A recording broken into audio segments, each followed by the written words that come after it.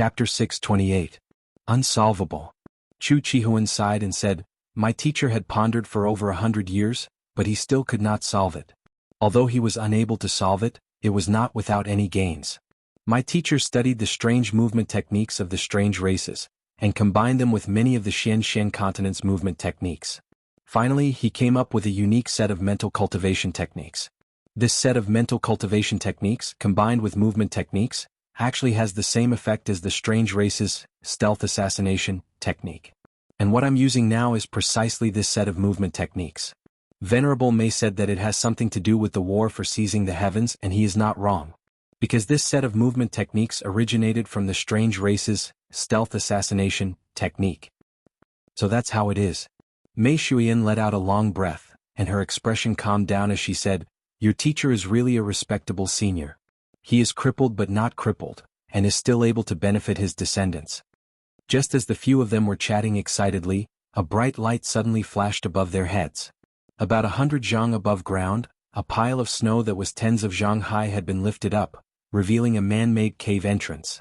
The four of them were shocked, and Chu Chihuan even stood up with a schwa sound. Don't be anxious, they won't be able to come down. If they dare to come down, that would be even more fun." Jun Moxie snorted and said, "I didn't think that there would be a few people with brains this time. What a surprise. But do you think that this is all?"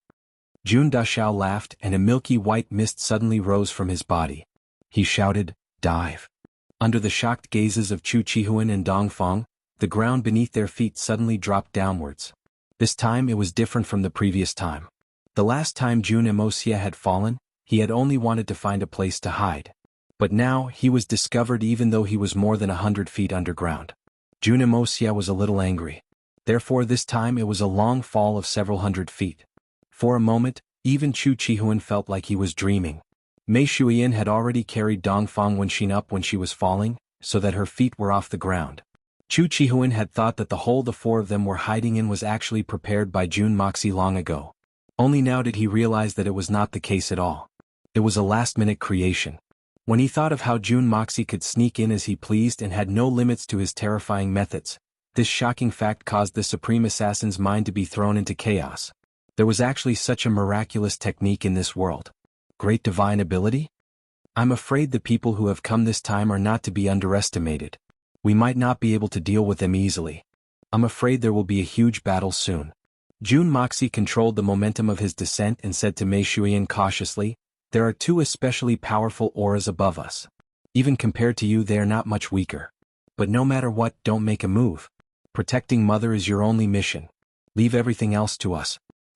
"Those are venerable realm cultivators. Can you two handle them?" Mei Shuyan stared at him and said, "Don't force yourself. If I make a move, I'm sure we will have a higher chance of winning. Don't worry. In this environment, even if the golden deities of the great all-embracing heaven come down, they will all die."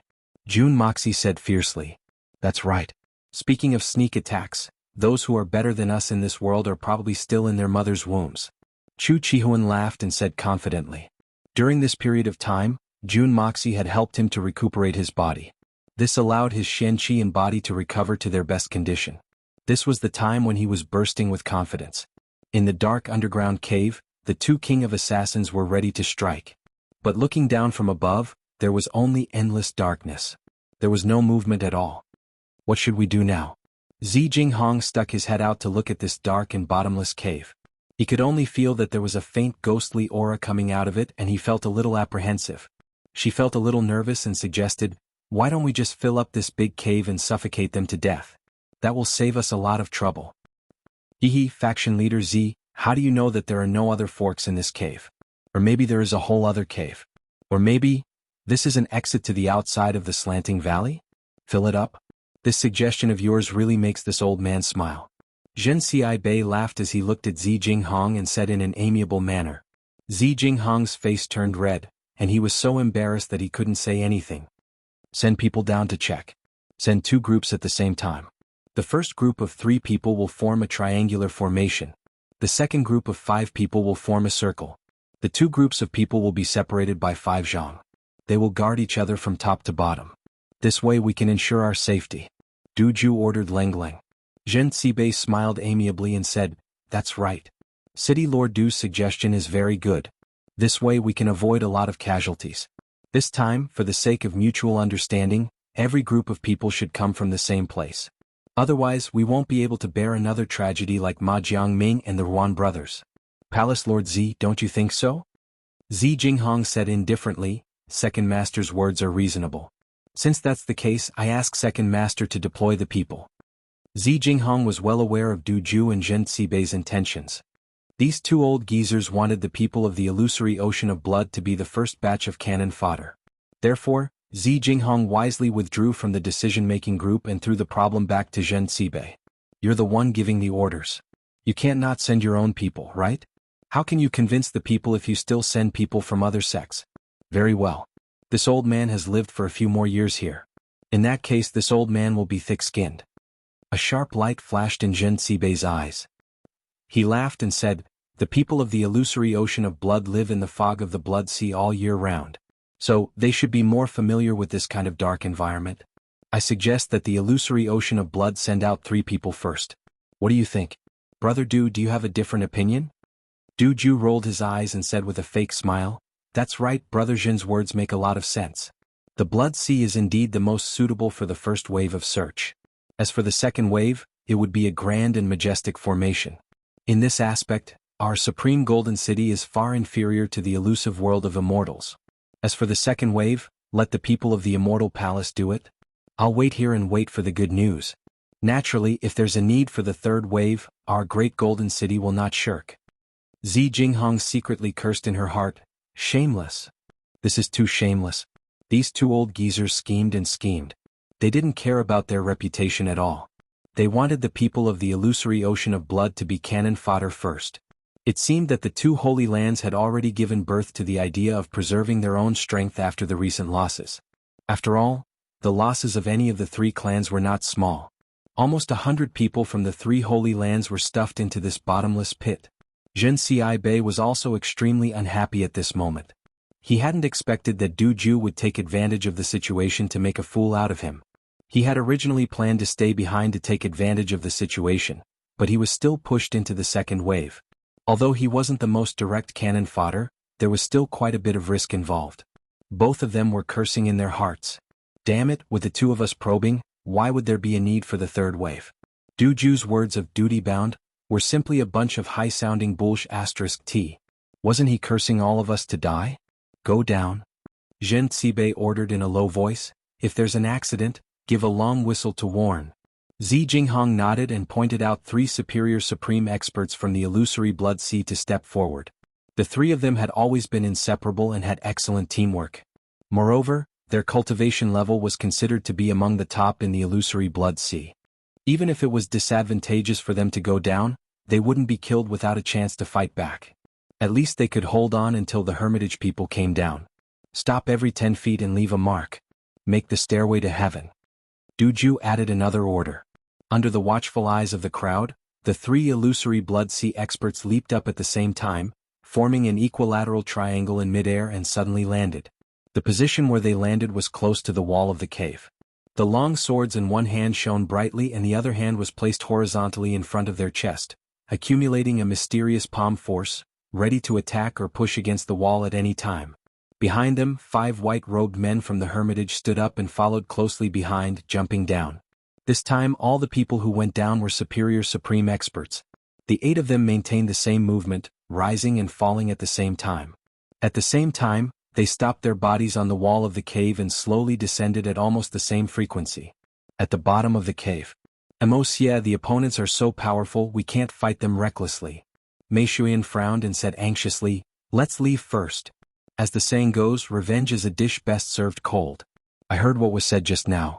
The people who spoke were the second in command of the hermitage, the compassionate venerable Zhen Sibei, and the third in command of the supreme golden city, the heartless venerable Du Ju. These 2 people are at the same level as me. Moreover, there are more than 100 experts. Wuxia, for the sake of your mother, bear with it for a moment and leave. I know you must have other ways to escape. Jun Moxie was stunned. He looked at the 8 people who were slowly descending, gritted his teeth and said, all right. You guys follow me closely. Jun Moxie waved his hand, and a dark hole suddenly appeared at the side of the cave. The four of them quickly went in and the hole closed instantly. There was no sound, no trace. But when Jun Moxie went in last, a ruthless look flashed in his eyes.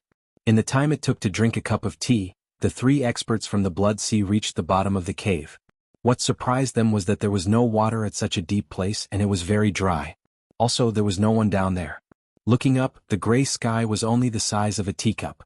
Roughly estimating, this cave was at least 500 feet deep. Wait, no one? How could there be no one? Where did they go? The few of them carefully knocked on the walls of the cave. It was all solid ground and there were even some hard rocks. Not to mention humans, even a mouse would find it hard to go through. This was really strange. The three of them looked at each other. And just at this time, Jun and Wuxia, who had already burrowed into the ground, suddenly turned around. A cruel light flashed in his eyes, and he clasped his hands together, assuming a strange posture. Suddenly, his body emitted a blurry yellow light. The Power of Earth. Chapter 629. Third Watch. While the three from Illusory Ocean of Blood were in a daze, the five from Hermitage came down one after another. One of them couldn't help but ask, "Why isn't anyone here? Have you searched the surroundings?" Obviously he was also very surprised. No one. How strange. Why is there no one? An expert of the Blood Sea scratched his head in puzzlement. It seemed that he had not scratched his head since he had mastered the mysterious art. But now he had picked up his childhood habit again. The eight of them knocked and checked and came to the same conclusion. This was a straight hollow surrounded by solid walls made of thick soil and rocks. There was absolutely no other fork in the cave. It was even more impossible for the ground to be under his feet. That solid feeling clearly told everyone this fact. What a waste of time. Haha, the whole way down 500 feet I was scared out of my wits. But in the end I didn't find anyone. One of them laughed at himself and said, "Since there is no one, then we should hurry up. It's so dark here. Why do I feel like there's something wrong everywhere? Since there was no one around, what was the point of staying here? This place was at least 500 feet underground. It was not a good place to be." Just as they were at a loss, one of them suddenly jumped up and shouted, "Everyone look! Oh my God!" The other seven didn't expect that this guy would be so ungentlemanly as to call out to the heavens. They couldn't help but laugh. Just as they were about to mock him, the seven of them suddenly cried out in alarm, "Damn it, why is there so much water suddenly?" It turned out that water was gushing out from the ground like a spring. It was cool and refreshing. In the blink of an eye, the water had already reached their ankles. Just now, everyone had clearly checked that the dryness of the ground was already at its limit. It was not much different from the dryness of the brick kiln walls. But why would there be water suddenly? However, now was not a good time to feel cool, nor was it a good time to think about the root of the problem. Water coming out of the bottom of the cave meant that this cave was about to collapse. Moreover, this was 500 feet below the surface of the ground. Once it collapsed, the eight of them were shocked at the same time. They quickly jumped up and climbed up the stone wall. They climbed up as if they were flying. With the strength of these 8 people, they had a good chance of escaping if there were no accidents. The water level on the ground couldn't rise so fast. But suddenly, the wall above them started to shake violently for no reason. The 8 of them felt darkness in front of them. They cried out in unison, "This is bad." Large chunks of soil came crashing down in an instant, and there were also huge rocks in the middle. This was 500 feet underground. The 8 of them were scared out of their wits. They tried their best to rush up, but with a loud bang they couldn't see anything in the darkness. The entire wall of the cave collapsed at the same time. A total of 8 superior supreme experts were actually buried alive in the cave. Above, Jin Ci Bei and the rest were waiting for the good news. However, as they waited, they suddenly felt a tremor beneath their feet. Duju was the first to react. He leaped up and the rest jumped out of the cave. At the same time, the cave collapsed with a loud crash. Mud and stones from all directions were squeezed into the middle at the same time. In an instant, this square hole was completely blocked. Zhen Sibei and Zi Jinghong cursed at the same time, "Fuck. This is actually a trap." At this moment, Zhen Sibei's benevolent face was completely gone. He became ferocious and terrifying as if he wanted to eat someone. He cursed in exasperation, "Fucking Chu Chihuan. Your whole family is a bunch of bastards. How could you come up with such a dirty trick? Fuck your ancestors." A benevolent and amiable old man suddenly started cursing like a shrew. What kind of feeling was that? How magnificent would it be? I don't know, but the experts of the 3 holy lands must have felt it in their hearts. All of them were as silent as cicadas in winter as they watched this white-bearded, compassionate and merciful Supreme Master stomping his feet and cursing incessantly.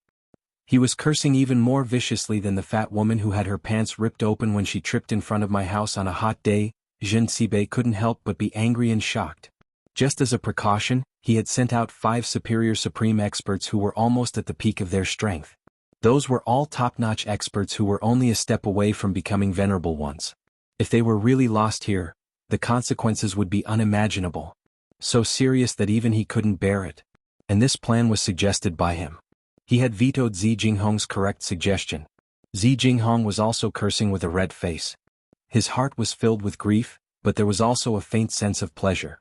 Fuck your grandmother. Who asked you to set me up again? Look at you now. I only managed to bury 3 of my men, but you lost 5 of your men in one go. 2 more than my blood sea, and all of them were peak experts. Fuck you. If not for my men down there, I would have secretly gone to one side to enjoy myself. Du Ju grinned, his facial muscles twitching. There was a hint of schadenfreude in his eyes, but he said sympathetically, so this place was actually a trap. I really didn't expect, the 2 of you, my condolences. After all, the dead can't be brought back to life. The Xian continent is full of talents, and it's still possible to gather a few more experts. Du Ju's mischievous words made Jin Sibei and Xi Jinghong so angry that 1 Buddha was born, 2 Buddhas ascended to heaven, and 3 Buddhas nirvana. Was this still considered human speech? They were only buried alive. They weren't dead yet, and you're already asking for their condolences. Wasn't this a curse? Man, dig up this hole as fast as you can. Quickly. Jin Sibei's face was filled with anger. He placed his hands on his hips and shouted fiercely. On the other side, Xi Jinghong hurriedly gave the same order. Underground, in a certain direction, Jun Moxie closed his eyes and clasped his hands together. Suddenly, he spread his arms outwards and circles of yellow light rippled out from his body. In an instant, it merged with the surrounding soil, and continued to spread out in a direction that was difficult to see with the naked eye. On Jun Moxie's body, circles of yellow light continued to emit rapidly and endlessly. I want to make this place collapse. Finally, Jun Moxie's face paled. He opened his eyes and a bloody light flashed in his eyes. He roared loudly and an infinite amount of yellow light burst out.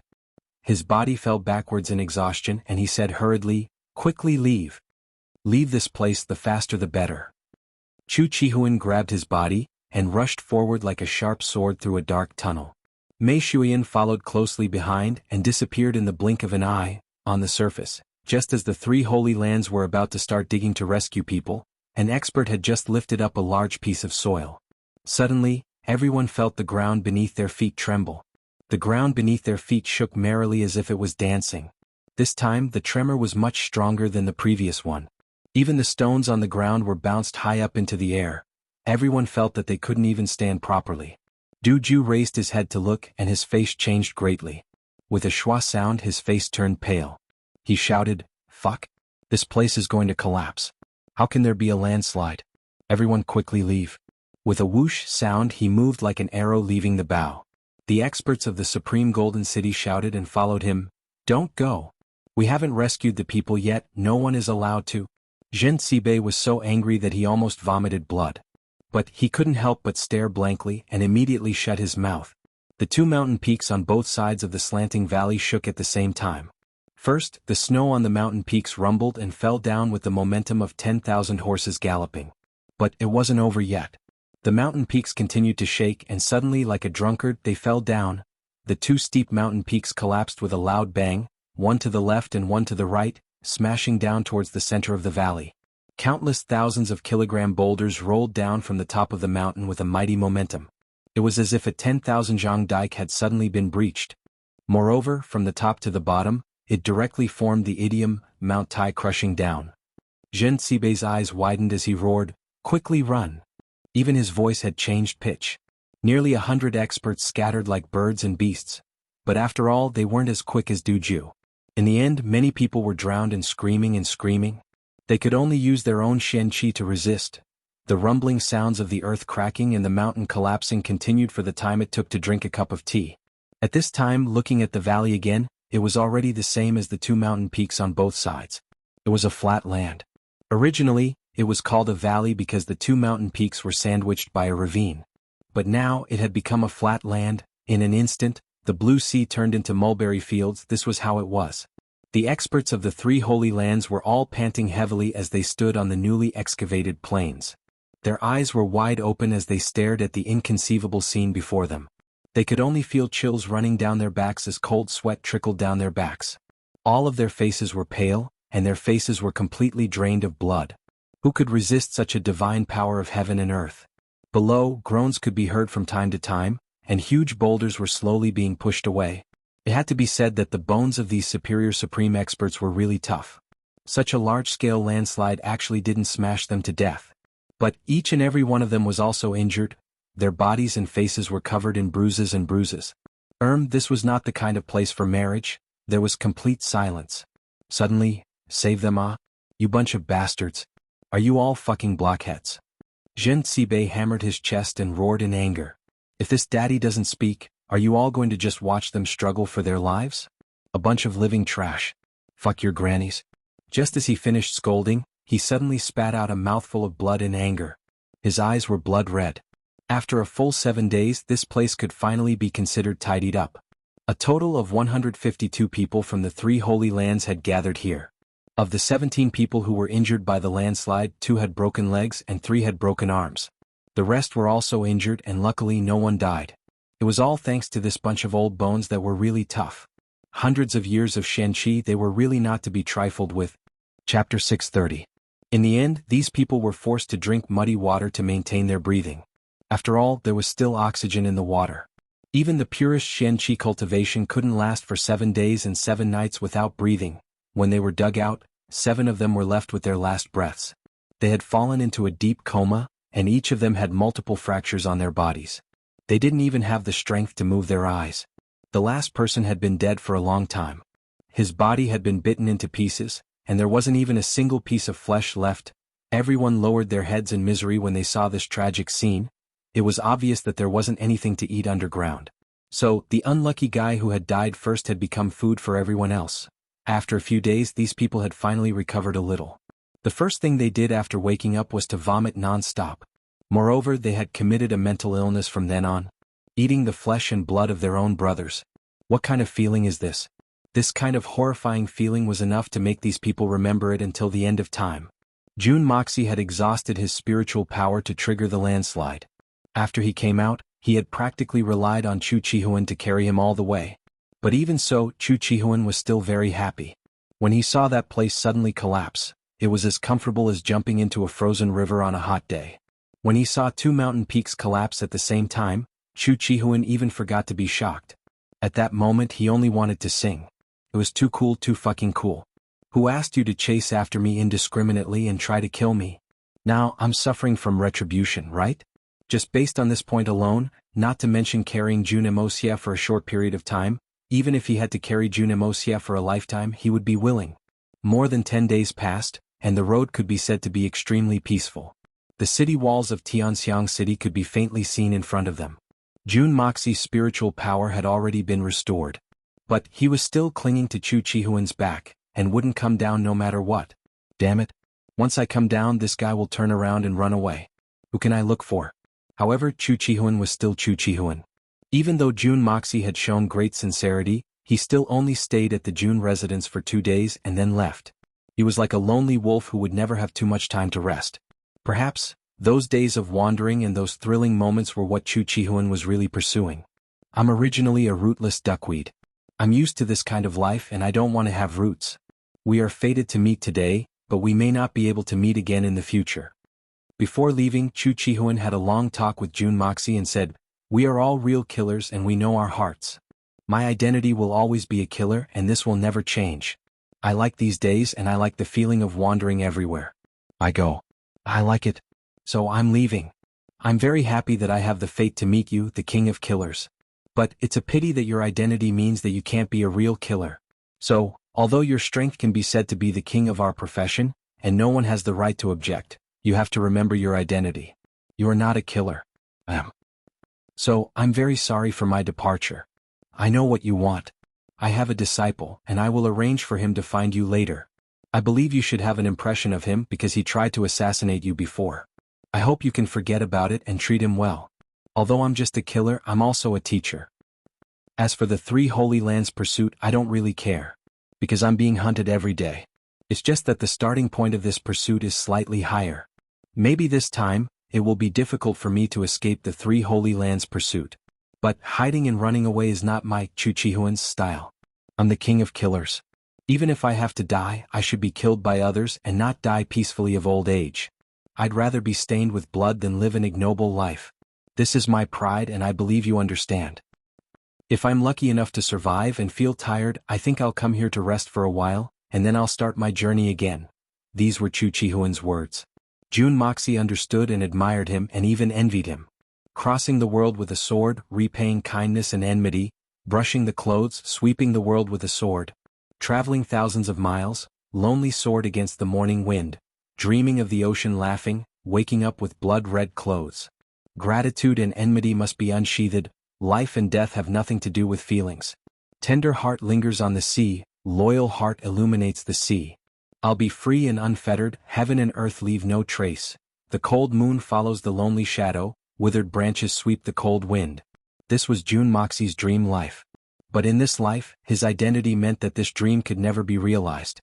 And what Chuchihuan said was right. Although he was the king of killers, he could not appear as a killer. Killer, this long-lost title, only belonged to his previous life. In this life he was Jun Moxie. The battle with Chuchihuan and winning the glory of the king of killers had already proved that he was the evil monarch. But it was just a proof, although it was enough. So Jun Moxie did not ask Chuchihuan to stay. Or, from another point of view, Chuchihuan's wandering in the Jianghu seemed to have continued Jun Moxie's dream of being a killer in the Jianghu. Being able to have someone who had the same dream as him, and live like this, could be considered as fulfilling his dream. Before Chuchihuan left, Jun Moxie gave him 3 elixirs: Vitality Linkage Elixir, Vitality Gathering Elixir, and Heaven Vitality Elixir. Then he gave Chuchihuan 2 bottles of elixirs that he had carefully refined. One bottle was for internal injuries, which could recover even the most serious internal injuries in a short time. Even if it was a disease that could not be cured by medicine like chi deviation, it could alleviate and regulate it. The other bottle was for knife wounds, which had a magical effect on external injuries, and could almost bring the dead back to life. After knowing the uses of these 3 elixirs and the 2 bottles of medicine for internal and external injuries, Chuchihuan did not speak for a long time. There was no joy on his face. Instead, it was full of disappointment, which was actually a kind of powerless struggle. I, Chuchihuan, have never owed anyone a favor in my life. This has always been my proudest point, and also the biggest foundation of my straightforwardness. But your gift this time is too heavy for me to bear. But I know that it is difficult for me to refuse, and I don't want to refuse. I owe you a lot. I owe you a life for the Blizzard Tavern, I owe you a favor for the ambush in the Slanting Valley, I owe you a favor for the 1,000-mile escape, and now I owe you so many elixirs. I am very unhappy. If there is a chance, I will repay this favor. But the debt of a favor is the most difficult to repay. I am afraid that I will never be able to repay it in this lifetime. So, I never owe you anything. Chuchihuan left. He floated away in a carefree and unrestrained manner. He left without any worries and didn't even look back. Resolute and unrestrained. He only left a few words. After saying this, he turned around and left and didn't look back again. The day that you wield your sword in the snowstorm will be the day that I draw my sword in the Silver City. These 3 bottles of elixirs, I will take them as my reward. Although you may not think so, but I have never owed anyone anything, and I don't want to owe you anything. Jun Moxie was silent. After Chuchihuan left, Mei Shuiyan also bade farewell to Jun Moxie. She wanted to cooperate with the Snake King to return to Tian Fa and prepare for the upcoming battle. Similarly, when Mei Shuiyan returned again, it would be the time for everyone to lead the army to Blizzard Silver City. If there were no accidents, the 3 Holy Lands would also intervene in the Battle of Blizzard Silver City. So, when Mei Shuiyan returned this time, she was going to mobilize the army. She left with Jun Moxie's many elixirs. When she returned again, it would be a brand new Tian Fa. Tian Fa's glory days were just around the corner. No matter who obstructed my path of vengeance, no matter who it is, I will crush them without mercy. With absolute strength, I will destroy them in one battle. This time, I will wield my sword in the Silver City, not only for vengeance but also for intimidation. Because Jun Moxie not only wanted to kill the Shao family, he also wanted to collapse the snowy peak of the sword. He must create a shocking sensation, to shock the entire Xian continent. Revenge for the Jun family. Revenge for my father. Revenge for my mother. Revenge for my uncle. Revenge for my brother. More importantly, I will use this opportunity to remove the shackles of the oath of the Dongfang family. With the Shao family as a stepping stone, I will announce to the world that the Jun family is rising. The rise of Jun Moxie. No one can stop me, absolutely no one can stop me. At that moment, the path of glory of the otherworldly evil monarch will truly begin. When Mei Shuyan left, her eyes were full of reluctance. Finally, after a gentle hug, she floated away. The Qian Sun Serpent Queen's eyes were red as if she had been crying. When she left, she did not even look at Jun Moxie. No one knew if it was because she did not dare to look or if it was something else. The return of Dongfang Wenxin brought great joy to the Jun family. When he saw his brother-in-law Jun Wui, whose face was full of shame, Dongfang Wenxin said, "Third brother, you don't need to be ashamed and you don't need to blame yourself too much. Not to mention that you are not at fault in this matter. Even if you are at fault, so what? Brothers are one. If this happened to me and Wu Hui, then the innocent one who would suffer would be you. And we would also be sad. You only need to think of the whole thing from your brother's point of view, and you will understand what your brother means. You will always be our most beloved little brother. If you really feel sorry for your brother, then live with dignity and live proudly for your brother." Jun Wui held back his tears and went back with red eyes. This proud and unyielding blood general knelt in front of Jun Wuhui and Jun Wuming's memorial tablets for the whole night, his head covered with frost. But now the knot in his heart was finally undone. Dongfang Wenxin was also very satisfied with the two daughters-in-law, Guanqing Han and Dugu Xiaoyi. Guanqing Han's strength and her temperament, which was like a plum blossom in the snow, made Dongfang Wenxin admire her greatly. He especially admired Guanqing Han's persistence, stubbornness, and aloofness, which made Dongfang Wenxin feel like he saw himself in the past. Also, Guanqing Han's music and calligraphy were extraordinary, and she had a lot in common with Dongfang Wenxin. So when the two of them were together, they complemented each other. Chapter 631. After Chu Chihuan left, Jun Moxie waited for Chu Chihuan's disciple. He was looking forward to it. Ever since he came to this world, he had only encountered one assassination attempt, and it was that lightning-like strike outside the imperial city. Since then there had been no news or traces of that assassin. He had completely disappeared as if he did not exist in this world. Even if Jun Moxie wanted to investigate, he had no way of finding out. However, there had always been a doubt in his heart. Only now did he know that he was actually Chu Chihuan's disciple. Thinking of that fellow's extremely fast movement and sword skills, Jun Moxie had a feeling that if this fellow was trained well, his future achievements would definitely be higher than Chu Chihuan's. So Jun Moxie was really looking forward to it.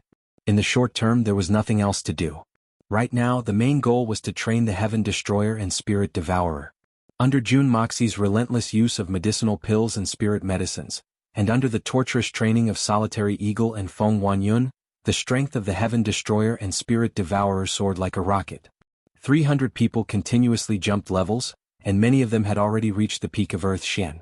Just one more step, and they would be able to take the 3 great medicinal pills of Jun Moxie and soar again. At that time, the strength of the Jun family could only be described as terrifying. Everything was ready. Originally, using this kind of extremely cruel method to increase one's strength and push one's potential to the limit was not the right way. In essence, it was basically an act of drinking poison to quench one's thirst. The members of the Heaven Destroyer and Spirit Devourer might be able to greatly increase their strength in a short period of time, but there was no room for further growth. In fact, because of this extreme training, their lifespan would be greatly depleted, and they could die at any time. However, Jun Moxie had an endless supply of prescriptions and heavenly treasures in his hands, so they didn't have to worry about such things at all. With enough elixirs as a foundation and with some recuperation, it would only take a few days at most to replenish all the vitality they had lost, and they could even grow a lot. As a result, all the members gradually got used to this extremely cruel training cycle. Other than the harsh training of the Heaven Destroyer and Spirit Devourer, the Jun family was very peaceful and even warm. In the following days, Jun Moxie tried his best to relax and enjoy this peaceful life to the fullest. He was reluctant to part with these unforgettable days. Because once war broke out once more, then such peaceful days would probably be difficult to find in the future. All the information came flying like snowflakes, conveying the same message. They had not found the location of the Bloodsword Hall. The Bloodsword Hall, the most terrifying assassin organization of the Shenzhen continent, seemed to have disappeared from this world in a single night without a trace. All the information about them could no longer be found. Not even the slightest trace could be found.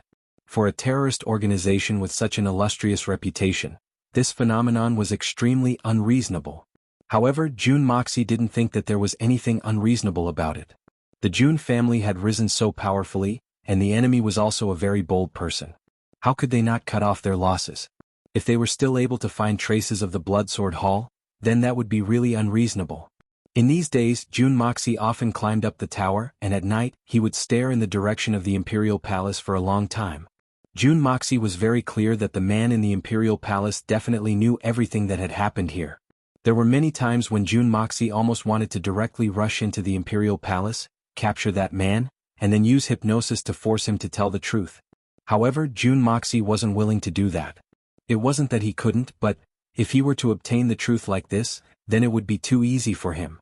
The price of the Jun family's hatred was his cheap life. How could it be repaid? In this world, there are many things that are more painful than death, and I look forward to using the rest of my life to properly taste them. An excessively calm day was often the calm before the storm. On this day, Jun Moxie slowly walked through the pure white snow into the small courtyard where Guanqing Han lived alone. The white snow was flawless and it looked like it was wrapped in silver. Jun Moxie was dressed in a light blue robe, and the snow-white fox fur collar contrasted with his handsome face, red lips, white teeth, sword-like eyebrows and starry eyes. His figure was tall and slender and his handsomeness was pressing. He was the standard of a handsome and elegant young man.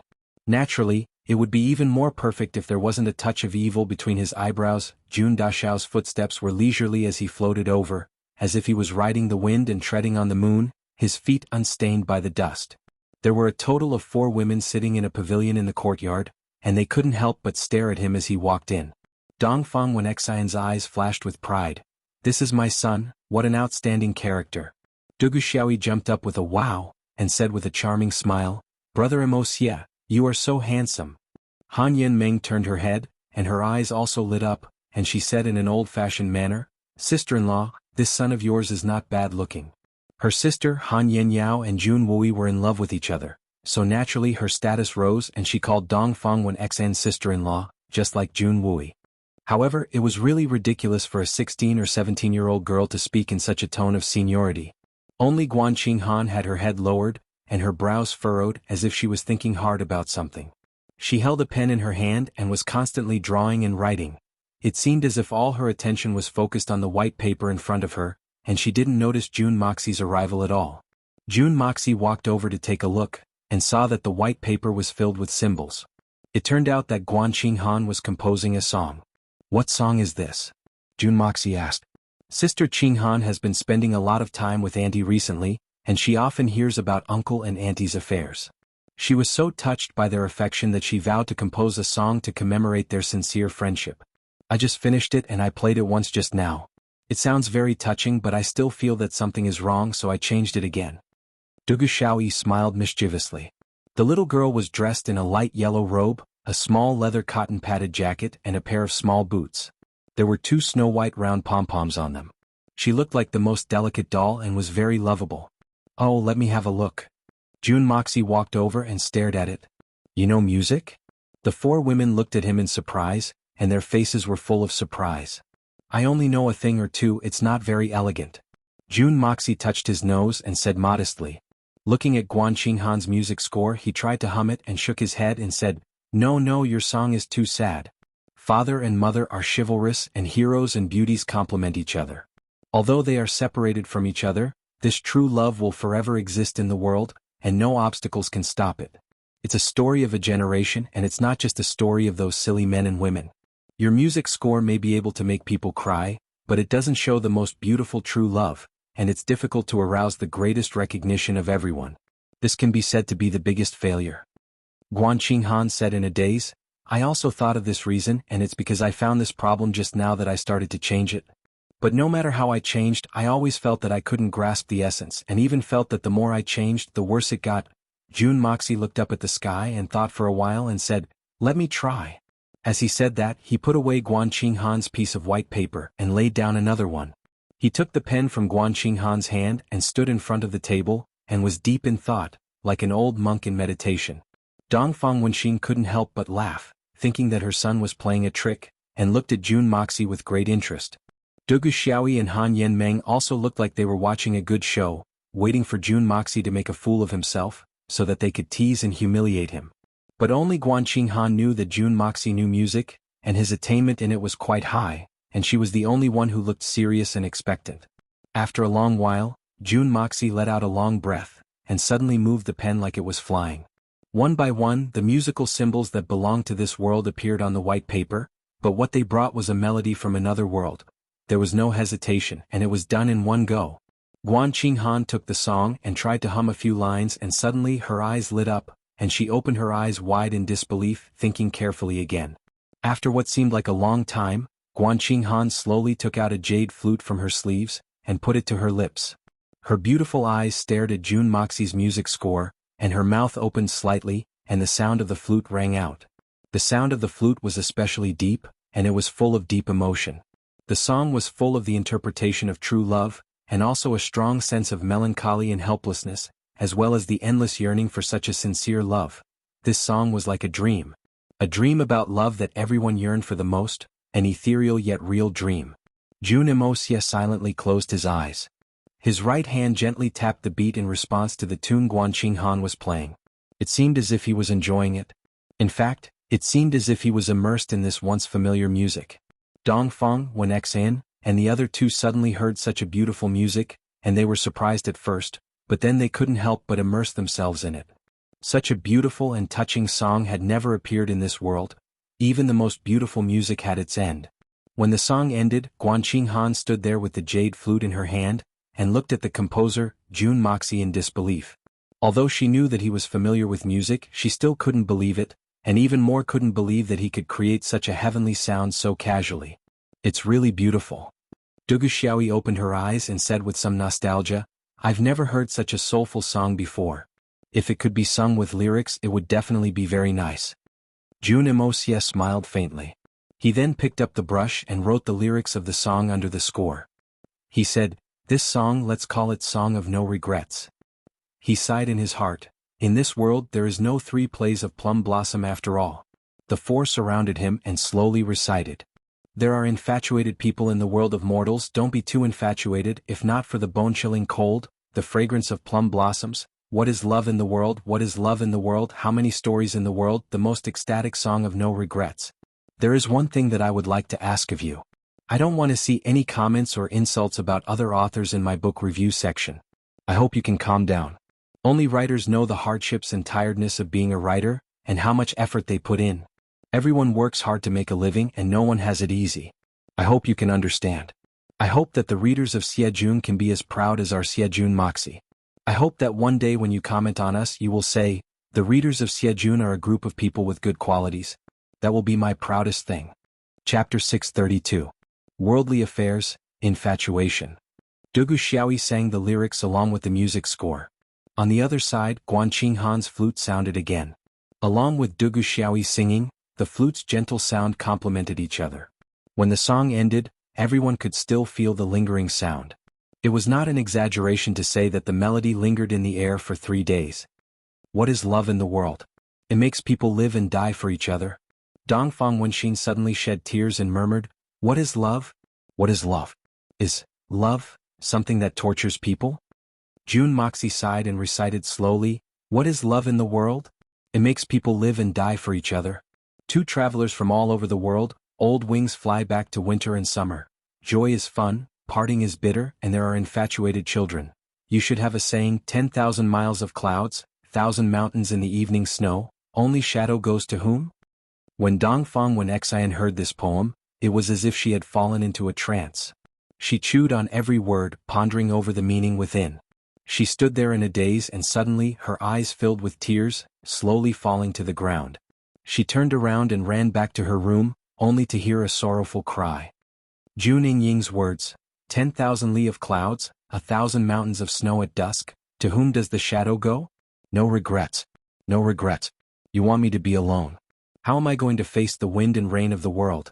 Moxie, do you think Auntie, will she? Guanqing Han asked Jun Moxie quietly. Her tone was full of worry and reproach. Obviously she blamed Jun Moxie for making Dongfang Wenxin sad. Jun Moxie sighed deeply and said, Mother has been suppressing her grief and putting on a smile during this period of time. Forcing herself to smile is simply too tiring. If she keeps holding it in for too long, it will really cause problems. You know, emotions are like a torrent, it's better to let it flow than to block it. Might as well let her touch her heart and let it all out. As long as she can cry, it will be much easier after that. Guan Qinghan, Du Guxiaoyi and Han Yanmeng nodded in realization. Amidst the silence, a beautiful flute sound rose once again. It spread in all directions leisurely and it did not stop. It was the song No Regrets, asking the world what is love. In a small courtyard separated by a wall, another infatuated person, Yi Gahan, stood under a flowering tree. He looked even more haggard than before. He let the snow on the flowering tree tremble and slide down his head and neck, but he seemed to not feel it at all. He only listened to the song with infatuation. His empty left sleeve fluttered in the cold wind. Yi Gahan's face was bitter. His eyes were deep and filled with pain. His expression was bleak and lonely. He murmured, "Ask the world what is love. Xiao, are you okay?" When Jun Moxie left, Guan Qinghan and Du Guxiaoyi were studying the song. But Han Yanmeng followed him out. "Jun Moxie, nephew Mo, when do you plan to go to Blizzard Silver City?" Han Yanmeng pouted and looked at him. "Blizzard Silver City? What for?" Jun Moxie was stunned. "That place is far away and cold. I have no interest in going there." When he heard, nephew Mo, Jun Dashao felt that it was a little harsh. But his mother and third uncle had already made the decision. He had no room to argue. How could he let this little girl bully him? Han Yanmeng was angry. "What about the Xiao family? Don't you want to take revenge?" "Why wouldn't I want to? But the Xiao family is also the enemy of your Han family, and it's the kind of life and death enmity where only one of them dies. In terms of urgency, I'm definitely not the first to bear the brunt." Jun Mo spread out his hands and said, "It's not like you don't know that the Xiao family is very powerful, and their influence is even more enormous. So, it's only natural that they leave it to you who are equally strong to deal with them. So, we'll wait for you to start fighting and then we'll sneak over and bring your sister out to reunite with my third uncle. As for other matters, I'm really powerless. But our Blizzard Silver City will be completely destroyed." The little girl was so anxious that she almost cried. She bit her lips and looked at Jun Moxie. Then she stamped her feet and said, How can you be so heartless?" "I'm heartless? How did you come to that conclusion?" Jun Moxie felt wronged and said, "The so-called heartless is built on the basis of an intimate relationship, right? I don't seem to have much of a relationship with your Han family, right? Even from my third uncle's point of view, I should indeed go. But when I think about it carefully, I'm really unwilling.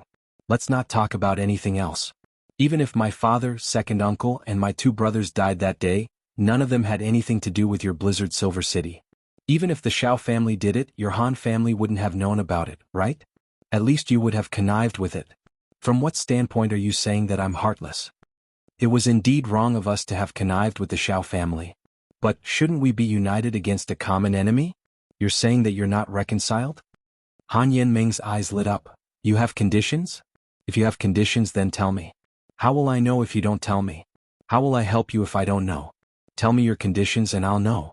Jun Moxie's face turned bitter. "Elder sister, don't beat around the bush. My head is already 3 times bigger than before. If it gets any bigger, it'll explode." Then Jun Dashao said with some reluctance, "I think you've already planned it. I'll go to the Blizzard Silver City and kill the Xiao family. Then I'll help my third uncle get a wife. Then I'll help your Blizzard Silver City get rid of any future troubles. Third uncle and third aunt will be happy from then on. The Blizzard Silver City will flourish and there won't be any internal troubles. Everyone will be happy. Is this your plan? You're an elder. You're really astute and farsighted. But what about me? You'll get everything. What will I get in the end? I don't think I'll get anything. My third uncle will at least get a beauty. But I won't even get a single hair. Would you be willing to suffer such a loss? Then, how about I introduce a few sisters to you in the Blizzard Silver City? But whether you can succeed or not depends on your ability. That should be fine, right?" The little girl bit her lips and said in a resolute manner, No. What kind of condition is this? My third uncle married a princess of the Blizzard Silver City. You want to use a few maids to get rid of me? Isn't the gap too big?" Jun Moxie said indignantly, "No matter what, their status should be about the same, right? My third uncle married a princess and I'm marrying a maid. Isn't this too degrading for me? About the same status? Han Yenmeng opened her big round eyes and said in a confused manner, but, there's no more, how come there's no more? Jun Moxie frowned and pretended to be unhappy. Then he said patiently, there's at least one more. There's another one? Oh. The little girl frowned and thought hard for a while. She looked down at her toes and thought for a while. Then she looked up at the sky and thought for a while. She looked very pained and confused. Then she stretched out her 10 fingers and counted them one by one. After a long while, she finally said with certainty, there's really no more. There's absolutely no more. I've counted several times. There's really no more? Are you sure? Jun Moxie looked at her with some dissatisfaction. You can't lie to me. This concerns the future of the Blizzard Silver City. I'm not lying. I'll be a puppy if I lie to you. There's really no more. The little girl pointed to the sky and swore, I swear. If there's really a suitable person, if there's really a suitable one. You'll what? Don't tell me that you'll tie her up and send her to me? Jun Moxie said in a very persuasive manner. That's right. If there's really such a person, I'll tie her up and send her to you. I'll go all out for the future of the Blizzard Silver City. But what if there's really no more? The little Lolita spoke in a righteous manner. She had a triumphant expression on her face as she looked at Jun Emocia proudly. In fact, it seemed as if her evil plan had succeeded. Then she chuckled and said, if you really don't have them, then you should quickly go to the Silver City and help us kill those traitors. Good. It's a deal. If there's a suitable person in the Blizzard Silver City with the same status as your sister, then tie her up and send her to me to be my concubine. If there isn't, then I'll just treat it as a good deed. I'll help the Blizzard Silver City destroy the Shao family. Moreover, I won't mention any additional conditions. Jun Moxie said seriously, it's a deal. We'll clap our hands as a vow. We can't go back on our words. Do you dare to make this bet? Why wouldn't I dare? The little girl laughed happily. Speaking of the Blizzard Silver City's affairs, do you think you're clearer than me? If I say there's no more, then there's no more. Clap our hands as a vow. Hurry up. She was even more delighted in her heart. Uncle Moo said that this Jun Moxie was very cunning.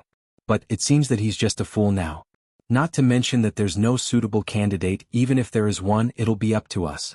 If we say there's no more, then there's no more. I'll go back and tell Uncle Moo about this good news. The little girl was afraid that Jun Moxie would go back on his words. So, she couldn't wait to stretch out her smooth and tender palm in front of Jun Moxie. She shook it repeatedly. It was obvious that she wanted to seal this big deal. She was trying hard to remind herself to be calm and steady. But she couldn't control herself. Her heart was full of pride. Her big clear eyes had almost turned into crescent moons. Wow! I've gotten a big bargain this time. You'll be my concubine as long as there's a suitable candidate? You won't regret it? Jun Moxie obviously didn't trust her. This made Han Yenmeng very angry. She bared her fangs and brandished her claws. She roared in a low voice, I mean what I say. I'll be your concubine if there's one. I'll bear witness to this matter. I can't be wrong. You're such a big man. Hurry up and clap our hands as a vow. Clap our hands as a vow. No, I still have to think about it. Jun Moxie had just stretched out his hand when he suddenly retracted it. He looked at Han Yenmeng suspiciously. Why does it seem like a trap? Why do I smell a conspiracy? Moreover, wouldn't I suffer a great loss if you don't keep your word? The little girl jumped 3 feet high. She had gone mad. She bared her fangs and brandished her claws in anger. Do you think I'll go back on my word? Meh. I'm telling you that I, Han Yenmeng, always keep my word. I've never gone back on my word. Humph, I swear on the Silver Blizzard City's supreme reputation to show my sincerity. If I don't keep my word and I can't fulfill my promise, then let me, this ant will take off my clothes and walk around the Tianxiang city. It's a deal. Jun Moxie's eyes lit up. Chapter 633. Pah, pah, pah. Jun Moxie had just raised his hand when Han Yenmeng quickly slapped his palm 3 times. She was laughing happily like a cat that had stolen a fish. She was winking and looking very pleased with herself. You're finished, the little girl announced with a cackle. I'm telling you now, you're going to lose. How can that be? Jun Moxie looked at the little girl who had sold herself out and was still helping others earn money. He said confidently, how can I lose? If you won't lose? Haha, the person you want doesn't exist. Today little Aunt Han will teach your nephew Emocia a lesson. This matter doesn't belong to you. If I say there's no such person, then there's no such person. Do you understand now? The little loli looked up to the sky and laughed wildly. How can there be no such person? There must be a suitable candidate. How can there be no such person? Because there are two princesses of the Silver Blizzard City, right? Wuxia crossed his arms and laughed sinisterly. Apart from your sister, isn't there also you, little Aunt Han? Did I see wrongly? Are you a young master of the Silver Blizzard City? Not a woman? You're not a woman. What did you say? Me? I. Han Yin Ming retorted reflexively. Suddenly she was tongue-tied. She covered her mouth with her hand. Her complacent smile froze on her face. The next moment, it was replaced by a panic-stricken expression. She had actually forgotten to count herself. Perhaps it should be said that Han Yin Ming had never considered that she was one of the candidates. Miss Han, you must know who the suitable candidate I was talking about is. Then please hurry up and tie up the woman that I want. In other words, my concubine, and send her to my room. Jun Moxie said seriously, this is a matter that concerns the reputation of the Silver Blizzard City. I hope you can do it as soon as possible. I believe that you can do it. Because you, Miss Han, have always kept your promises. Han Yin Ming's face darkened. Her fingers trembled, and the expression in her eyes fluctuated. Suddenly she remembered to blush. She rolled her eyes and pondered for a long time. Then she suddenly clutched her stomach and said with a pained expression, why does my stomach suddenly hurt? I have to go back and rest. Why does it hurt so much? Then she bent her waist and walked away dejectedly. Miss Han, it doesn't matter if your stomach hurts, but don't forget about my concubine. Big brother is still waiting. The binding method. Jun Moxie loudly reminded her from behind, but Han Yin Ming turned a deaf ear to him. She slipped away like a wisp of smoke and disappeared without a trace. Little guy, who asked you to act like an elder in front of me every day? Is it so easy to be this young master's elder? I'm not going to teach you a lesson. You really don't know what restraint is and what it means to quit while you're ahead. Jun Moxie's heart felt very comfortable. There was no need to mention that feeling of pleasure. Now let's see how this lass would face him. I've been suppressing my anger for a few days and I can finally vent it out. A burst of laughter rang out. Jun Wui flashed out from the side. He clutched his stomach and laughed with a pained expression on his face. It was obvious that he had been suppressing his anger for a long time. As he laughed, he gave a thumbs up. Wuxia, you're really amazing. You made this lass sell herself. Third uncle really has to give it to you today. You're too overbearing. Jun Moxie touched his nose and said with a mischievous smile, Third uncle, isn't this the only way? This lass has been acting like an elder in front of me for the past few days. She keeps calling me nephew Wuxia. What do you think I should do? This time, I reckon she'll be well-behaved for a while. I'm afraid she won't be well-behaved for a while? Jun Wui laughed loudly. I reckon this lass won't be able to raise her head in front of you from now on. She won't even dare to take a picture with you. Wuxia, I say. Don't tell me you've really fallen for this lass? No way. Jun Moxie shook his head violently. Third uncle, please spare me. Don't randomly matchmake a couple, I already have quite a few. Humph. Jun Wui laughed meaningfully and reminded him, you two are really not a good match. After all, there's a seniority gap between the two of you. How can you be considered a suitable candidate? Third Master Jun swaggered off after he finished speaking. I didn't say anything and you're already planning for your sister-in-law? Besides, Jianghu is married to her master. What's the difference in seniority? Jun Moxie muttered and felt a little guilty. Suddenly someone came to report. Young master, someone is asking to see you. He said that his master asked him to come. Let him in. Jun Moxie perked up. He's finally here. This brat really gave me a fright that time. I want to take a closer look and see what kind of character he is. Young Master Jun, the person who appeared in front of Jun Moxie was a young man, at most 24 or 25 years old. Not only was he thin but he was also not tall. According to Jun Moxie's judgment, this lad was at most 1.6 meters tall. But his whole body was unusually coordinated. What's your name? Did you assassinate me some time ago? Are you Chu Chihuan's disciple? Jun Moxie stared at the young man in front of him. The young man seemed a little reserved and a little dull, but his eyes were as rigid as the eyes of a dead fish, as if they could not move at all. Wherever he looked, it was as if he was looking at a dead object. Yes. The young man straightened his chest and there was still no fluctuation in his eyes. My name is Lung Ao. Lung Ao, a very imposing name. Jun Moxie smiled faintly. Suddenly, his body leaned forward and his eyes turned cold in an instant. Like a flash of lightning across the sky, an extremely overbearing aura mixed with a domineering murderous aura covered him with a boom, without any warning. The murderous aura surged like a raging tide, like countless swords wreaking havoc in the air. Several guards at the door only sensed a slight aura, and they sat on the ground in a daze, their faces instantly pale. Lung Ao's dead eyes flashed a sincere shock in an instant, and he was horrified. He tried his best to resist Jun Moxie's aura, trying to fight back, but found that everything was in vain. He had no room to resist. One moment, only one moment. His whole body, his whole soul had been swallowed up and his whole body became cold. That time who asked you to kill me? Jun Moxie asked word by word. Lung Ao raised his head stubbornly. Lengling looked at him but had no intention of speaking at all. He bit the tip of his tongue hard, hoping to keep the last trace of clarity. Blood inevitably flowed down from the corner of his mouth, but even so, Lung Ao found that he still could not guarantee that his mind was clear. He only felt that his consciousness was getting blurrier, as if he would fall into endless darkness at any time. Haha, you really have guts. Jun Moxie laughed and the overwhelming murderous aura suddenly disappeared. You're indeed Chu Chihuan's disciple. You haven't learned anything else but you've learned 100% of your tough bones. Lung Ao panted with difficulty and said slowly, you shouldn't have asked me.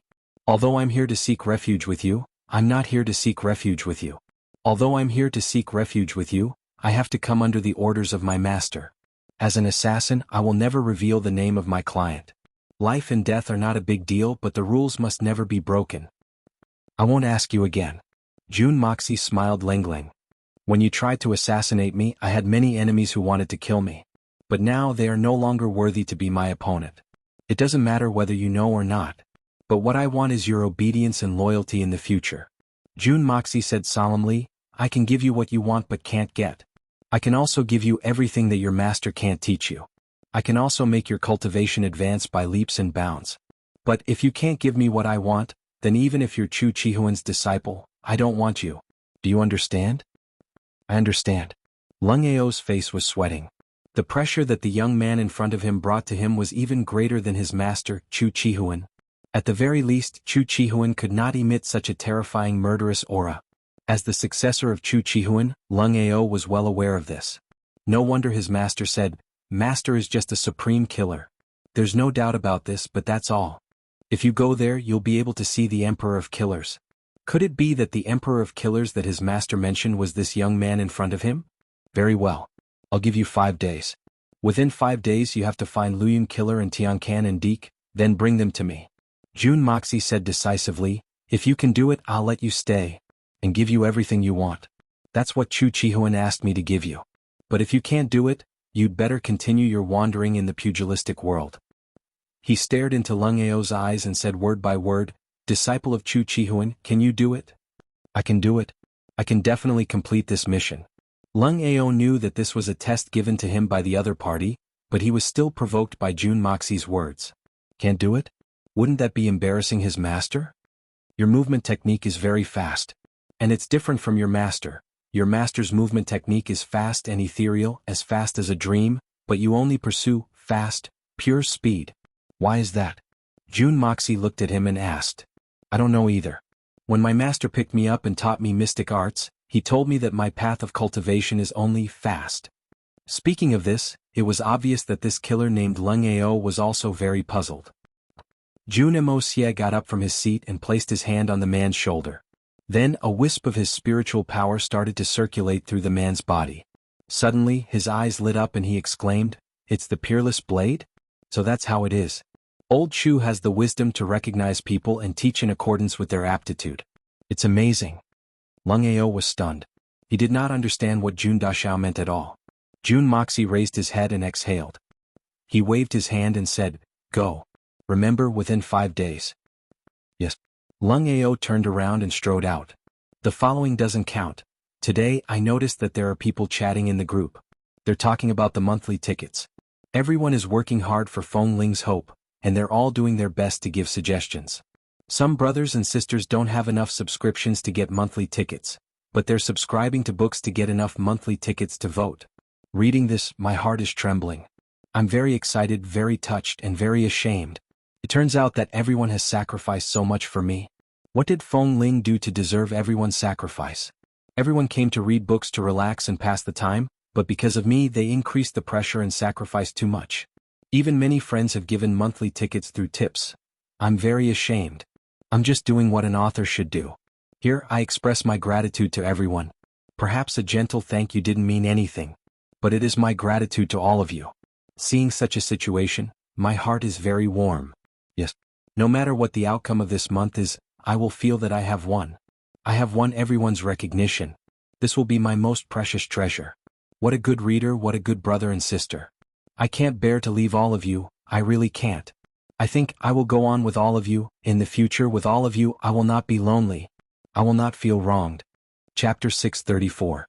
Jun Moxie looked at his back, and the question that had been entangled in his mind for a long time was finally revealed. Why was his speed so fast that he did not even have the time to dodge at that time? With the cultivation of an earth Xian, his speed could surpass the peak of Tian Xian. So that was it. Unparalleled blade. Or it should be called, unparalleled toughness. This guy actually had 2 ligaments in his legs that supported his running speed. Extraordinary talent. This kind of natural strange physique was destined to be much faster than the average person. If he could be specially trained, his speed would undoubtedly reach a jaw-dropping level. No wonder Chu Chihuan chose speed for him, pure speed training. However, although Chu Chihuan's choice was correct and the training was quite good, his training method was still lacking. Therefore, even if Lung Ao's achievements were not low, there was still a limit. At most, he could reach the same height as Chu Chihuan. Lung Ao's future strength would at most be at the level of Chu Chihuan, and most likely would not be as good as his master. But with Jun Moxie with this kind of physique, Jun Moxie could help him step into a higher level or even the limit. The limit of speed. The limit of speed. The only question now is whether you're worth my effort or not. Jun Moxie thought deeply. Mei Shuiyan and Qian Sun rushed all the way. The speed of these two was already amazing, and there was no hindrance along the way. In just a few days' time, they had already rushed back to Tianan Fa Forest. And now the experts from the 3 Holy Lands were still recuperating in the barren mountains. They would definitely not come to kill them. Jun Moxie's landslide had caused them huge trouble, and it would be difficult to recover without a few months of rest. However, as soon as they entered the Tian Fa forest, Mei Shuiyan immediately flew into a rage. He was so angry that his belly almost burst. The Tian Fa forest was no longer as gloomy as it had been in the past. There were colorful ribbons fluttering everywhere. It was unknown where these colorful ribbons had come from. Almost every tree in the forest had colorful ribbons fluttering in the air. It was as if a rainbow was swaying in the sky. And the tops of those 1,000-year-old and 10,000-year-old trees were the ones with the most colorful ribbons. Whole strips of red ribbons were hanging on them, swaying in the cold wind and making a rustling sound. Looking at the ground, Mei Shuiyan was shocked again. All the Xian beasts above the 5th level had a red cloth belt tied around their waists. Each of them wore the red cloth belt as they passed through the thistles, scurrying back and forth in the underbrush. In a short while they had turned into strands.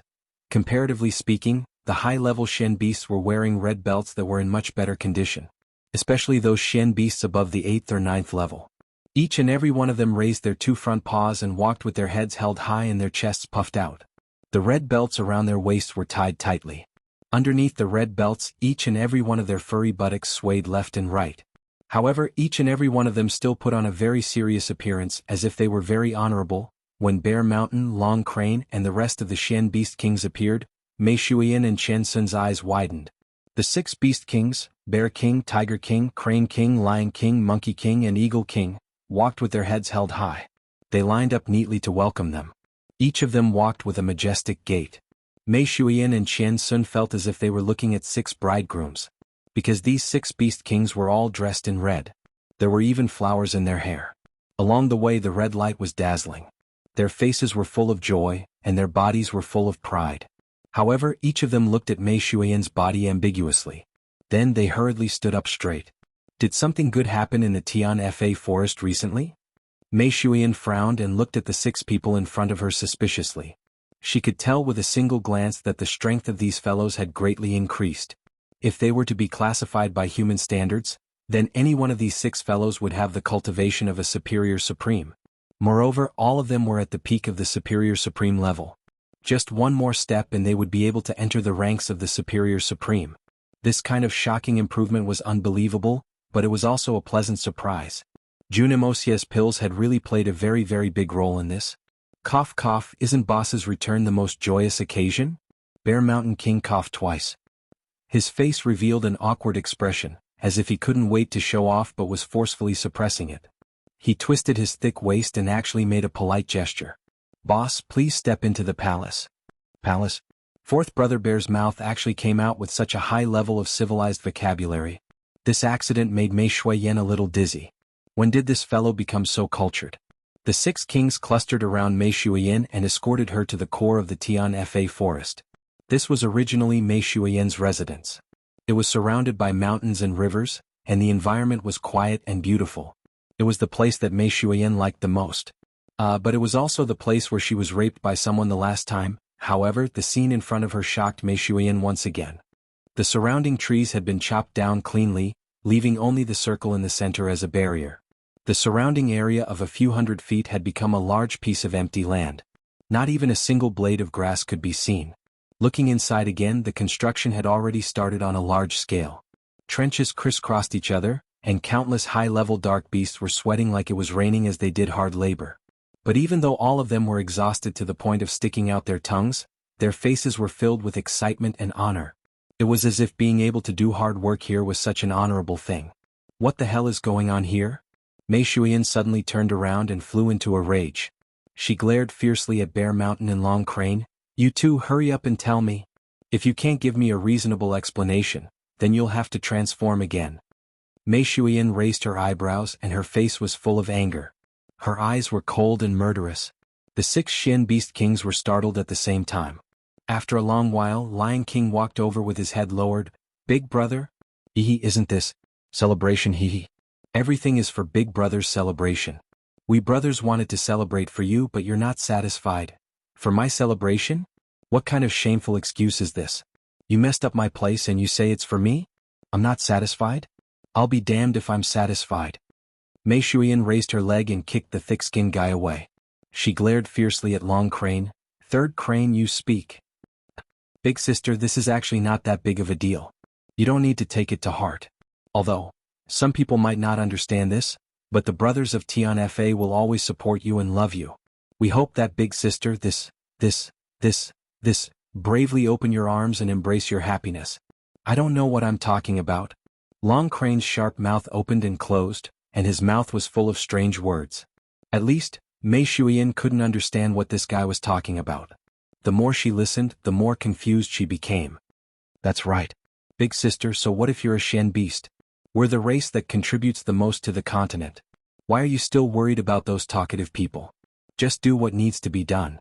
Don't worry, if anyone dares to say another word, I'll immediately lead my brothers over and annihilate their entire family. The Eagle King's hooked nose twitched, and his voice was filled with killing intent as he spoke with righteous indignation. That's right. That's right. Open your mind and embrace your happiness. The rest of the Beast Kings echoed. What's wrong? What's going on? You're making me confused. Mei Shuiyan put her hand on her forehead and said painfully, can't you guys come out and explain to me what's going on? It's like this, big sister. The Monkey King jumped out and said, as soon as we heard about Big Sister's happy event, we immediately started. Wait. Stop. Mei Shuiyan finally grasped the main point. Happy event? What happy event? What happy event? The Crane King, the Lion King, the Monkey King, and the Eagle King all had a strange look on their faces. Bear Mountain and Earthcracker were quietly and slowly moving backwards. Big sister, cough cough, don't take it to heart. In fact, this matter isn't shameful at all. The Monkey King was stunned for a while and quickly consoled her. Not shameful? What matter isn't shameful? Mei Shuiyan was fuming. What the hell are you guys talking about? Venerable Mei was obviously on the verge of going berserk. Isn't it because of you and brother-in-law? The Monkey King grinned and said in a low voice. Then he gathered his courage and said, Boss, we're all very happy that you found your own happiness. As for your happy occasion, we didn't have the time to attend it. So we decided to celebrate it in Tianfa on our own, and, he pointed with his finger and said flatteringly, for example, this is the palace that we prepared for you and your brother-in-law. Since you are married, you will definitely live together. Also, over there, I'm going to ask people to plant that kind of fluffy grass. In the future, if you have children, you can play there. It is soft, safe, and convenient. Married? Children? What are you talking about? Mei Shuiyan's face gradually darkened. Her whole body was brewing a dangerous aura. She turned her head and looked at Long Crane like a sharp sword. Third brother Crane, explain to me. Long Crane's mouth opened and closed twice. He deliberated for a long time and finally said with difficulty, Big sister obviously didn't want us to know that you chose to secretly get married outside. But we've known each other for so many years and we're already like family. No matter what, we have to do our best for Big Sister.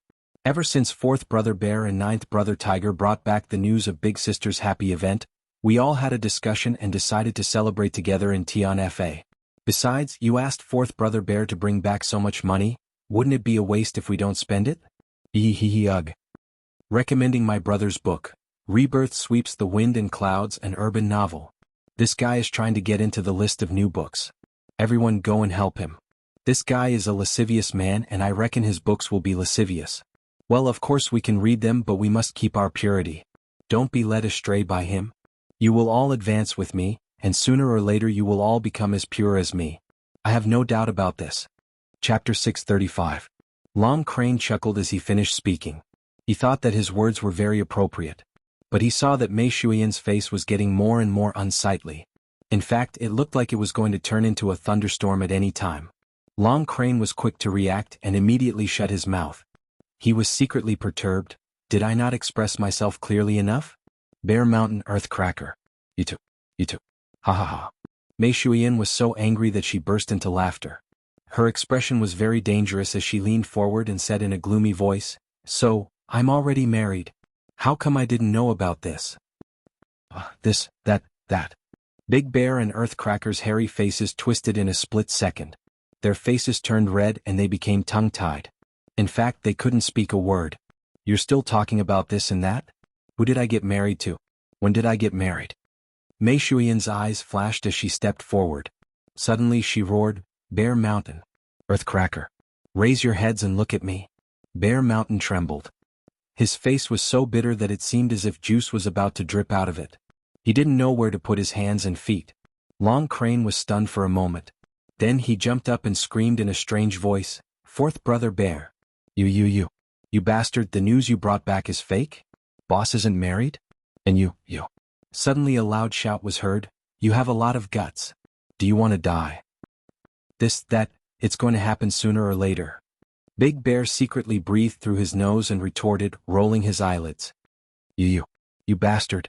You urged me to do such a thing to tarnish Boss's reputation. You've made a big joke out of yourself. You're still trying to reason with me? You still dare to refute? Long Crane was furious. Bear Mountain was the one who brought back the news. But he was the one who mobilized and arranged everything in the Tianfa forest. How could he not panic? You're still shouting over there? Shut up. Mei Shuiyan fiercely turned her head and looked at Long Crane. One more word and I'll break your neck. Long Crane trembled and quickly shut his mouth. He didn't dare to say a word. Big sister, this is what brother-in-law wants us to do. Big Bear finally couldn't bear this huge pressure and said while crying, Big brother, I am loyal to you as bright as the sun and the moon. Oh ho ho ho. Mei Shuiyan was so angry that the veins on her forehead were bulging. She took a deep breath and asked, Was it June Moxie? Hearing this, everyone had a strange look on their faces. Didn't you deny it? Why did you say June Moxie the moment I mentioned brother-in-law? Yes. Bear Mountain heaved a sigh of relief and hurriedly said, Big sister, we're doing this for your own good. Brother-in-law is a good person. Mei Shuiyan's chest rose and fell violently. Her face was ashen as she closed her eyes and took a deep breath. Suddenly she opened her eyes and roared like thunder, I'm going to kill all of you bastards. All of you die. If I don't make all of you happy, you won't know why the flowers are so red.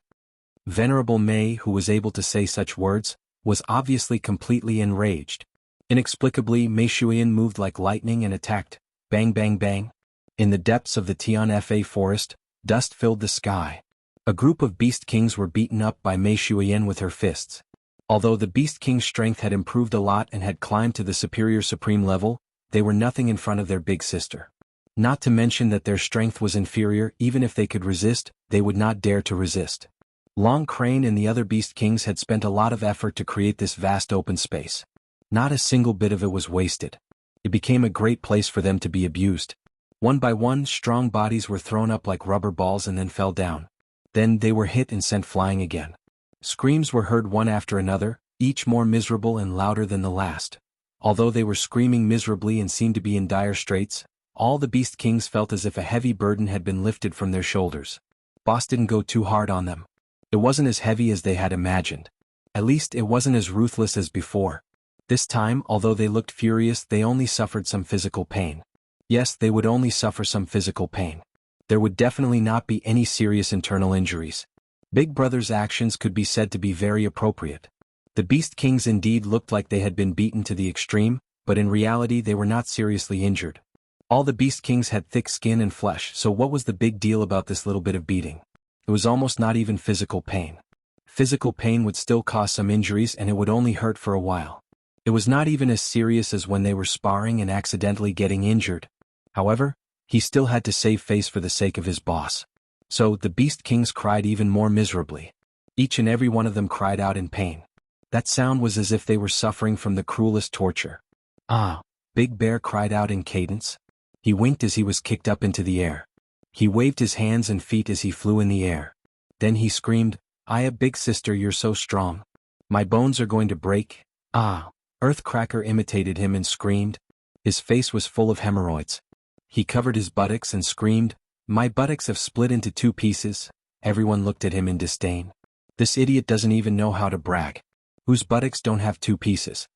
Oh! Careless Rock held his head as he was kicked away. He screamed, "Big sister is so powerful. My legs are going to break." Everyone looked at him in disdain. Why are you holding your head and screaming when your legs are going to break? You don't even know how to act. Ah! The Monkey King did a series of somersaults. He shouted, "Big sister's kick is so ruthless. It kicked me so hard that I somersaulted dozens of times. So painful. So painful." All the Beast Kings roared in unison. One roar caused the mountains to collapse and the earth to crack. Another roar caused the sun and moon to lose their luster. "Big sister, please spare us." They begged for mercy together. Their voices were so loud that it didn't seem like they were begging for mercy. Instead, it seemed like they were joking. Mei Shuiyan was undoubtedly very angry when she saw this scene. However, she also felt a little shy and happy at the same time. This was the feeling of a young girl. However, it wasn't convenient for her to show this kind of embarrassment. So, she could only find an excuse to vent her anger. She could also use this as a pretext to cover up her feelings. So, she naturally stopped when she attacked. However, she didn't expect that these guys were so thick-skinned and thick-skinned. Moreover, they were so dumb that they couldn't think straight. Since they could see that she wasn't really angry, wouldn't it be fine if they just put on a show? Who would have thought that this bunch of idiots didn't even know how to put on a show? Each of them was worse than the other. In the end, they even cried out in pain happily. This wasn't a fight anymore. It was a fight to see who had the loudest voice. Looking at them again, their faces were originally filled with fear and restraint. But now they were all grinning from ear to ear and winking happily. They were all sticking out their tongues and making funny faces. Were they getting beaten up or celebrating the new year? This time, Mei Shuiyan really couldn't hold on any longer. Her face turned red. She was really angry out of humiliation. Thus, the strength of her hands and legs increased to a considerable level. Ah! Oh my God! Oh! Spare me! A series of blood-curdling screams resounded once again. This time it was different from before. Previously, everyone could hear that the screams sounded miserable and louder, but in reality there was no pain at all. However, this time it was the complete opposite. The 6 Beast Kings were gritting their teeth and hissing as they sucked in cold air. It was obvious that the pain was coming from deep within their bones. They didn't even have the intention to scream anymore. All they could do was gasp. It was really too painful. Their eyes were filled with pain and confusion. What's going on? Why did the situation suddenly change? Could it be that everyone's passionate performance just now wasn't good enough? It must be that Hu Jio's acting was too lame, or that Monkey Chi's acting was too pretentious. I'm the only one who acted well. It's all because of those idiots. They're too unlucky. Heavy punches continuously landed on their faces. In just a short while, most of the members of the number 1 group, which represented the highest strength in the Tianfa forest, were all bruised and swollen. Long Crane's long mouth was almost broken. Bear Mountain, the Bear King, was directly turned into a Panda King. Tiger King was actually beaten into his original form. He was a big white tiger without a single strand of hair. Then he was grabbed by the tail and thrown into the air. Then he rolled his eyes and fainted. The tiger seemed to have turned into a sick cat. The Monkey King was beaten until he rolled in the air like a rubber ball. This time it wasn't spontaneous. Instead, it was due to the inertia of the external force. His brain was ringing endlessly. Just as the Lion King stood up in a daze, he was immediately hit in the face by hundreds of heavy punches. His face was blooming like a peach blossom blossoming like a blooming peach blossom, and stars swirling in the sky. He swayed and fell down, directly turning into a pig-head king. The Eagle King's hooked nose was almost beaten into a Lion King's nose. The Snake King, who was watching the battle from the side, was originally laughing happily. But now his face was pale and his whole body was trembling. The cheering and clapping just now had long since been thrown out of the window. Later on, their eyes were staring straight at the scene. Oh my god. So boss is really angry. Finally, Mei Shuyan let out a long sigh and landed gracefully on the ground. She looked coldly at the Beast Kings lying on the ground and snorted. How is it? Did you guys enjoy yourselves? Did you guys enjoy yourselves this time?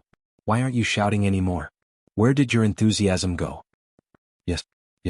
The Panda King Bear Mountain wanted to cry but had no tears. He nodded his head like a chicken pecking at rice. You didn't break your bones? Say it. Do you still dare to mess around? Mei Shuyan's face flushed with an almost imperceptible blush. We won't dare, we won't dare. The 6 Beast Kings nodded their heads in unison. The sickly Cat King, Earthcracker, quickly crawled out of the pit and transformed back into his human form. Don't worry, big sister. I'll order them to leave immediately. Long Crane shook his dizzy head and turned around in a daze. Then he shouted loudly, Get the hell out of here, all of you. This bullshit palace is not going to be built anymore. All of you get out. Get out. Bullshit palace? Not going to be built anymore? Mei Shuyan raised her eyes and looked at Long Crane with a red face. What do you mean? The gap between the monthly votes is getting bigger and bigger.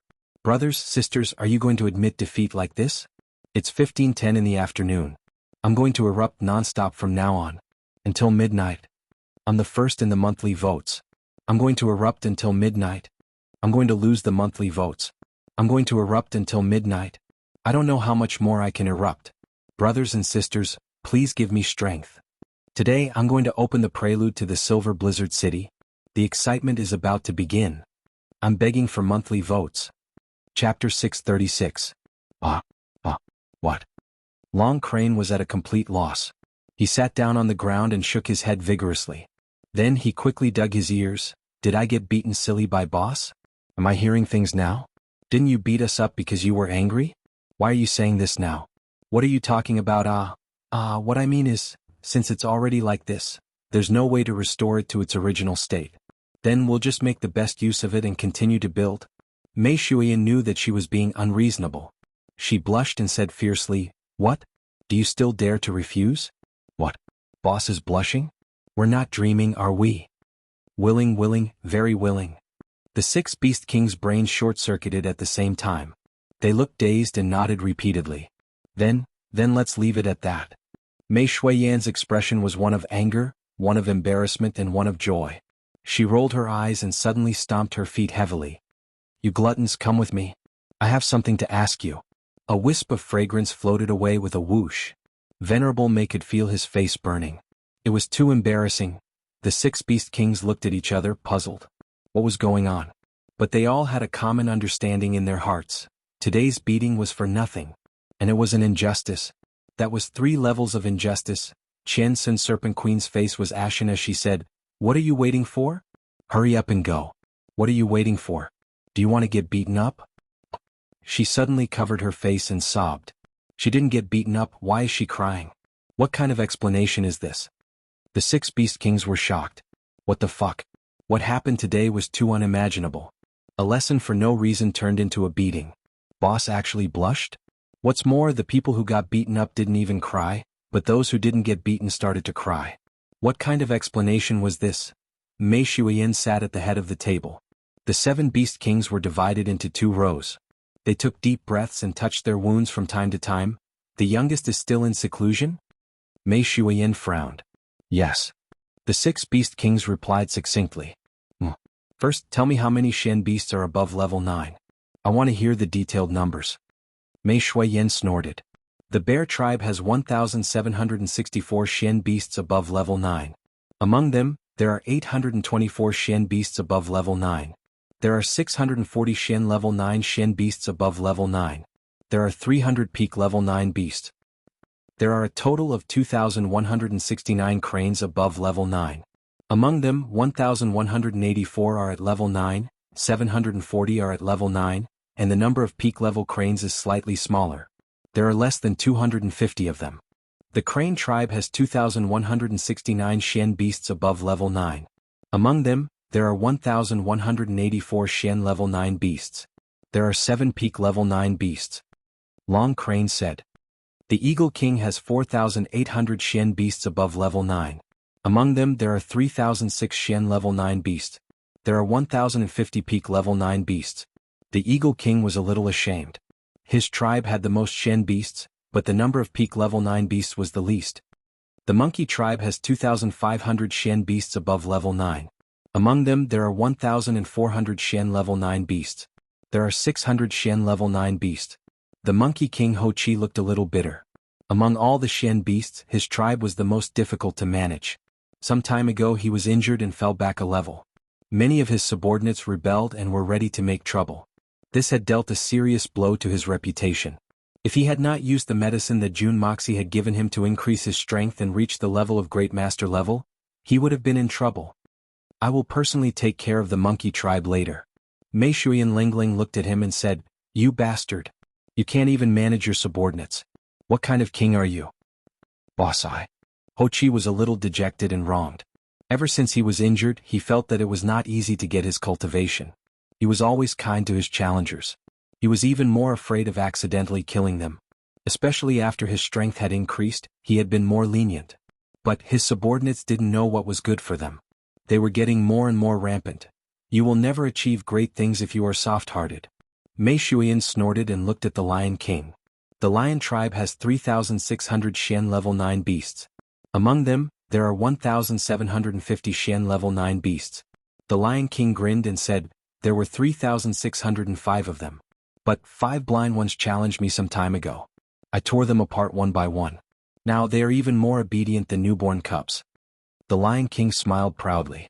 "Good job. In troubled times, severe punishment is needed. In power, severe punishment is needed.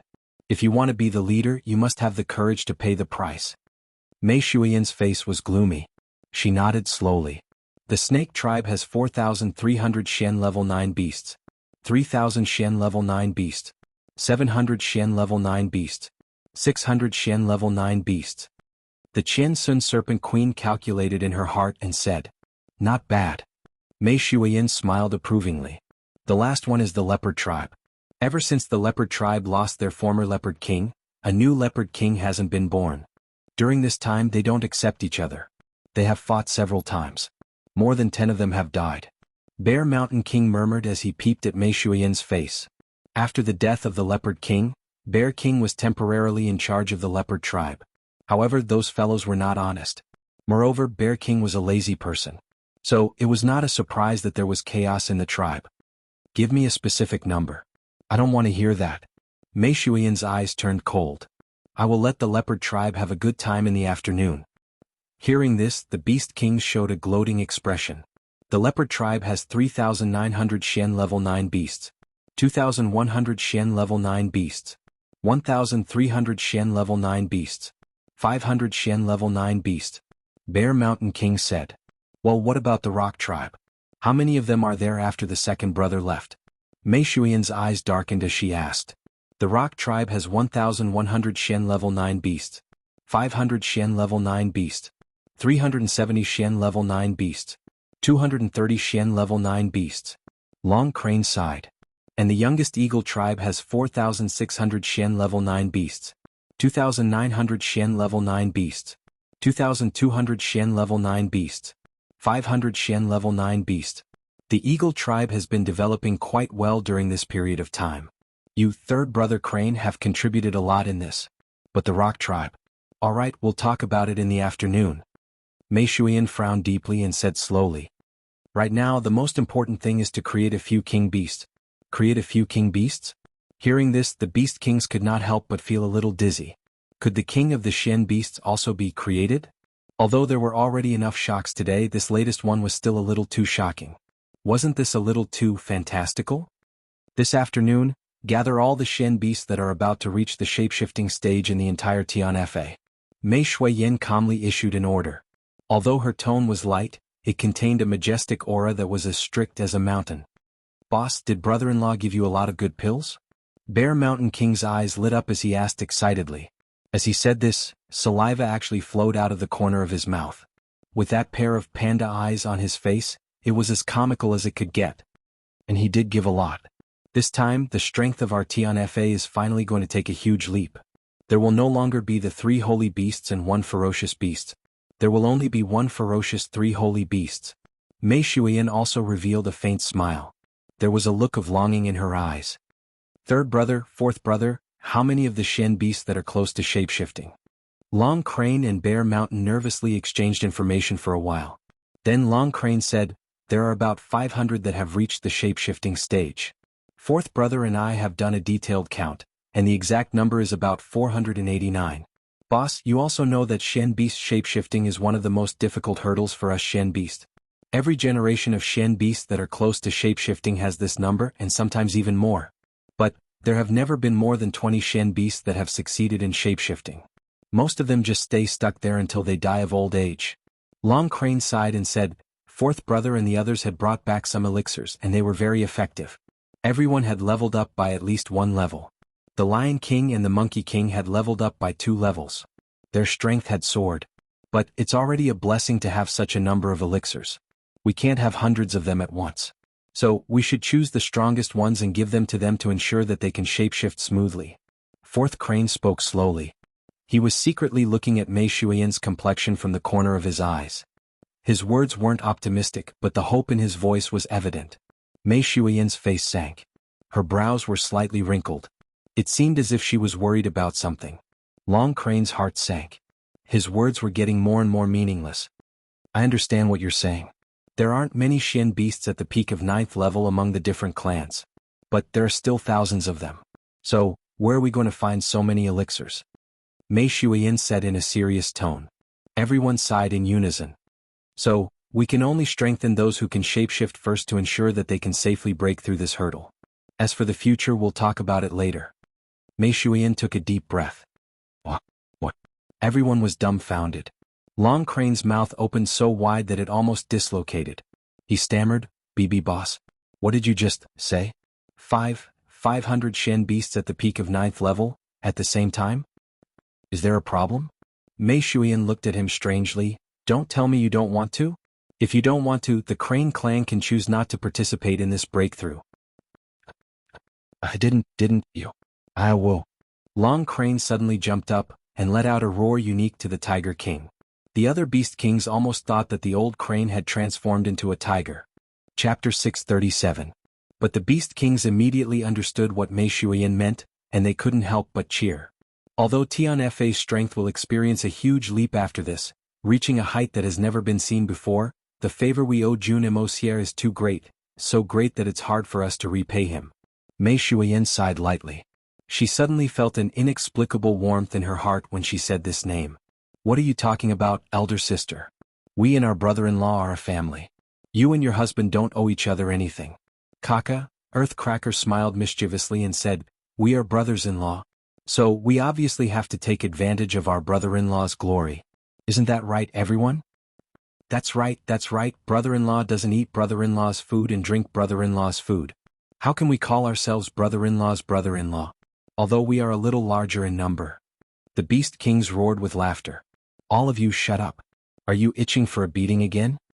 Mei Shuiyin was embarrassed and angry at the same time. You bunch of useless things. The Beast Kings froze and kept quiet out of fear. Fourth brother Xiong, you said, he said that he would rather come to Tianfa Forest to live? Mei Shuiyin pouted and sulked for a long time. No one knew what she was thinking, but she suddenly opened her mouth and asked Bear Mountain. Did he really say that? Elder sister, what are you talking about? There's no head or tail, which him? Bear Mountain scratched his head and asked as if he really didn't know. Fourth brother Bear. Mei Shuiyin shouted. Come here, I'll help you loosen your bones.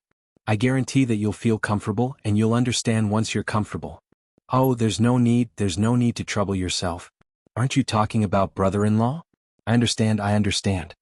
Bear Mountain seemed to have come to a sudden realization and said, yes, didn't brother-in-law say that at that time? Hee, this point old Tiger 9 can testify. Both of us are honest people and won't talk big. Earthcracker hastily nodded, yes, I can testify. Big sister, brother-in-law is sincere to you. The two of us are so honest, when have we ever boasted? All the Beast Kings looked at them in disdain. You two think you're being honest? You don't know how to boast? Too shameless. The redness on Mei Shuiyan's face deepened. She heaved a sigh of relief, and her eyes flickered for a while. Then she said, let's not talk about that. Jun Moxie is about to send his troops to Blizzard Silver City. This move, firstly, was to intimidate the world. Secondly, it was for revenge. There were countless mysteries in this. The three Holy Lands would also intervene in this matter. Since our Tian Fa has received so much grace from him, this time, we must do our best to help him achieve this goal. Don't worry, big sister.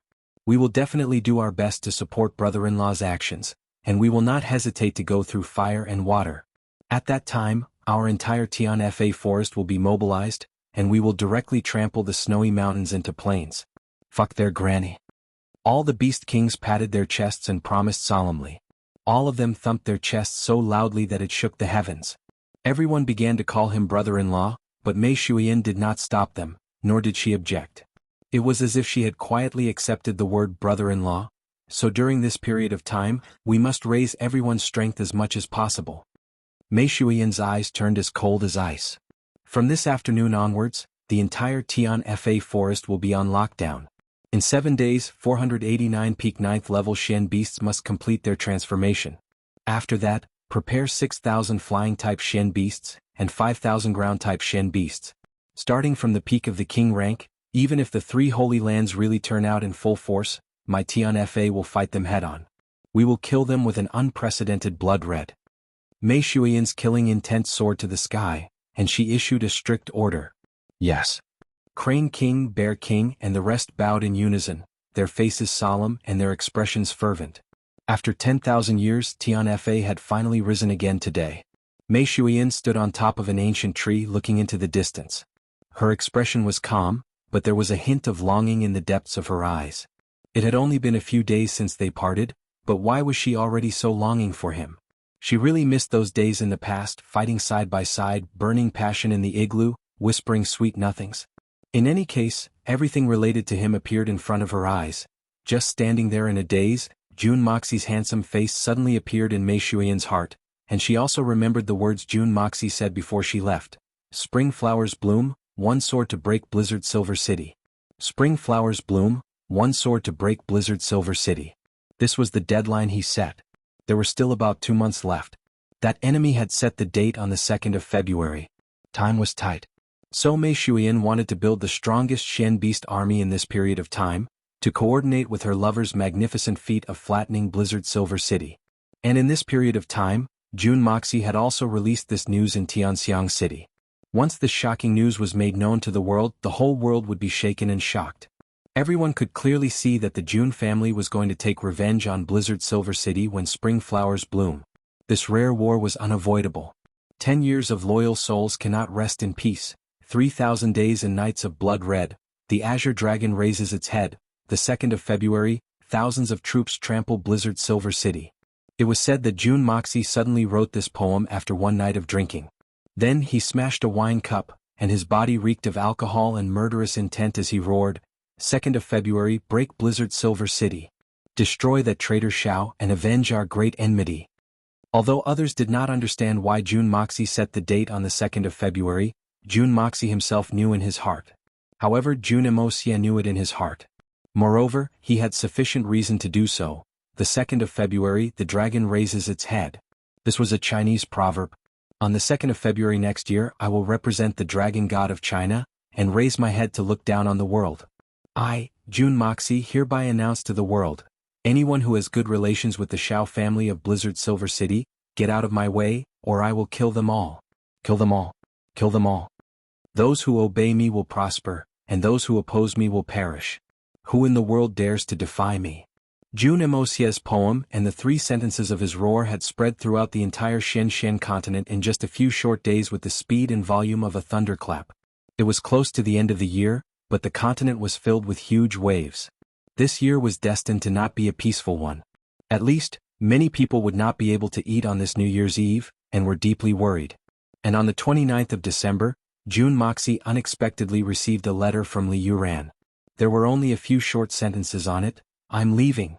I'm going to the Great Golden City. Tomorrow is the New Year's Eve, but I don't want to spend it in Tianxiang City. With you around, I'm really depressed. Maybe one day I will come back. I will fight with you again. This time I lost before the fight even started. But next time I will fight no matter what. Also, be careful of the Blood Sword Hall changing clothes. The signature was, the leisurely departed Li Yuran. Jun Moxie slowly held the note in his hand, and smiled faintly, letting the note curl up into a ball in his hand. He sighed softly. Li Yuran had actually chosen to leave home on the 29th of December. The day before the New Year's Eve, he had left home thousands of miles away. Even a prodigal son like Jun Moxie had never experienced such a thing. Therefore, it was difficult for him to understand Li Yuran's current mood. However, Jun Moxie felt an inexplicable sense of sadness. Presumably, Li Yuran must have felt a trace of sadness in his heart, no matter how ruthless and cold-blooded he was. He was born into a wealthy family, and had never had to worry about food or clothing. But he didn't necessarily enjoy many good things in his life. On the contrary, he had seen nothing but cruelty, blood, and the destruction of humanity since he was a child. He had seen nothing but intrigue and power struggles. He may not be better off than me. This pampered young master of a wealthy family has finally chosen to leave. Moreover, he has chosen to leave at such a time of family reunion. Jun Moxie understood that Li Yuran had used his decisive action to show his determination to stay away from power struggles. At the same time, he had also vaguely revealed a piece of information to him. Be careful of the Blood Sword Hall's change of clothes. Yes, the Blood Sword Hall that had changed its clothes was naturally no longer the Blood Sword Hall. It could be an ordinary citizen, a well-off businessman, a dignified military officer, or even a serving official. Of course, it could also be an imperial bodyguard. But no matter what, this subtle piece of information could be considered as Jun Moxie owing Li Yuran a favor. Although Jun Moxie was no longer afraid of any sudden attacks from any forces, Li Yuran's information had pointed him in a direction that Jun Moxie had previously neglected. Perhaps, Li Yuran's purpose in doing this was to make a final effort for his family. In fact, it could even be said that he was fighting for his family's future. He had quietly made Jun Emosia owe him a favor twice. Then, the leader of the Li family's younger generation had quietly left. Now the Li family had become a toothless, decadent tiger. There was no longer any threat to them. Therefore, Li Yuran had clearly laid out this fact, hoping that Jun Moxie would give the Li family a way out. This was Li Yuran's true intention. Although he was cold-blooded, although he only cared about profit and would do anything to achieve his goals, there was still a trace of warmth in his heart, a trace of kinship. Jun Moxie let out a long sigh and shook his head. He did not say anything. With a wave of his hand, the piece of paper turned into fragments and floated away with the wind. With a whoosh, the fragments disappeared without a trace. Sounds of laughter could be heard coming from the hall of the inner courtyard. All the members of the Jun family had gathered together. Grandpa Jun was greatly comforted. Dongfang Wenxin, Jun Moxie, Jun Wui, and Guan Qinghan were sitting around. Beside them, Dugu Xiaoyi was also there, refusing to go back no matter what. The little girl's thoughts were very simple. I have to watch over it. What if I don't get my share? Therefore, the little girl had made up her mind. Tomorrow she would go home to celebrate the New Year's Eve. Once it was past midnight, which was the first day of the new year, she would come back to watch over it. This time, the cooked duck must not be allowed to fly away no matter what. It's already midnight. Everyone, please search through your box of monthly votes and see if there are any leftovers. Or you can click on the monthly votes page. Who knows, you might get a surprise. Wow. I still have a wow. Chapter 638. However, she was not the only one who had latched onto the Jun family. The true master of the Dugu family, Dugu Zongheng, had also latched onto the Jun family. It was fine if Dugu Xiaoyi did not leave, but he, the dignified head of the Dugu family, did not return home to take charge of the overall situation, but instead stayed at the Jun family's residence. However, Dugu Zongheng argued, I won't go home even if you beat me to death. All the younger ones at home come home during the new year, and the 3 sons and 7 grandsons are like a litter of pigs. Other than being angry, there is nothing else to do at home. Dugu Zongheng is enough. This matter was immediately confirmed. When Dugu Zongheng came to invite Dugu Zongheng home, his nose was bruised and his face was swollen. Dugu Zongheng scolded him and beat him with a stick. It turned out that Dugu Zongheng's two younger brothers had returned home. Dugu Zongheng, who had suffered at the hands of Dugu Zongheng for a year, naturally wanted to complain and show off his authority as the eldest brother. Then they discussed who would stay behind for the next year. At first, the two of them listened to their eldest brother's instructions with their heads bowed, but in the end, no one was willing to stay at home. Dugu Zongheng was naturally unhappy. Damn it, you guys are hiding far away happy to be idle, but what about me? Do I have to endure it alone? Do I have to be abused as the eldest brother? So, he began to sternly reprimand them, trying to persuade them with emotion and reason. However, the two brothers were unmoved and could only shake their heads. Helpless, Dugu Zongheng flew into a rage out of humiliation, and simply used force to threaten them. The two brothers did not want to be outdone. This was related to their lives for the next year. The two little ones had a tacit understanding and joined hands to beat up the older one. When the three brothers fought, the seven younger ones outside, although they usually had a good relationship, naturally had to help their respective fathers. Therefore they also began to argue for what was right. In the end they also used their fists to do the talking. The seven brothers directly fought into a ball. Only when the old mistress came out and gave them a good beating with her dragon-headed walking stick did they finally settle down. However, the old mistress was so tired that she was panting. More importantly, she was so angry that she sent someone to invite the old master back to take charge. The family looked left and right, looking as if they had just come out of a battlefield. The only one who could come out was the eldest brother, Dugu Zongheng. Besides, the Jun family was Dugu Zongheng's in-laws, so who else could come if not him? But when Dugu Zongheng came, Dugu Zongheng immediately became furious. Look at the Jun family and then look at my own son, who came with a bloody nose and a swollen face on the 29th day of the new year. Isn't this clearly undermining me? Without saying a word, he picked up his cane, and from the looks of it, it seemed like he was going to break Dugu Zongheng's leg. Dugu Zongheng's old wounds had not yet healed, and now he had a new one. He stood in the house of his future son-in-law, and before he could even catch his breath, he had already fled. Even after he had left for a long time, Dugu Zongheng was still angry and was muttering to himself, family's misfortune, unfilial son, and so on.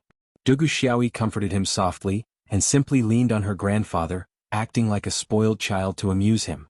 After a long time the old man's expression finally became better. Mu Shuetong was also present, and was chatting with Jun Wui with a smile on his face. Mu Shuetong and Han Yenmeng looked as if a heavy burden had been lifted from their shoulders ever since Jun Moxie had made that world-shaking announcement. They were still somewhat concerned about the Blizzard Silver City, but they also knew that nothing would happen to the Blizzard Silver City from the moment Jun Moxie had made that announcement. After all, even if the Shao family was stupid, they wouldn't rashly start an internal strife at such a critical juncture, which would greatly weaken the Blizzard Silver City's strength. In fact, the Shao family might even think of using the Han family as cannon fodder to exhaust the Jun family's strength as much as possible. However, when Han Yenmeng entered the hall, Jun Moxie, who had been hiding from her the entire time, took the initiative to greet her. His attitude was exceptionally warm. "Ah, isn't this Miss Han? I haven't seen you for a few days and you've become more and more beautiful. I wonder when Miss Han will tie my little wife to my bed? I've been looking forward to it every day. I've been looking forward to it from the stars and the moon, and I've been looking forward to it ever since. So, you should hurry up and make it happen." Han Yenmeng's face turned red. She was so ashamed that she almost wanted to run away.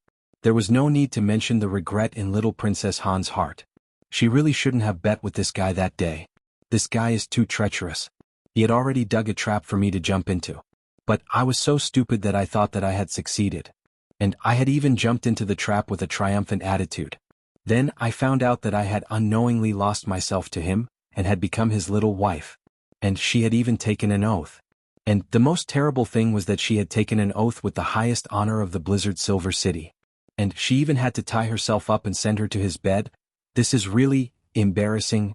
Little Princess Han Yenmeng was at a loss.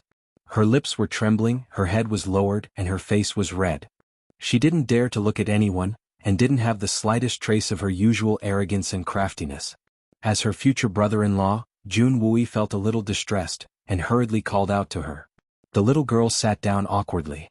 She lowered her head and sat for a while. After making sure that there was nothing wrong, she mustered up the courage to raise her head.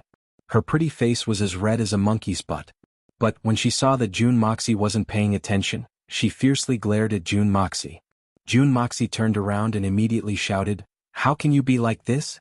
The bet is already over, but you don't want to fulfill it. You're willing to bet, but you don't want to admit defeat. And you still dare to glare at me. Quick, quick, quick, where's my little wife? I want her tonight. Hurry up and tie her up for me. Humph, don't forget your oath." I'm not glaring at you." The little girl's eyes were filled with tears, and she hurriedly tried to explain. "I don't care. In any case, I want my little wife tonight. You have to do it anyway. You promised me at the beginning." June Moxie smiled evilly. He looked at her with a proud expression and said, "Ah, it's so comfortable. I can consummate my marriage with my little wife tonight. It's really fascinating to think about it.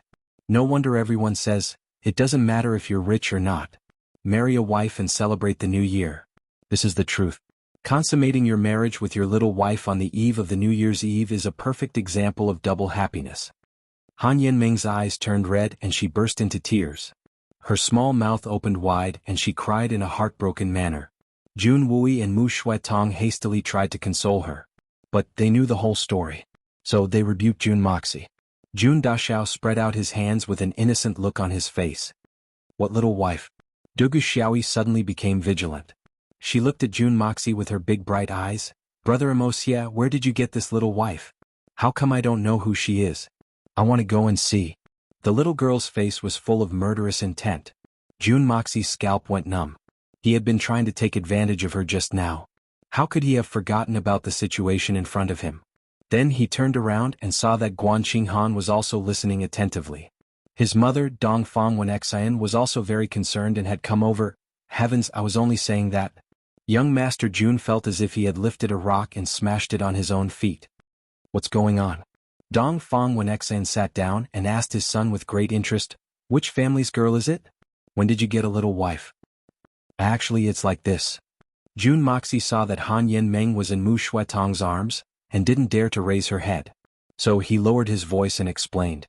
"It seems that these three women won't let me off if I don't explain things clearly today." "Ha!" Dugu Xiaoyi giggled and trembled. "You're saying that she pestered you to make a bet. Then she dug a pit for herself. She lost herself to you and became your little wife? Isn't this too creative?" June Moxie's face turned bitter. He helplessly spread out his hands. "That's the whole process. In fact, I felt very helpless. Who doesn't know that you're a cunning schemer?" Guan Qinghan snorted. Her tone was quite unkind. "Maybe you saw that the little girl was pretty, and your heart was already moved. So you used this as an excuse to set up a trap." "I'm innocent. I'm innocent. I'm such a pure, upright, and noble gentleman. How could I do such a thing?" June Moxie's words made the entire hall burst into laughter. If this kid can be described as pure, upright, and noble gentleman, then everyone in the world is a saint. So that's how it is. Dong Fong Wen Xian beamed with joy. "You're my son. You're really good at picking up girls." "Ah. But little Meng is too pitiful. She carelessly lost herself." Dugu Xiaoyi came back to her senses. She pouted and said, "She tied herself to the bed. I thought that I was stupid enough. But I didn't expect that this little girl is even more stupid than me. Today I've learned something new." Everyone looked at her with a look that said, "You finally know that you're stupid." Then the hall roared with laughter. "But this girl is the same age as Han Yanmeng. How dare she call Han Yanmeng a little girl?" Amidst the laughter, Dong Fong Wen Xian simply pulled Han Yanmeng into her arms and comforted her softly. Then she suddenly said, "Actually, little Meng, when you send your concubine over, just tie her up lightly. Don't tie her up too hard or it will hurt. She's my daughter-in-law. I'll feel sorry for her. Do you hear me? Don't be so careless." Han Yanmeng opened her eyes wide. She didn't expect June Moxie's mother to see this matter as well. She couldn't help but feel unhappy. She twisted her buttocks in Dong Fong Wen Xian's arms and said, "I don't care. Sister-in-law, you're also bullying me. You have to stand up for me. Don't let your son bully the elders anymore. Why are you still calling me sister-in-law?" Dong Fong Wen Xian frowned and pretended to be annoyed. "You've already become my son's concubine. You can't call me sister-in-law anymore. Don't act like an elder anymore." Han Yanmeng became even more embarrassed. She rubbed her head in Dong Fong Wen Xian's arms and refused to raise her head. June Imosia was also dumbfounded. "What's wrong? Why does mom seem to take it seriously? I'm going to faint." How can it be like this? At this moment, Dugu Xiaoyi also hugged Dong Feng Wen Xian's shoulders and announced loudly, "Auntie, I'm your legitimate daughter-in-law. I've been waiting for so many years. You can't break us up. And Sister Qinghan, she's the real deal. What's done is done. The others have to wait." Everyone was sweating profusely. This little girl's valiance really made people gasp in amazement. Chapter 639. Dongfang Wen Xian laughed heartily and pulled Guan Qinghan into his arms. With a face full of smiles he said, "It's all the same, all the same. Ha, this time I can only wait to hold my grandson, ha." In Jun Moxie's small courtyard, Yi Guhan sat alone on a stone bench, humming an unknown sad song. His expression was deep and lonely, but his eyes were burning with passion as he looked at the stone table in front of him. There were words written on it.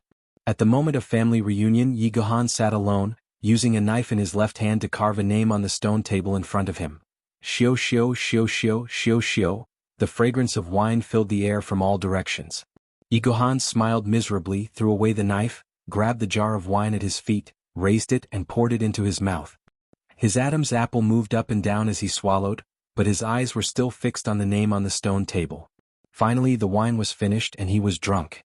Yi Guhan gently pressed his cheek against the stone table. He pressed his cheek against the ice-cold handwriting and silently roared, "Xiao xiao." A stream of tears flowed out silently, dripping onto the stone table, right where the name Xiao xiao was carved, slowly condensing into a piece of ice. In comparison, although the Jun family was the one who made the announcement, they were also the one who completely stirred up the world. It could be said that they were the initiators. A single announcement from Jun Moxie had instantly thrown the world into chaos, making the already complicated world even more chaotic. But the Jun family, the initiator of all this, was probably the most relaxed one. At least, the other families were in a state of unease. In the imperial palace, His Majesty, the Emperor, was facing a table of extremely luxurious food and wine. His brows were tightly knitted, and he did not even have the mood to lift his chopsticks to try the food. The rise of the Jun family was unstoppable. In fact, it was progressing at a rapid pace. Back in Tianxiang City, they were just an ordinary aristocratic family. So what if they had the reputation of one family for military gods, 3 generations and 6 marshals? They were just officials. It was just an empty title. But now they actually dared to say in front of the entire world, "Those who follow me will prosper and those who oppose me will perish." This was undoubtedly the most naked provocation to the imperial family. If he didn't have enough confidence, how would he dare to make such an unbridled threat to the entire world? The Emperor of Tianxiang didn't want to admit it, but he had no choice but to admit that the Jun family wasn't something that the Emperor could control anymore. In fact, the current imperial power had to rely on the Jun family. Last time, the second prince had been scared to the point of incontinence at the gates of Tianxiang City. Jun Moxie hadn't done anything to hide it, and had directly led the 2 troublemakers back to the Jun family. Afterwards, he hadn't even given an explanation, as if nothing had happened. His Royal Highness was injured by a guest of the Jun family, but the Jun family didn't even give an explanation. It was as if such a thing had never happened before, and it went against the rules of the Emperor and his subjects. But the imperial family actually just let it go and let it go, just like that. In fact, even if the imperial family didn't want to let it go, and wanted to pursue the matter, what could they do? Even if they forcefully pursued the matter, the result would only be worse. Who in the world didn't know that the Jun family's 3rd young master, Jun Moxie, wasn't a reasonable person? He dared to kill a living person in broad daylight. Who didn't know that the Jun family's strength had reached an unimaginable level? Even the great masters and those above the great master level had to come and go alive. Today the Jun family was second to none in the world. Even if they faced the formidable strength of the 3 Holy Lands, they could still force them to return in defeat, let alone others. So what if it was the imperial power? The imperial power, which was supreme in the eyes of ordinary people, was no longer in the eyes of the Jun family. Thinking of this, the Emperor closed his eyes sadly, raised his neck, and gulped down a full cup of wine, choking and coughing. This originally sweet wine was so bitter when it entered his mouth, and it was difficult to swallow. Originally, any country would be happy and fortunate to have a super family like the Jun family emerge in it. Because, with such a colossus overseeing it, they could intimidate everyone for at least a few hundred years. Although such a family wouldn't directly participate in invasions, they wouldn't allow enemies to invade their country. Such a family was a powerful protective talisman for a country. But now, for the Emperor of Tianxiang, this protective talisman had become a fatal poison. It was the most lethal and life-threatening poison. Jianghu Huya. Isn't this all for you? A face appeared in front of the emperor's eyes, dignified with wisdom and calm yet sharp eyes. There was generosity and benevolence in his decisiveness to kill, and there was indifference and confidence in his disdain. The god of war Jianghu Hui. The general in white. Do I regret it? Do I regret it? If I didn't make that decision back then, wouldn't the Jun family be my greatest help now? His Majesty shook his head bitterly. I don't regret it, yes, I don't regret it. I would still choose to do the same thing if I could do it all over again. Because I am the emperor.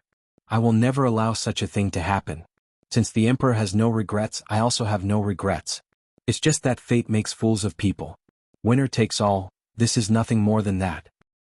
His Majesty swallowed that mouthful of wine with difficulty, as if he had drunk all the flavors of life. I don't regret it. It's useless to regret it. Jun Moxie, I want to see how long you can endure. Thinking of Jun Wuxia, His Majesty the Emperor thought of the last effort he had put in. That day, after the banquet where Jun Wui had adopted Guan Qinghan as his daughter, the Emperor had a long talk with Jun Zhantian. Recalling that long talk, the Emperor's lips curled into a bitter smile. Brother Jun, you and I haven't had such a good drink for a few years. It seems that your tolerance for alcohol hasn't decreased at all. In fact, it's even better than before. His Majesty still used the title they used when they were conquering the world together, but it seemed like he hadn't used it for a long time. Your Majesty is too kind. This old man is already old and no longer the same as before. When Jun Zhantian spoke, His Majesty could clearly hear it. Jun Zhantian called himself old man, but not old subject. This clearly showed the choice in Jun Zhantian's heart. Brother Jun, what are you talking about? You are indeed old but vigorous. His Majesty pretended not to hear it, and spoke of the purpose of this banquet under the cover of his drunkenness. Brother Jun, half a year ago you mentioned to me about the marriage of 2 children. Today I will ask again shamelessly, is it possible for Raimu and Emosia? Regarding the marriage, this old man can't make the decision for Emosia now. Let's not talk about the distant matters, let's talk about Qinghan. In order to save that bastard, she made such a big sacrifice. How can our Jun family let her down? Also, there is the apple of the Dugu family's eye. It has caused a huge uproar. How could Emosia be a match for Princess Ling Meng, a woman of heaven's pride? Grandpa Jun politely declined. Although his tone was tactful, there was no leeway for him to change his mind. Miss Qinghan has sacrificed a lot for Emosia. She is indeed a woman of great wisdom and courage. Naturally, she is a good match for Emosia. She should be the first choice for the first wife. Naturally, I will not separate them. I believe that Raima will not mind. If Emosia is willing to treat her as a co-wife. His Majesty hadn't finished his probing speech when he was interrupted by Grandpa Jun. How can a dignified princess be a co-wife? How is this any different from being a concubine? Where would the face of the royal family go? Grandpa Jun spoke in a righteous and resolute manner. He even said that he was thinking for the sake of the royal family. Speaking of which, it was really ironic. Every dog has its day. Only half a year had passed. Half a year ago, Jun Zhantian had put down his pride and asked the emperor to marry off his daughter in order to preserve the last of the Jun family's bloodline. At that time, he had been mercilessly rejected. At that time, even he could imagine how embarrassed and desperate Jun Zhantian must have been. But just half a year later, it was his turn to taste this kind of embarrassment and despair. The subject of the conversation was still Jun Moxie and Princess Raimu. It was still about their marriage. But this time Jun Zhantian was just like himself. He refused without any room for negotiation. The 2 people who were talking did not change. The content did not change either. The only difference was that the content was changed one by one. The original rejecter had become the one being rejected. The original requester had become the one being requested. Sure enough, every dog has its day. But how could it take 10 years? In just half a year the world had been turned upside down. That night, His Majesty the Emperor had lost all hope. From Jun Zhantian's expression, he already knew the result. The only thing he didn't know was how Jun Moxie would deal with him. But that was no longer important. It didn't matter anymore. In the palace in another direction, the Empress and Princess Raimu sat facing each other without saying a word. New Year's Eve was supposed to be a night of reunion, but the Emperor and the Empress rejected the proposal at the same time. Both chambers were cold and cheerless, and there was a deathly stillness. During this period of time, Princess Ling Meng had become thinner day by day. Her eyes had become bigger, but her originally healthy and rosy face had now become dry and bloodless. She had become so thin that she looked like she was out of shape. Meng, don't torture yourself too much. There is no reason for the younger generation to bear the burden of the previous generation's affairs. The Empress's voice was particularly heavy. She patiently comforted her daughter. Relax, I will take care of everything for you. Princess Raimu shook her head slowly. Her eyes were listless as she looked at the flickering candlelight on the table. 2 drops of tears flowed down slowly. Mother, I don't want to bear this burden. I just feel bad. Bad? Why would you feel bad? Murong Xiao looked at her daughter in a daze. She was extremely surprised. Princess Raimu's face was sad. She murmured, Sin, this is the sin of my previous life. How did things turn out like this? How did it turn out like this? How did it turn out like this? Her usually beautiful eyes were devoid of any spirit, only endless confusion and sadness. Chapter 640.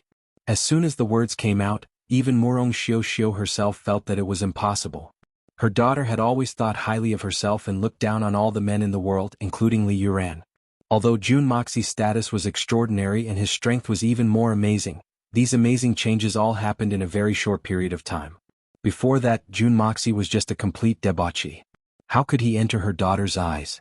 Moreover, the number of times they met each other could be counted on one hand. At most, they met occasionally when her daughter visited Yi Gohan. Other than that, they had no other contact, so it was really difficult to link them together. Princess Raimu opened her mouth and lowered her head. No.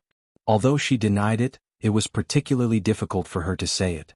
Before the words left her mouth, a drop of tear fell on the back of her hand. That day, Uncle Yi was seriously injured and dying. Only Jun Moxi could save him. I begged in vain, so I had to make a blood oath. As long as he could keep Uncle Yi alive, then I am willing to marry him to be his wife or concubine. There's such a thing? Although the Empress also knew that it was the Jun family who saved Yi Gohan who was seriously injured that day, she did not know the whole story. Especially since this was the first time she heard of this secret, she could not help but open her eyes in surprise. Princess Ling Meng's eyes were filled with tears. She looked at her mother with an indescribable bitterness. Mother, my heart is very bitter. It's very bitter? I only knew that Jun Wuxia was the one who saved me. He was also the one who protected me. The mysterious knife-throwing master. It turned out that Jun Moxi's strength was already outstanding. At that time he was already at the peak of Tianxian. The Empress was so shocked that she was speechless. Since that day I have been paying attention to every move of Jun Moxi. I did not let go of any information. I even took out all his previous bad behavior and analyzed them one by one.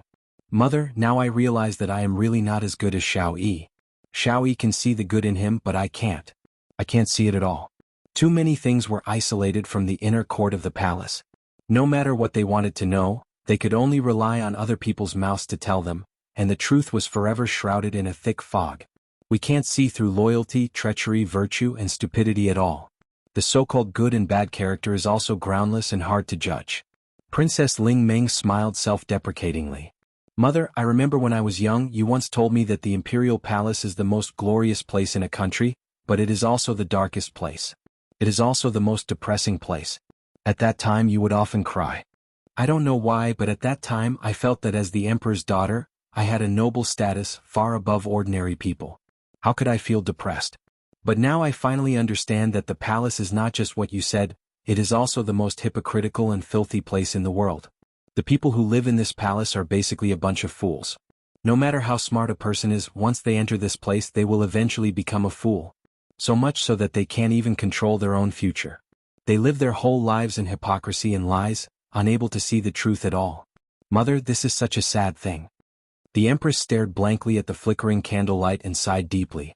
The candlelight flickered in her eyes like a once-beating dream. As her daughter spoke, she once again thought of the past that she thought she had long forgotten, that lofty and unyielding young man and that pure and beautiful young girl, the sunshine of spring, the fragrance of autumn flowers, the mossy path that they once walked side by side, and the warm embrace that they once snuggled up to. Unknowingly, her eyes were filled with tears. After a long time, she muttered in a mocking and disdainful tone, "Royal family? Glory? Dark, hypocritical, filthy hee-hee." Murong Xiao's voice was abnormally distant and deep, as if she was talking in a dream. "Mother? Are you all right?" Princess Ling Meng was startled by her mother's sudden outburst. She could not help but raise her teary eyes in panic and look at her mother in confusion. I'm fine. I'm just feeling a little emotional. The Empress smiled slightly and used the palest and weakest words to comfort her daughter. She was a bit distracted, and after a moment she lowered her head slightly. Using the shadow of the lamp, her tears slid down. She said quietly, "Continue." Muhu is listening. "Yes, mother. Take this Jun Moxie for example. Everyone only saw the surface of his debauchee behavior. They all said that this person is hopeless and that the Jun family is finished. If Grandpa Jun dies today, the Jun family will be destroyed the next day. One person said it, 2 people said it, and 100 people said it. Jun Moxie's reputation as a debauchee was built up. Now that I think about it, weren't those people who said it all gloating over the misfortune of the Jun family and adding insult to injury? If Jun Moxie had really shown his talent since he was young, then he would have been long gone from this world." Princess Raimu said sarcastically, "At least my father couldn't tolerate it. He couldn't tolerate the rise of another Jun Wu Hui, right? Even more so, an existence even sharper than Jun Wu Hui? And he couldn't tolerate such a person coming to seek revenge." Using a tone that was beyond her age, she said in a low voice, "I finally know why Jun Imosia was willing to sacrifice his own feathers. Now that I know what happened in the past, I can imagine how much suffering Jun Imosia had to endure all these years. I'm about the same age as him, but the difference between our experiences is like the difference between the heavens and the earth. In the past, I thought that I was extremely intelligent and talented. But I was nothing compared to Jun Moxie. The difference was like heaven and earth. In fact, there was no point in comparing them. My childish thinking in the past was not only ridiculous, but it was also very sad. Now, his wings are fully fledged and he has risen in one fell swoop. He doesn't need to hide anymore.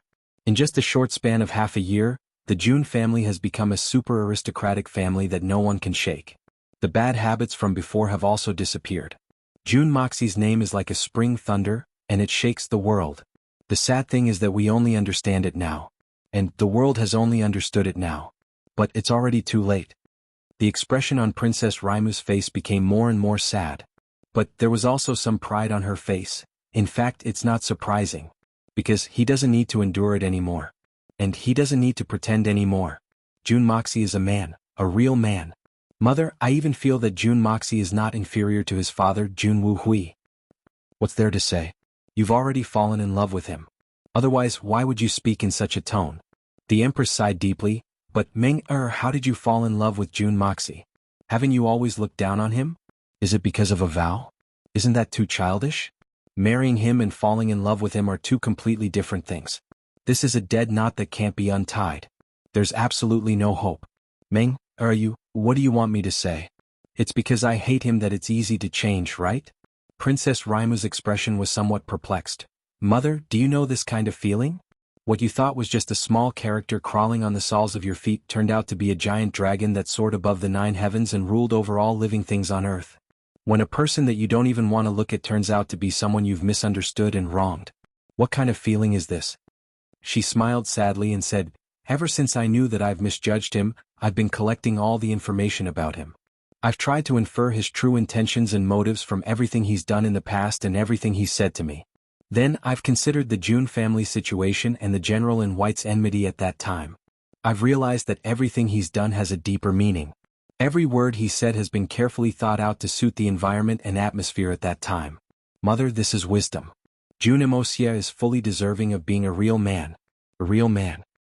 It's easy for a person to drag out an ignoble existence, but it's difficult to endure humiliation. It's just a quick move to die for justice, but it's too difficult to silently endure and even cooperate with other people's contempt. He has peerless talents, but he treats himself like a clown for the sake of his family and hatred. It's too difficult. At least I can't do it. I can't bear so many supercilious looks, so Jun Moxie is even more noble. So, as I investigated, I slowly fell into it bit by bit. Just like that, I fell into it. Empress Mother. A man like this is the man of every woman's dreams. How could I be an exception? It's not about the blood oath. I've already treated him as the only man I've acknowledged in this life. Princess Raimu said faintly, but when she raised her head stubbornly, her face was filled with tears. I know that there's no hope, not even a little bit. Because of this, I said it out loud. Ever since Father mentioned it to me, I knew that there was no possibility between me and him. How can he accept me? but I can't accept it. I really can't accept it. I really can't accept it, Mother. I can't accept that my feelings are gone with the wind. She cried out bitterly. Back then, everyone was trying to deceive me. Everyone was bad-mouthing Jun Moxie in front of me. Old Duke Jun came to propose marriage, but was rejected by Father. Although I wasn't willing at that time, but if I had known the truth earlier, I would have agreed to it. I would have tried to atone for Father's sins. I would have repaid for the sins we've committed. Even if he doesn't accept it, I was once his wife after all, and I also had him. Do you know, ever since I found out about the suffering he had gone through, my heart ached. Every time after the investigation, I want to hug him in my arms and comfort him. As a man, it's not easy for him. No matter how strong a man is, there will always be a moment of weakness. I really want to be the one to accompany him at that moment. Chapter 641. Sigh. The Empress sighed deeply and looked at her daughter. Suddenly, a heartfelt sense of powerlessness welled up in her heart. Do we have the same fate as mother and daughter? Or is Meng, even more unfortunate than me? I still have a Han's attachment. At least I have loved him, but Menger has unrequited love from beginning to end. It's so pitiful. Murong Xiao quietly pondered for a long time. She slowly stood up and looked at her daughter lovingly. She paced back and forth a few times. Suddenly, an indescribable fierceness and madness burst out in her eyes. From the side, the gentle and beautiful face of the Empress, the dignified and dignified face of the Empress, seemed a bit ferocious at this moment. My life has long been ruined, completely ruined in the hands of that man. Do I have to watch my own daughter's life also be ruined in his hands? She is my only daughter and also the source of all my blood and sweat. She thought silently, and the look in her eyes became more and more tragic and crazy. I have to work hard for my daughter. Even if I can't succeed, at least I have done my best as a mother. She was so excited that she gasped violently. This gasp sounded as if she was tearing her throat. It was so hysterical. Mother? Princess Raima looked up worriedly. It's okay. It's really okay. The Empress lowered her head as if she didn't dare to let her daughter see the fire in her eyes. She just slowly waved her hand and said, Don't think about it anymore. It's getting late. Go back and rest. The Empress' heart seemed to shatter as she watched her daughter obediently and sadly disappear from her line of sight. Gritting her teeth, her cheeks puffed up as she finally made up her mind. She stood up and refused to be served by the palace maids. She put on a coat and suddenly said coldly, Call for a sedan chair. I want to leave the imperial palace and go to the Jun family. Your Majesty, it's already late at night. The maid looked at her in fear. Didn't you hear what I said? The Empress glared and said loudly. This was the first time she had spoken in such a harsh tone since she entered the palace. Yes, this servant will go. The palace maid was so scared that she almost collapsed to the ground and hurried out. The Empress laughed self-mockingly. Hearing the footsteps outside, she suddenly tightened her collar and walked out without hesitation. When she walked out of the palace gate, a black shadow flashed out from the darkness like a phantom and followed her step by step like a shadow. Ajio, where are the new guards on duty now? Before the Empress got on the sedan chair, she asked in an extremely indifferent tone. I heard he wasn't on duty. They were all in the Imperial Guard camp and formed their own brigade. That group of people were all very arrogant, and their skills were also very good. Usually, I don't see them do anything, but recently, they've been quite well behaved. The shadow-like Ajio pondered for a moment before replying cautiously. You've only started behaving since half a month ago, right? The Empress asked indifferently with a hint of mockery in her eyes. Half a month ago was the time when Jun Moxie had returned to Tianxiang City. Yes, and they've been in the 3 battalions since then. They haven't come out, no one has come out, Ajio replied carefully. He didn't dare to look at the Empress' face because he could hear the gloominess and bloodthirst in the Empress' tone. The Blood Sword Hall was behind the Yi family's massacre, wasn't it? The Empress lowered her voice and asked. Yes, but almost everyone in the capital knew about it at the time. So, it wasn't a secret at all, Ajio replied in astonishment. Only then did he realize that the Empress had already boarded the carriage. The wind was cold and it was already the latter half of the night. There were no stars or moon as the carriage rolled out of the palace gate. What did you say? The Empress went to the Jun family at a time like this? The Emperor frowned. His face was frighteningly gloomy. He had drunk a lot of wine and his head was drooping weakly. But, he suddenly raised his head as soon as he heard these words. His eyes shot out a hawk-like gaze. Fierce and cruel. Yes. The guard knelt on the ground and didn't dare to raise his head. I know. You can go now. The emperor leaned back and closed his eyes tiredly. His fingers gently rubbed the space between his eyebrows. The ruthless look on his face became more intense, and his breathing became more rapid. He murmured, "She went to the June family at a time like this? Why? The more he thought about it, the more panic flashed across his face. Then a hysterical look emerged on his face. He roared in a low voice, "Why can't I go at a time like this? Why are you going now? Are you trying to sell me out? Murong Xiao Xiao, I've tolerated you for a long time. For a long time." He roared loudly. The alcohol had eroded his eyes into a blood-red color, and he looked ferocious. Then he suddenly said decisively, "Someone, ask Mr. Wen to come here. Brother Wen, I want to ask you to do something for me. Please." The elegant Mr. Wen had a smile on his face. He had just arrived, and the emperor had already made a request. "How could I dare? What's the matter?" "Oh, this old man has come here today to inform His Majesty of something." Mr. Wen smiled as he looked at the emperor. "Mr. Wen also has a matter? Please speak first, Mr. Wen." His Majesty had a smile on his face. But the muscles on his dignified face were faintly twitching. His 3 strands of beard were also trembling slightly. His eyebrows were brimming with murderous intentions. "This old man will leave the Tianxiang Imperial Palace tomorrow, and return to the Great Golden City.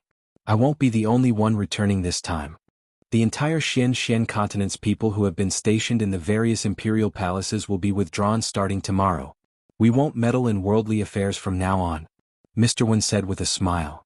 "This old man will leave the Tianxiang Imperial Palace tomorrow, and return to the Great Golden City. I won't be the only one returning this time. All the people who have been stationed in the Xian continent's imperial palaces will be withdrawn starting tomorrow. We won't meddle in worldly affairs from now on. We won't meddle in any form or by any means," Mr. Wen said with a smile. "What? Oh." His Majesty suddenly stood up. He looked at the man in front of him in disbelief. He couldn't believe his own ears. "I'm sorry, but it's true," Mr. Wen said in a serious tone. His indifferent words had thoroughly shattered the emperor's last shred of hope. "Why has such a decision been made so suddenly? I asked Mr. Wen to explain clearly." His Majesty slowly sat back down. His face exposed a trace of bitterness as he asked in a low voice, "I don't know about this. This decision has been made by the highest level of the Golden City. I'm powerless to do anything about it." Mr. Wen looked at the man in front of him. "Your Majesty, you take care of yourself." Take care of yourself? What do I need to take care of myself?" His Majesty chuckled. His face was full of loneliness.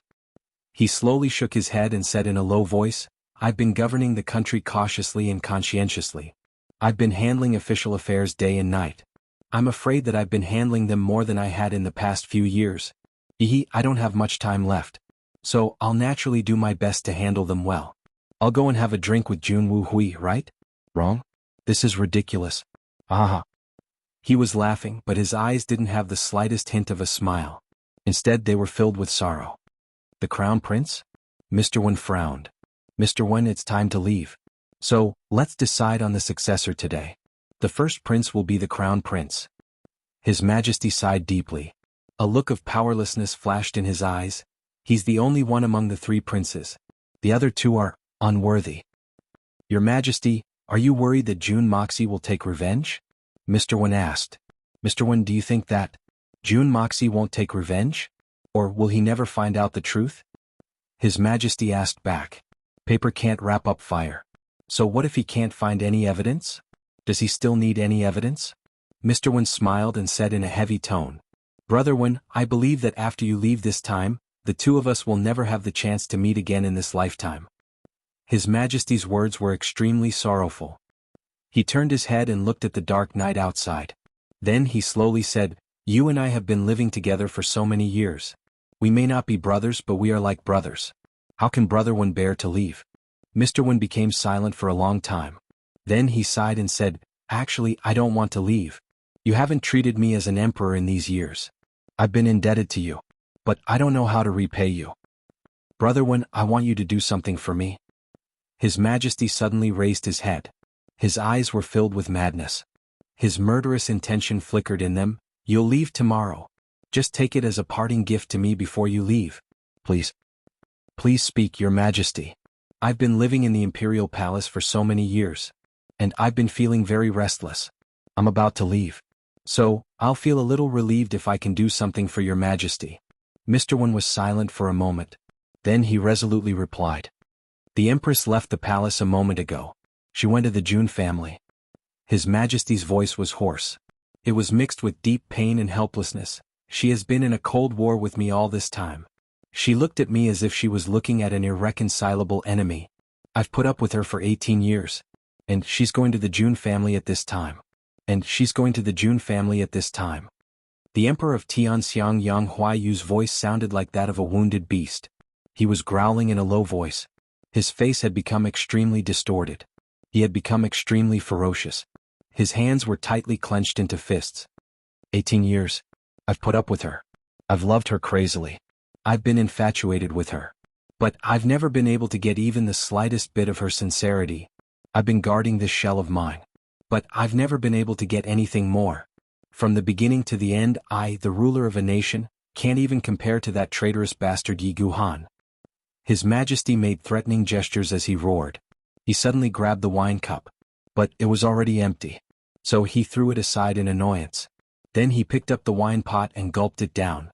Chapter 642. Bang! The jug of wine fell on the table and issued a crisp sound. "And now she has left me for the Jun family." "The Jun family? What kind of place is that? Everyone there wants me dead. They all want me dead. And she has gone there on the eve of the New Year's Eve." The blue veins on his forehead bulged and throbbed. He took a few deep breaths and finally burst out, "Moreover, Yi Guhan is waiting for her there. He's waiting for her in agony." Mr. Wen remained silent. He couldn't meddle in the secret affairs of the imperial family. In fact, he didn't want to meddle in them. The only thing he could do was to listen. Right now, His Majesty lacked someone to listen to him. Therefore he played the role of the Emperor faithfully. "My life is coming to an end and it could be extinguished at any time. That brat Jun Moxie will never let me off." The Emperor was panting heavily as a look of madness flashed in his eyes. He was pacing back and forth in the room.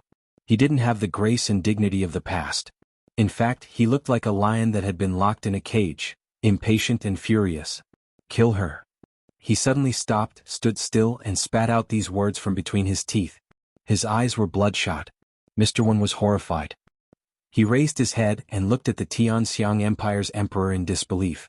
This man had obviously been tortured to the point of collapse. "Kill her," the emperor repeated. But his words were even clearer this time. His eyes flashed with a cold, cruel light. In fact, it seemed as if he had personally destroyed the thing he loved the most. He fixed his eyes on Mr. Wen and suddenly took 2 steps forward. Then he grasped Mr. Wen's shoulders tightly and spoke in a desperate voice, "Brother Wen, please help me kill this slut." Mr. Wen was shocked speechless. The emperor had asked him to do one last thing before he left. And that one thing was to kill his empress. He had killed a woman whom he had loved to death just a moment ago. In fact, he had fallen madly in love with her. What a preposterous thing this was. "Why?" Mr. Wen's voice sounded dry and hollow. "What? Ah." His Majesty looked up to the sky and laughed maniacally. He said loudly, "Since ancient times, the winner has always been king and the loser has always been in the wrong. If the Jun family didn't rise, then the Jun family would have naturally died out in Tianxiang.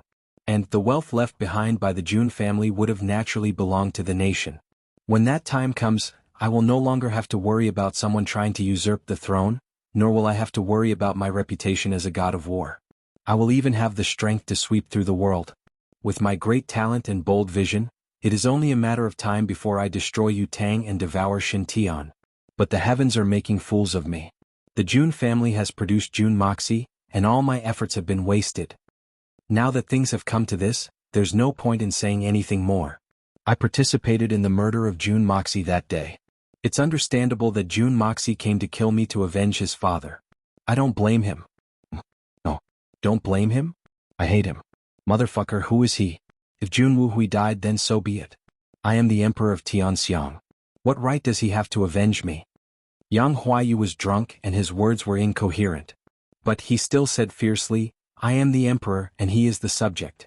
The Emperor and the subject are like father and son. If the Emperor wants the subject to die, the subject has no choice but to die. This is the norm.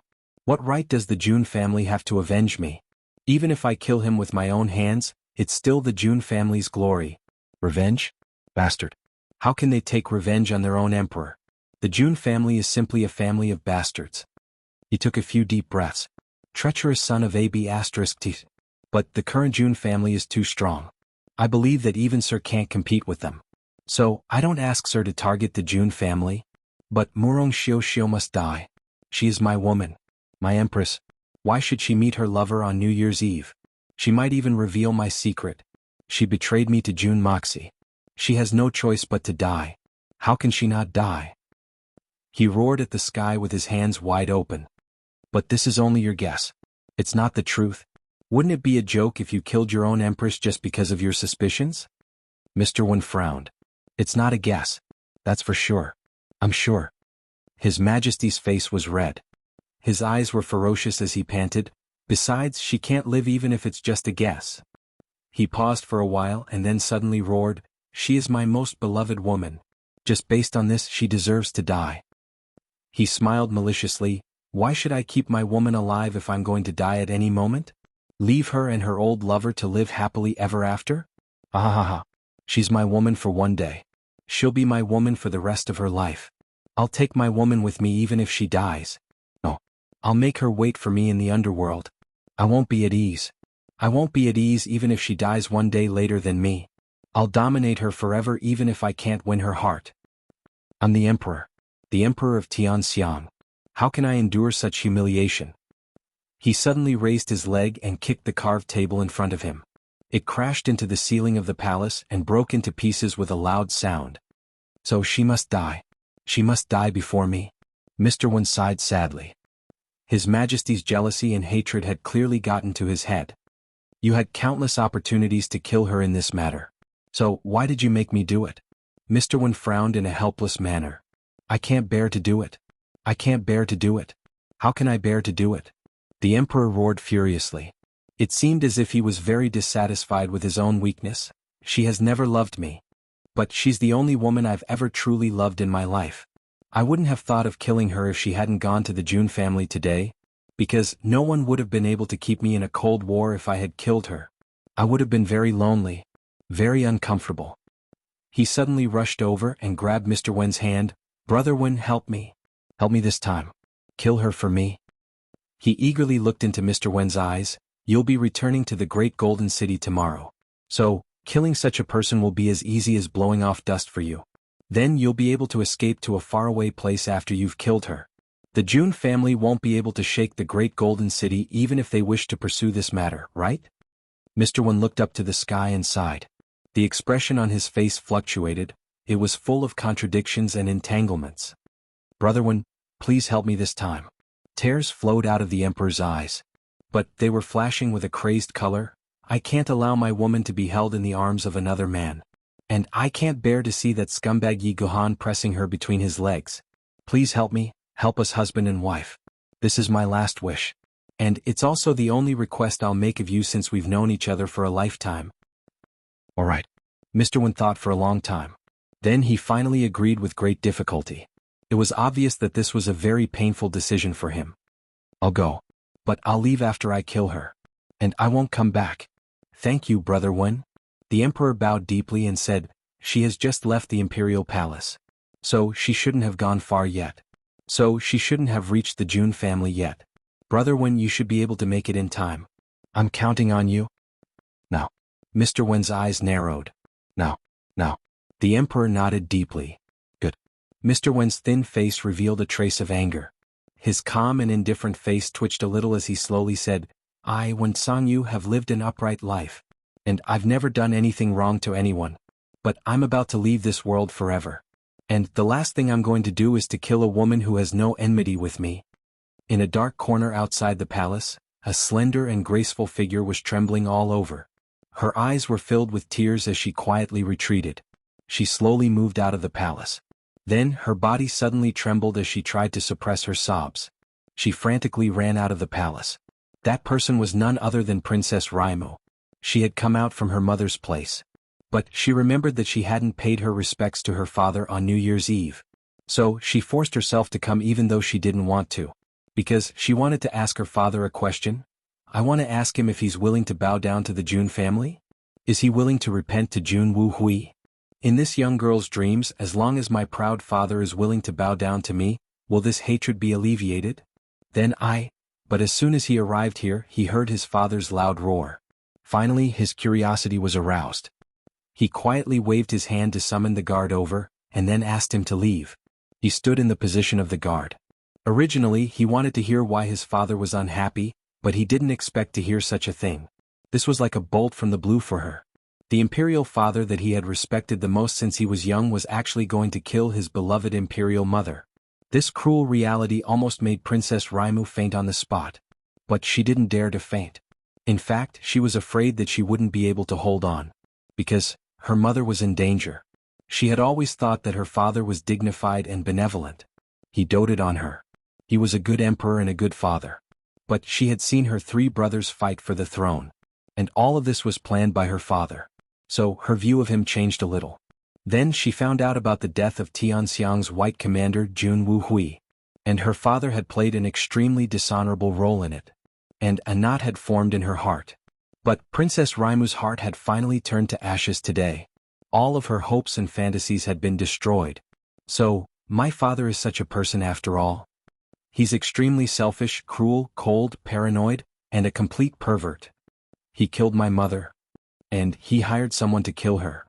Such an unimaginable thing happened right in front of my eyes.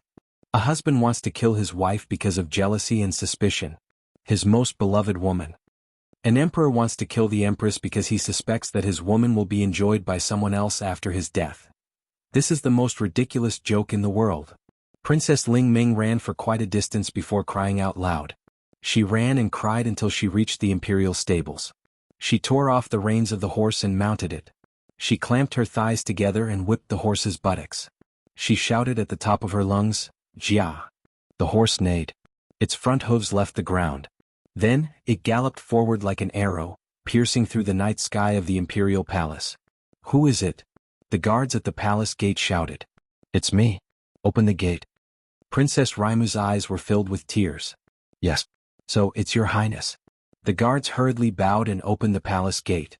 Princess Ling Ming exerted force on her leg, and the healthy horse let out a long neigh as it leapt forward like a cloud. It passed through several palace gates, and the sound of its hooves was like a sudden clap of thunder. In an instant, it had disappeared into the distance, leaving behind countless snowflakes.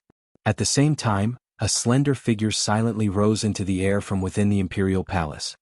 It flew over 70 to 80 feet in the air, and suddenly, like a huge flag being swept up by a gale, it unfolded in the air and disappeared without a trace with a whoosh. The emperor stood in front of the window. There was a proud and cruel smile on his face. "I left in a hurry last night, so I made a few mistakes. When I copied the chapter, I didn't know what happened. I copied it twice and clicked on the edit button, but it still went back. I repeated more than 90 words. The second mistake was that I wrote the wrong words in the chapter. Already updated became first updated." I was speechless. I just finished writing the chapter last night and was about to go to bed. Today I went to cook for my uncle. Then I got a call when I was uploading the chapter. My aunt couldn't take the blow and collapsed. Acute myocardial infarction. I finished the chapter in a few minutes and went home in a hurry. Luckily she was saved in time. Now she was out of danger. So I broke out in a cold sweat. I felt cold all over when I was walking on the road. I had a bad feeling. Let me explain briefly. There are 2 updates today.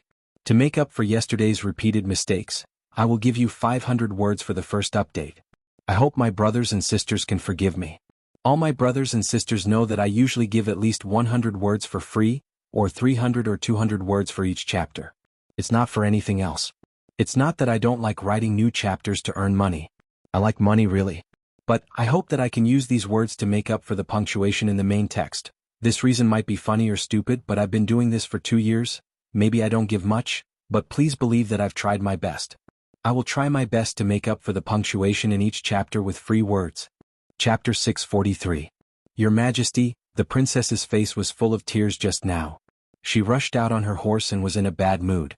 We did not dare to stop her. The guard at the door came to report. "Raimu?" The emperor was startled. He suddenly sneered and said, "Both mother and daughter are going to abandon me to meet their lover? Forget it, don't worry about her. Bring me wine. Today I want to celebrate." Yes. The cold wind whistled through the air, and the dust-like snowflakes were blown up into the air, fluttering in the air. This was the most prosperous street of the Tianxiang city, but at this moment, it seemed somewhat eerie. Under the protection of 100 guards, a small yellow sedan chair, decorated with tassels and ribbons, moved forward at a steady pace. Murong Xiaoxiao's beautiful face flashed with hesitation and struggle. Do I really have to do this? The next moment, a lonely and desolate man seemed to appear in front of her, but his eyes that had been filled with despair for a long time were still affectionate and passionate. Little Han. A trace of heartfelt tenderness appeared on Murong Xiaoxiao's face. Although she had never shown such an expression when she saw Yi Gehan, every time she heard his name in the dead of night, she would feel bitter in her heart. It was also because of this bitterness that she felt that she was still a person, and a woman at that. This deep affection had tortured the three of them for their entire lives. It became a nightmare and an eternal scar in the heart of Tianxiang Empire's Jianghu. It had also become an everlasting memory in the hearts of Murong Xiaoxiao and Yi Gehan. In this quiet night, Murong Xiaoxiao found herself strangely recalling too many things from the past. The deep feelings of the past, the solemn vows of eternal love, all of them were still vivid in her mind. It was as if on this short road she was replaying everything in her life, no matter how big or small. Little Han, it's been hard on you? Murong Xiaoxiao's face was full of tears. At this moment she suddenly remembered a poem that Yi Gehan had left for her before he fled to the ends of the world. She could not help but smile miserably. She took out a plain white handkerchief from her bosom. On it, there were a few lines of small blood-red words embroidered in a flamboyant manner. I don't regret this life's deep affection. I'm willing to wander alone. I hate that lovers are only in dreams. I'd rather betray the heavens than you. After Yi Gehan left, Murong Xiaoxiao embroidered this handkerchief and kept it close to her body. However, no one knew that this bright red handwriting was Murong Xiaoxiao's own blood. She used her own blood to soak the white thread red. Then she threaded the needle and, stitch by stitch, embroidered the last poem given to her by the person she loved the most on her handkerchief. It had survived until today. Just a few days ago, there were 2 more lines of words, the same bright red. If the fate in the next life has not ended, I would rather betray the heavens than betray you. These were the last 2 lines of the poem that Yi Gehan had recently revised. After Murong Xiaoxiao finished embroidering these 2 lines, she embroidered another word below, looking forward to it. Little Han, not only are you looking forward to it, I'm also looking forward to it. If the fate in the next life has not ended, I would rather betray the heavens than betray you. If there is a next life, I will only belong to you. I will smile for you, cry for you, shed tears for you, rejoice for you, bear children for you, and grow old with you. Even if I'm poor, even if I'm lowly. As long as you and I can be together, I will not regret it. Little Han, the world is singing praises for Jianghu Hui and Dongfang Wenxan. They are all feeling sorry for them and sympathizing with them. But who knows how much I envy them. Although they are separated by life and death, they have been husband and wife for more than 10 years after all. With such a relationship, he once had her and she once had him. They are so happy. But we have never had each other. Little Han, the man I love the most, do you know every time I see you how sour my heart is, how painful my heart is? In the next life, in the next life. Your Highness, the June residence is in front. The guard at the front of the carriage turned around and reported respectfully. When he spoke, Murong Xiaoxiao had just finished recalling the ups and downs of her life. She was drifting in her thoughts as if she was in a fog. This sentence woke Murong Xiaoxiao up from her dream. She lifted the curtain and looked outside. Her eyes were still misty. So fast? So fast? The guards were speechless. The road was snowy and slippery at night. We were so careful all the way, so how could we be fast? It was clearly slow. A gust of wind blew the snowflakes onto Murong Xiaoxiao's face as she lifted the curtain. Suddenly, she shivered and had an ominous premonition. Was there no way ahead? Or has my road come to an end? At this moment, a hurricane suddenly rolled up, right above her, and rushed towards the carriage with the force of a thunderbolt. There was a flash of light and there was a sword in the hurricane. Be careful, Her Majesty. The guard cried out in horror. In the distance, the thunderous sound of horse hooves rolled over like a storm. To gallop on a horse in the middle of the night, when the ground was frozen like a mirror, was either a madman or a madman. Once they fell, they would either have their hands or legs broken or die on the spot. It was simply a waste of one's life. A weak but hysterical cry could be heard in the wind. Imperial Mother, be careful. Imperial Mother, be careful. The voice was broken by the bone-chilling wind, but one could hear the infinite despair and panic in the voice. In the cold winter night, Princess Raimu galloped madly on her horse. Her hair was disheveled and the cold wind blew on her face, freezing the tears on her face. Murong Xiao also heard the guard's exclamation, saw the approaching hurricane, and vaguely saw a vague figure in the hurricane. The sound of horse hooves behind also entered her ears. She also heard her daughter's heart-wrenching cry clearly in the cold wind, but she suddenly found that she could not move, as if she had fallen into an ice cave. Under the shroud of such an earth-shattering Shen skill, she had no power to protect herself, and could only wait for death. But on her peaceful face, there was a trace of relief. Am I going to die? Ah! A wolf-like howl of despair rang out. A Geo shadow-like figure suddenly appeared. He kicked the palanquin and the entire palanquin rapidly retreated. At this moment the advantage of the frozen ground was revealed, and it actually quickly slid out. Meanwhile, his skinny figure lit up with a bright yellow radiance. With a loud roar, he soared into the air and faced the hurricane in midair. The figure in the hurricane. The Peak of Earth Shen. The Empress' personal guard turned out to be an expert at the Peak of Earth Shen. However, the assassin was none other than Mr. One. He was a supreme master. Not to mention an Earth Shen, even a Peak of Tian Shen could be killed in seconds. What was a mere Peak of Earth Shen? But he still managed to stop him. Blood exploded in midair. Agio's body had just rushed up when he instantly turned into a sky full of flesh and blood. Drops of blood fell like a rain of blood, falling one after another. But Mr. Wen's figure was faster than the rain of blood. He was like a demon god descending from the heavens, flying down from the sky. He was carrying a small package on his back. Once he killed Murong Xiao, he would immediately fly away and return to the Supreme Golden City. From then on, he would no longer be concerned about the mortal world. Protect the Empress. Dozens of guards stood in front of the palanquin with their swords. At this moment, Murong Xiao flipped over and rolled out of the palanquin, landing on the snow. At the same time, the palanquin was hit by the palm force and split into pieces. Mr. Wen did not say a word. He swung his sword and a ray of sword energy flashed out. The dozens of guards in front of him screamed as they were all cut in half. The sword energy penetrated their bodies and left a deep sword mark on the ground. Snowflakes flew everywhere. The sound of hooves approached. Princess Raimu rushed over desperately. She jumped off the horse and almost fell down. She madly rushed to her mother who was lying on the ground and screamed, "Mother!" Mr. Wen's figure did not stop. He hesitated for a moment and then his right palm flew out with a bang. Even in the air, a black hole in the shape of a palm was formed and hit Murong Xiao's back. Stop. A ghostly figure appeared out of nowhere. His body had yet to arrive, but he had already unleashed a force to intercept Mr. Wen's palm wind. However, he was still a step too late. Although most of the force had been dissipated, there was still a strong force that hit Murong Xiao's back with a loud bang. Murong Xiao let out a muffled groan. Her delicate body was hit and flew off the ground. She spat out a mouthful of red blood in midair. She was like a flower that had been forcibly plucked from a branch and fell powerlessly from the sky. Her light yellow dress unfolded in the air like a delicate flower that had withered in the snowy night. "Mother!" Princess Ling Meng was frightened out of her wits and rushed forward. Seeing that it was too late, she leapt forward without any regard for her life. Her body fell heavily onto the ground, and with a kacha sound, her knees made contact with the hard ice and shattered. But she did not feel it. She just stretched out her hand and firmly caught her mother's body as if she was catching the only thing she could rely on in her life. Crack.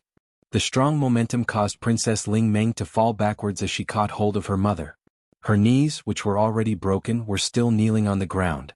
Her entire upper body was bent backwards and the back of her head slammed heavily onto the icy surface of the snowy ground. A crisp sound came from her knees as she knelt on the ground. Fresh blood instantly flowed out. If one lifted her dress to take a look, they would definitely see that the joints of her knees were completely shattered. Her delicate skin and flesh had long been split open, and the pale white broken bones were also exposed outside. However, this girl who had been pampered since she was a child had revealed her extreme toughness at this moment. Even a spirit Shen expert wouldn't be able to endure such pain. However, this little girl had withstood it. Moreover, the back of her head had started to bleed profusely. However, she had held onto her mother's body, and hadn't let her mother's body suffer even the slightest impact. Murong Xiao opened her eyes with difficulty. She looked at her daughter who was in despair and sorrow with a trace of tenderness and affection on her face. She wanted to say, "Meng, don't be afraid. I'm fine." But when she opened her mouth, she spat out a mouthful of blood again. This time it was accompanied by pieces of internal organs. She wanted to raise her hand and wipe away the tears on her beloved daughter's face, but she found that she could not even move a finger. She could only endure the intense pain in her body, but she tried her best to look indifferent. She looked at her daughter with gentle eyes and tried her best to tell her, "Mother is not in pain, really not in pain." Chapter 644. Mother, mother? Ah! Princess Raimu screamed at the sky crazily. She no longer called her Mother Empress, because she felt that the word Mother Empress was the greatest insult to her mother. That man was not fit to be her mother's man. I don't want the identity he gave me. I don't want it. The cold night was like ice, and her heart was like a cold night. Wuxia returned to his courtyard as soon as the lively family banquet was over. This period of time was a rare period of peace. But young Master Jun still needed to find time to practice his medicine and martial arts. And he couldn't afford to slack off on these matters.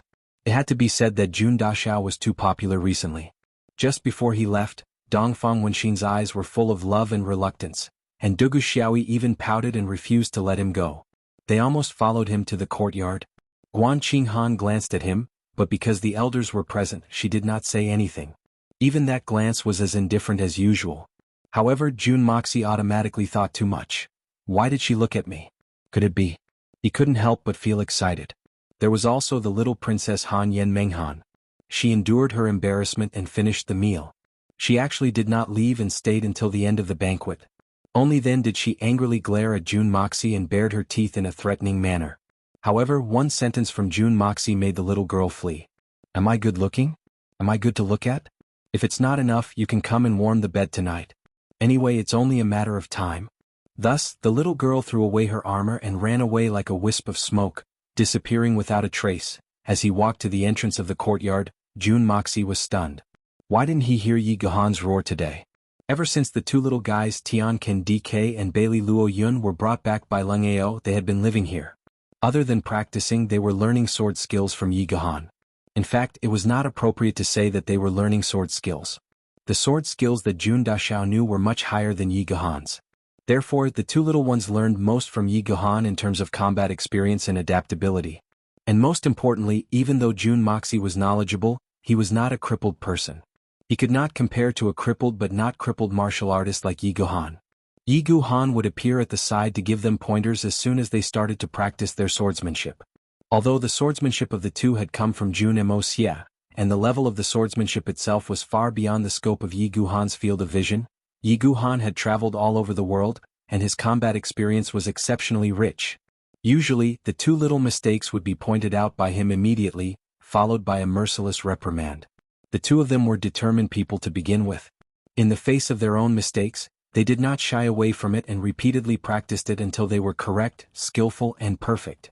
In order to further increase the cultivation of the two little ones, Jun Moxie had also used his own pure spiritual energy to imbue them with a series of muscles and bones. So in these few days, with many aspects improving simultaneously, the strength of the two little ones naturally increased by leaps and bounds, improving by leaps and bounds. In addition, after they learned ventriloquism, they were naturally extremely excited after not speaking for a long time. They chattered non-stop. They were not born mute, it was only because their tongues were cut off that they could not speak again.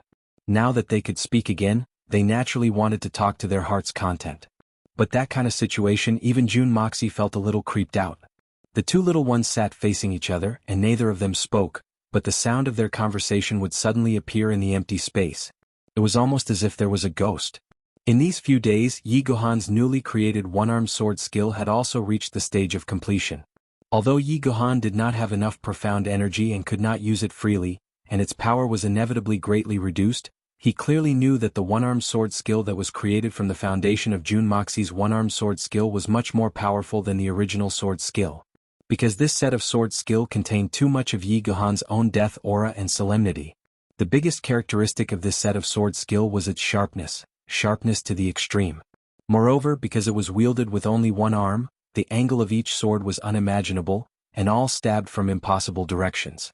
If he were to fight against an expert of the same level, he would definitely have the upper hand, especially against an opponent who was 2 levels higher than him. Even if he were to fight against an expert who was 2 levels higher, he would still be able to cause his opponent to panic. Yi Gahan was very proud of himself for being able to create such a set of sword skill, and he was also very confident. But tonight, the two youngsters were still practicing their sword skills, but Yi Gahan did not stand by the side to guide them. His bleak figure stood under the flowering tree, and from time to time he would frown as he paced back and forth. He was actually very irritated and seemed to have a very bad temperament. This kind of negative emotion had not appeared in him for a long time, and it was naturally very unusual to see it today. During the time that he stayed in the Jun residence, from the time he was injured to the time he recovered, from the time he was dispirited due to his lack of shenqi, to the time when he saw the sword skill with only one arm, Yi Gahan had always been a man of few words, and his face was always as indifferent as Lengling's. In addition, his personality was also very eccentric, and it was very rare for him to interact with anyone other than the two youngsters. Even when the third master Jun Wui took the initiative to talk to him, it was rare for him to say a few words. But at least he no longer had that feeling of despair when he was injured, and there was a little more vitality in him. But today, on this New Year's Eve, this death aura that had already dissipated appeared on his body again. It appeared on Yi Gahan's body. Even Yi Guhan felt somewhat abnormal. In fact, he felt very uncomfortable. What's wrong with me today? Today was the New Year's Eve and it was the time to relax, but why was he always upset? No matter what he did, he was absent-minded and even the words he said were wrong. He often stopped talking and when he wanted to continue he couldn't remember what he wanted to say at all. But there was one thing that was very clear. Yi Guhan only felt that the shadow of Murong Xiao Xiao in his heart was getting clearer and clearer. Usually he could forcibly suppress this longing, but tonight at this special time, it was so uncontrollable. In the haze, it seemed that Murong Xiao Xiao was slowly walking towards him with a smile. Her eyebrows were picturesque, and she was smiling sweetly, just like her innocent and playful appearance 18 years ago. But when Yi Guhan wanted to extend his arm to hug her, she floated away in an instant, leaving only a pair of sad and helpless eyes as if she was pleading for something. Xiao Xiao. What's wrong with you? Is it you? Is it you? What do you want to say? What do you want to say? Yi Gahan held his head in pain and turned back and forth frantically. There seemed to be a fire burning in his heart and there was also a knife twisting in it. He seemed to have noticed something but it didn't seem like there was anything. There seemed to be some hint in the haze, but Yi Gahan felt that he couldn't break through the layer of fog in front of him no matter what. Jun Moxie walked over slowly, and when he saw Yi Gahan's appearance he couldn't help but be startled. What's wrong with this affectionate person today? At this moment Yi Gahan finally couldn't stand it anymore. He strode over and his eyes flashed with madness. Jun Sunshao, can you take me to the palace? Yi Gahan's tone was admittedly sincere, but it was mixed with indescribable extreme irritation. He only knew that he wanted to kill someone at this moment. His heart was inexplicably irritable. In fact, he was extremely irritable. In fact, Yi Guhan felt that he would have bitten and eaten his enemy if he had been in front of him. Go to the palace? For what? Today is New Year's Eve, it's not convenient, right? Jun Moxie frowned and looked at him in amusement. Has this brother's unrequited love gone berserk? Go to the palace at this time? Do you want to embarrass yourself? With your image, do you want to go to someone else's territory and humiliate yourself? At this moment, Jun Moxie's expression inexplicably tightened, and his complexion became exceptionally heavy. He could clearly feel a hidden and powerful aura rushing over from the direction of the palace, and its target was the Jun family's residence. He could also hear the rapid sound of horse hooves coming from that direction. Did something really happen? Jun Emosia didn't have the time to pay attention to Yi Guhan. In the next moment he had already appeared at the top of the tower. He raised his eyes and looked into the distance. Just as he climbed up the tower, a shrill scream pierced the night sky. The place where the scream was coming from was not far from the Jun family's residence. Jun Moxie's heart shook, and he immediately activated the yin-yang escape, and appeared at the scene of the incident. He just happened to see a whirlwind of shadows attacking a group of people and horses.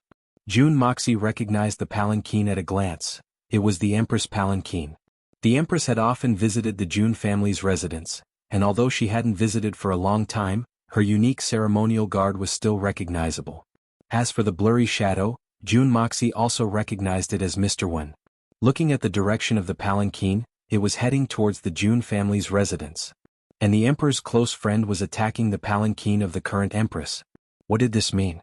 The answer was obvious. The Empress must have come to harm the Emperor.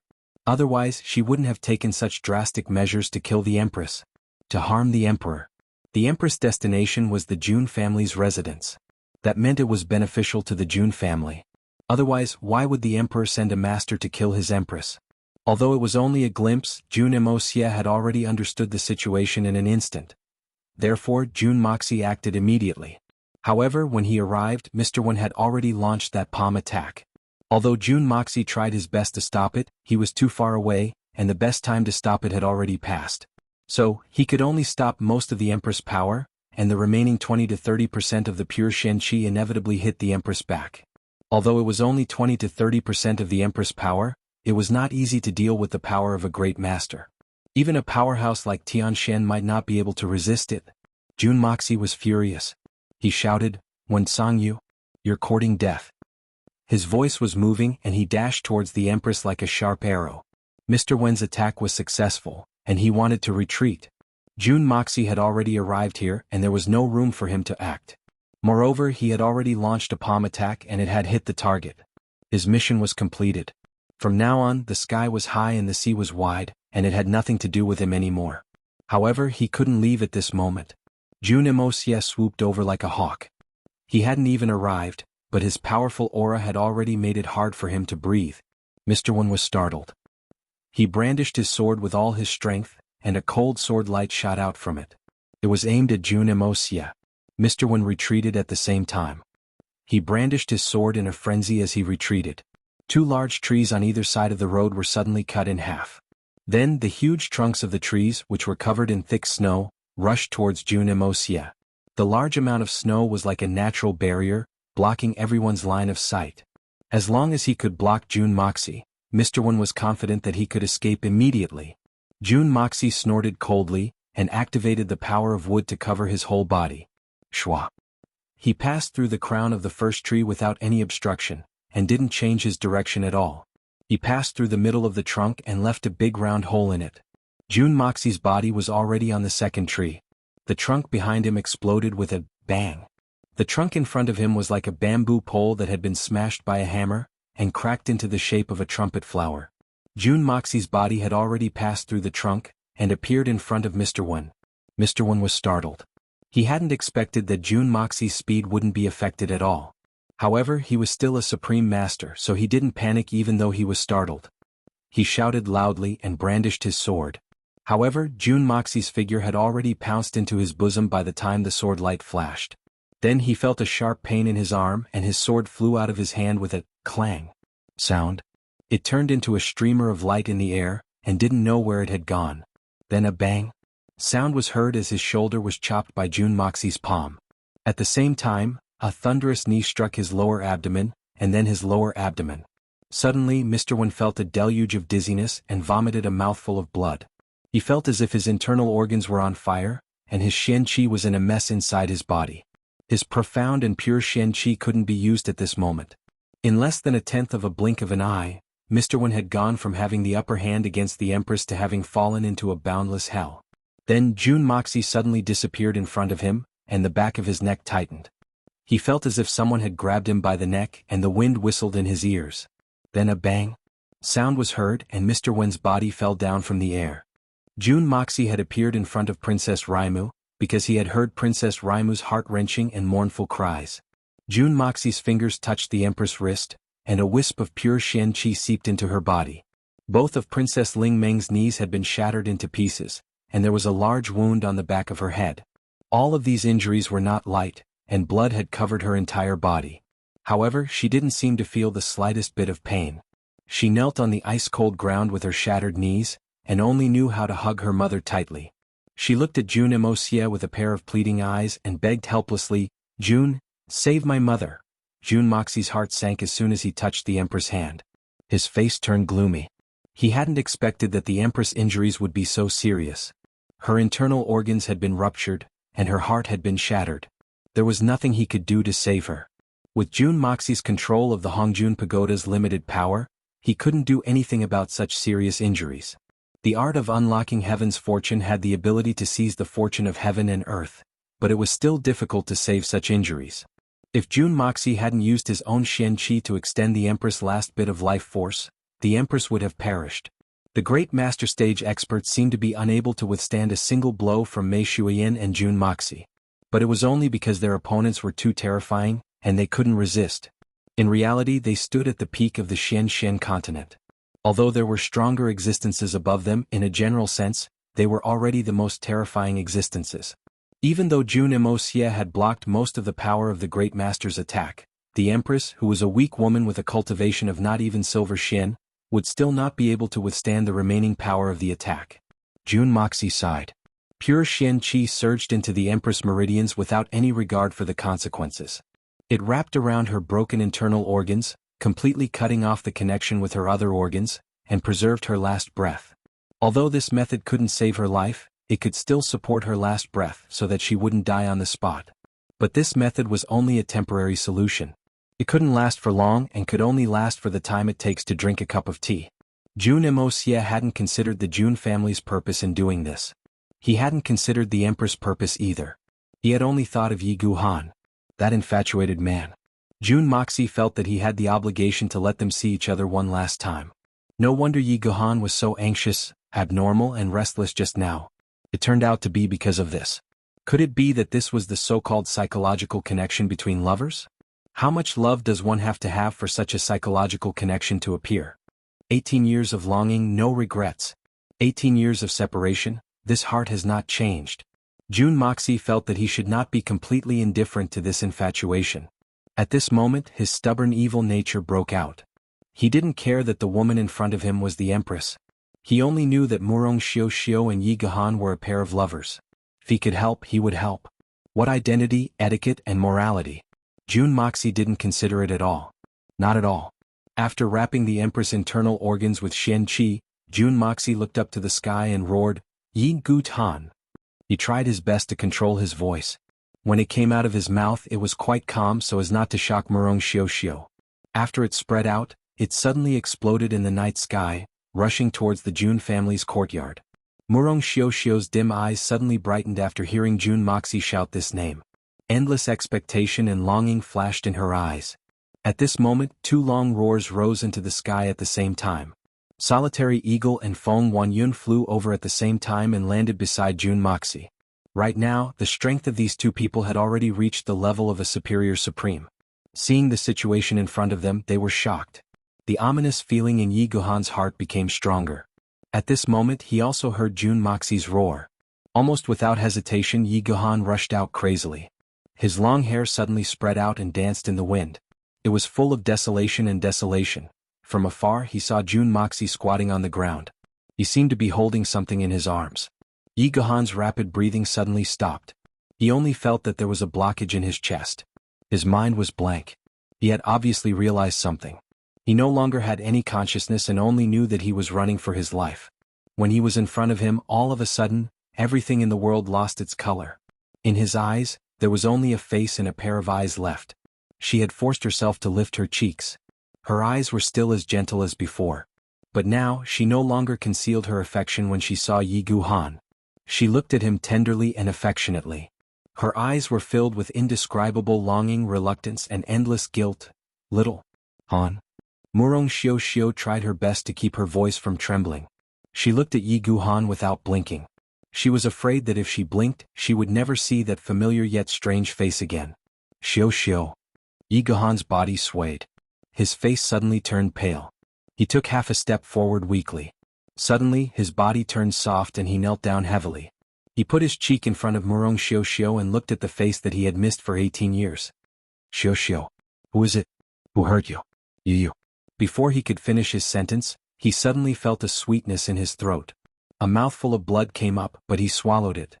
He was used to seeing death, so how could he not see that Xiao was on the verge of death? Little Han. I finally see you again. So good.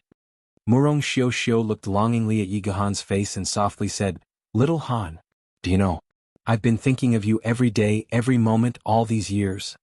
Tears began to gather in her eyes, but she used all her strength to hold them back, for fear that once the tears flowed out, she would no longer be able to see her sweetheart's face. Yi Guhan knelt in a daze and looked at her with warm and gentle eyes. He felt that his heart was empty and said in a daze, Xiao, it doesn't hurt. I'm here. Xiao smiled with satisfaction. Her eyes revealed a little girl's expression and she said firmly, Yes, with you I don't feel pain, and I'm not afraid. This was what Yi Guhan had said to comfort Murong Xiao 20 years ago when they were in danger together. At that time Murong Xiao was injured. At that time Murong Xiao's reply was exactly the same. Because even though it had been more than 20 years, their relationship had never changed, just like that day. Little Han. Murong Xiao wanted to raise her hand and touch his face, but she was powerless to do so. Yi Guhan carefully picked up her hand and placed it on his face, feeling the gentle touch. Finally he could not help but burst into tears, soaking the warm jade hand. Little Han, don't cry. Murong Xiao tried to move her fingers, wanting to wipe away his tears, but found that more and more tears were flowing. Jun Moxie, I know I'm going to die, but before I die I want to tell you one thing. Murong Xiao still looked at Yi Guhan's face and said softly, Blood Sword Hall is in the 3 camps of the Imperial Guards. Jun Moxie's body shook and he said in a low voice, Thank you. His hand was still holding Murong Xiao's right hand at this moment. He was continuously injecting spiritual energy to support her and Yi Guhan's final farewell. Because the moment they separated, Murong Xiao would leave this world. Little Han, I'm going. You have to take care of Raimu for me. Murong Xiao revealed a sad smile, full of reluctance. Meng-Er is a good child but also a pitiful child. Yi Guhan's eyes were blurred with tears, but he did not make a sound. He bit his lips so hard that they bled. A stream of blood slowly flowed down, but he did not feel it. Murong Xiao seemed to understand something. She sighed softly and rolled her eyes with difficulty. Jun Moxie, please for my sake help me take care of Raimu. I entrust her to you. She clearly saw the complicated look in Jun Moxie's eyes and begged weakly. Even if you really don't want to marry her, please take care of her. Please, I beg you. Her eyes were filled with hope as she looked at Jun Mocie's face. Her eyes were filled with endless pleading and longing. This was a mother's last wish for her daughter before she died. It was also her last wish that she couldn't let go of. Jun Moxie took a deep breath, increased the output of spiritual energy and nodded silently. He had already felt that Murong Xiao's breath was getting weaker and weaker, and the meridians in her body were almost completely still. Even the divine art of unlocking heaven's fortune was getting more and more difficult to travel through her meridians. Murong Xiao's lips curled into a grateful and relieved smile, and she said sincerely, Thank you. Then she turned her eyes and gently looked at Yi Guhan. Her eyes were filled with endless infatuation. She didn't say a word. She still had the strength to speak, but she didn't need to. She didn't want to speak either. She only looked at him. She wanted to firmly remember this face before she died. She wanted to carve it into her soul and become a brand. She wanted to carry this brand with her for all eternity. Yi Guhan didn't say anything. He let his tears flow down his cheeks as he looked at the beautiful woman in front of him. His gaze was firm and full of deep affection. The two of them looked at each other in a fixed manner. The gazes of the two pairs of eyes seemed to entangle each other's souls, never to be separated again. Suddenly Murong Xiao's face flushed and her spirit was shaken. She suddenly used the last of her strength and murmured, looking forward, if we are not fated to meet in the next life. Suddenly her body trembled and stopped. At this moment her face was full of expectation, tenderness and affection. Her eyes were still exuding endless affection and infatuation, but life had left her. The hand that was stroking Yi Guhan's face finally fell down powerlessly. Yi Guhan's tears flowed, but his expression suddenly became calm. In fact, it was frighteningly calm. His gaze was fixed on the gentle and beautiful face in front of him. Then he slowly said the last line of the poem. I would rather betray the heavens than betray you, Xiao. He knelt and looked at Murong Xiao, who seemed to be in a deep sleep, and said calmly, Jun Moxie, there is a sword manual on the table beside my bed. I will leave it to you. Raimu, I will also leave it to you, please. Jun Moxie wanted to say something, but it was all stuck in his throat and he could not speak for a while. Yi Guhan's complexion was unexpectedly calm as he smiled and said, I have one last request. Please bury the two of us together. On the tombstone write Tomb of Yi Guhan and Murong Xiao. She is not the empress, she has never been. Please grant my wish.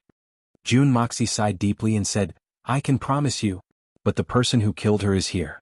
Don't you want to avenge her with your own hands? And the mastermind who killed her is in the palace. Don't you want to avenge her with your own hands?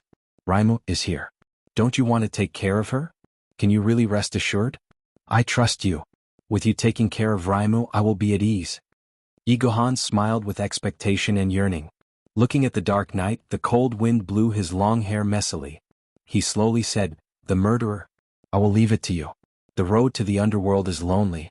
If I kill him now, Xiao will still be afraid when she sees him in the underworld. So, I will leave first to accompany her. As for Yang Huayu, he is not worthy for me to kill." He smiled slightly and said, "Xiao is waiting for me. What is more important than our reunion in the world? Revenge is not worth it. If we miss our reunion in the next life, Xiao will be disappointed and sad. We have been separated for a lifetime." As he said this, he slowly leaned over and pressed his face against Murong Xiao's still warm face. He whispered affectionately, "Xiao, don't hurt, with me, you won't be lonely."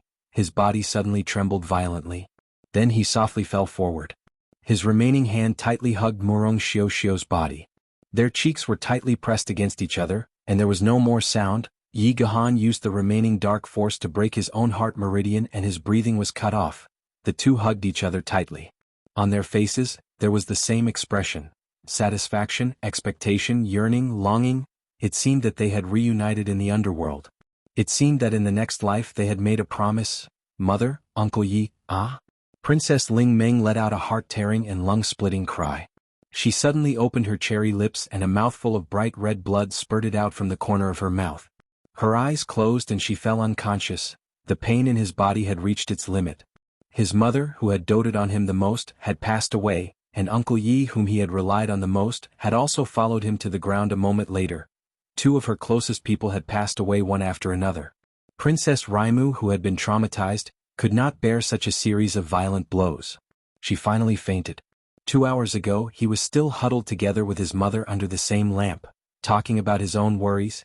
Only 2 hours had passed, yet they were already separated forever. How could a delicate woman like her endure such a cruel fact? Jun Moxie sadly lowered his head. Since he saved Yi Gahan, he had been depressed. After knowing Yi Gahan for so long, he had never seen Yi Gahan smile. Today was the only time he smiled, but it was for the illusory afterlife.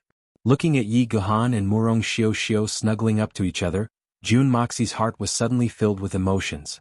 From his mother Dongfang Wenxin and his father's love, to witnessing Yi Gahan and Murong Xiao's undying love, he suddenly had a deep realization. What exactly is love? Suddenly a song came to his mind, faintly echoing. Perhaps it was a marriage in his previous life. Perhaps it was fate in the next life.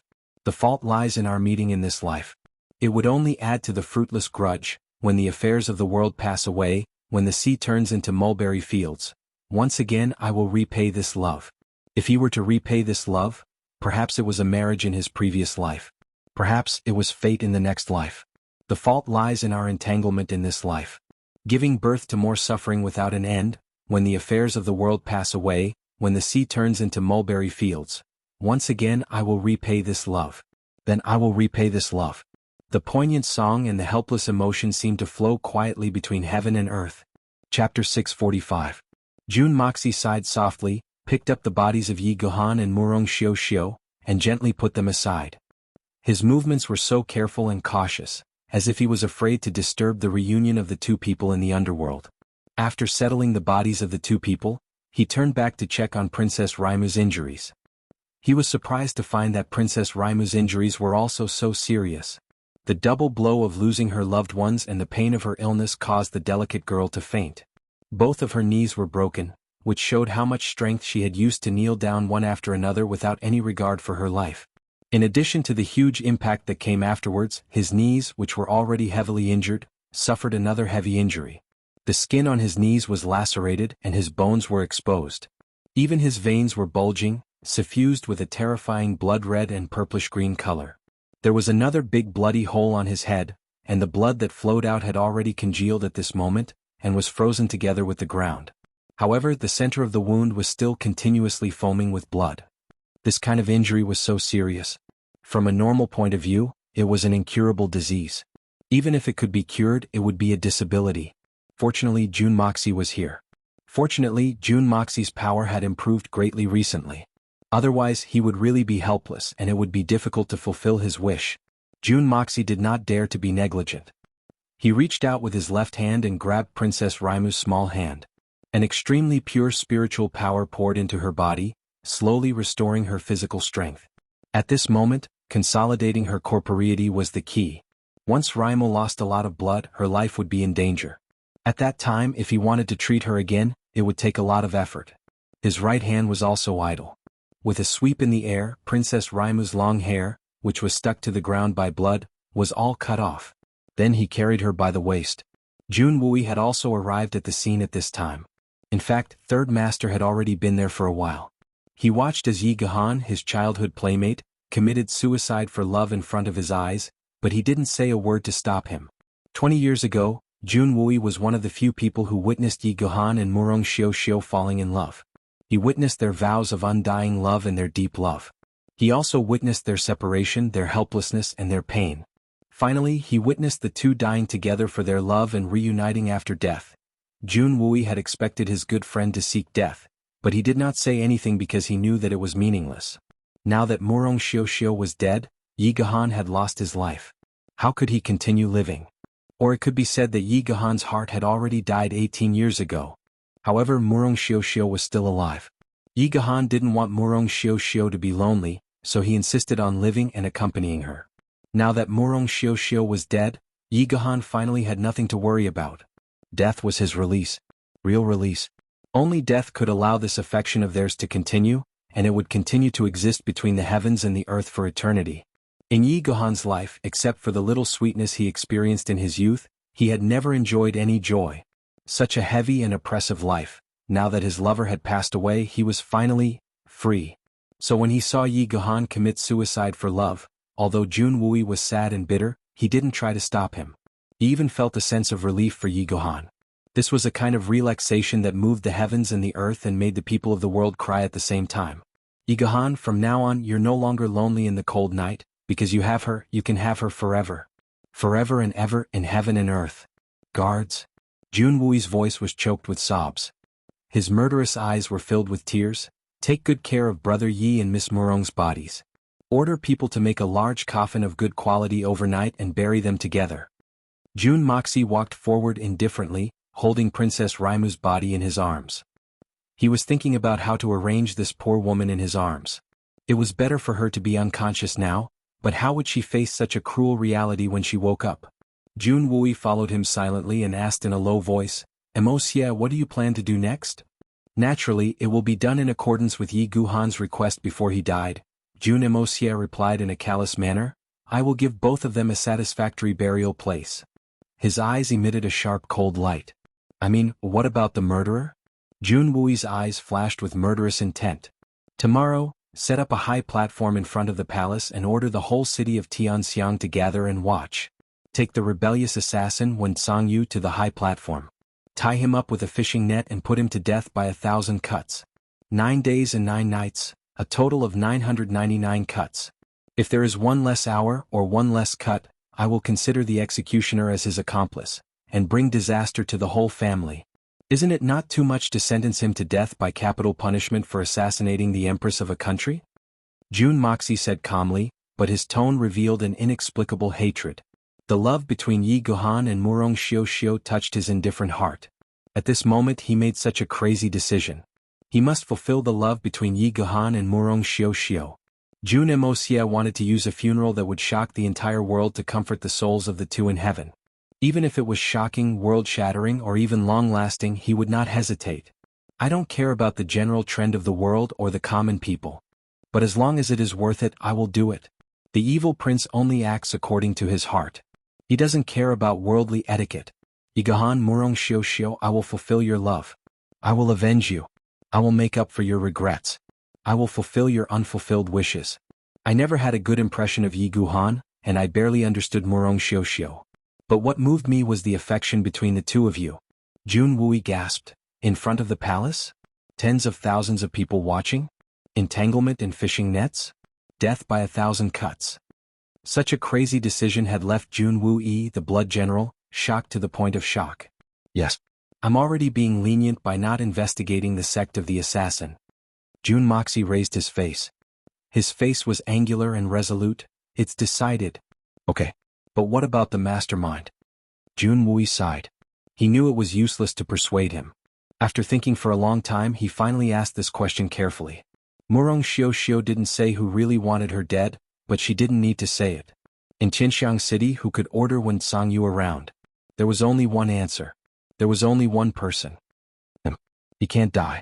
At least not now, even if he wants to die. Jun Moxie smiled slightly and said viciously, even if we don't count the debt between Yi Gahan and Murong Xiao, there's still the hatred of our Jun family, the hatred of my father and second uncle, and the blood debt of my 2 brothers. If we let him die like this, it's too easy. Even if it's death by 1,000 cuts, 9,999 cuts, it's still too easy for him. I must let him live a life worse than death. Jun Wui sighed deeply. That night, after settling down Princess Raimu, Jun Moxie did not hesitate at all and immediately mobilized the troops. Jun Moxie, Jun Wui, Jun Zhantian, Solitary Eagle, Feng Wanyun, Haichen Feng, Song Shang, Bailey Luo Yun, Leng Ao, the 300 Heaven Destroyers and Soul Devourers, and even Guanqing Han and Dongfang when Xan followed them and quietly left the Jun residence.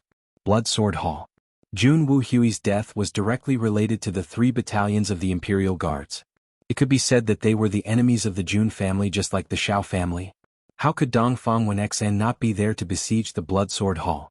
The hatred of killing her husband was absolutely irreconcilable.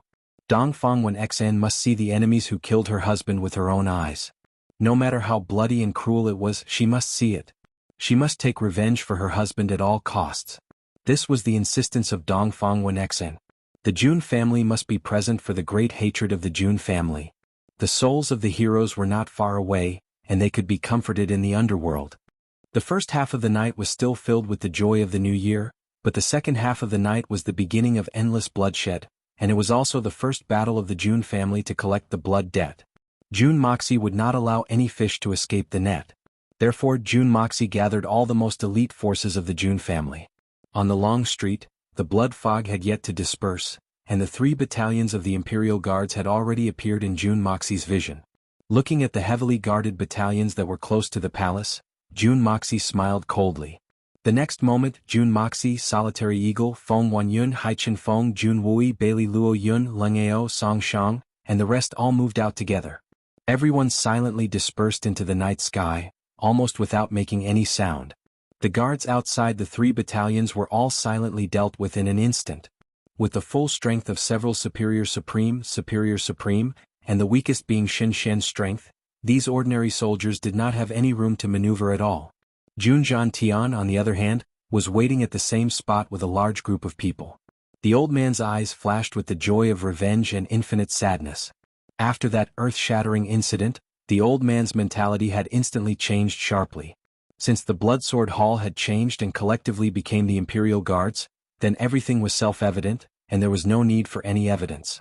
The Tianxiang Imperial family had no loyalty to the Jun family, so why should I still be loyal?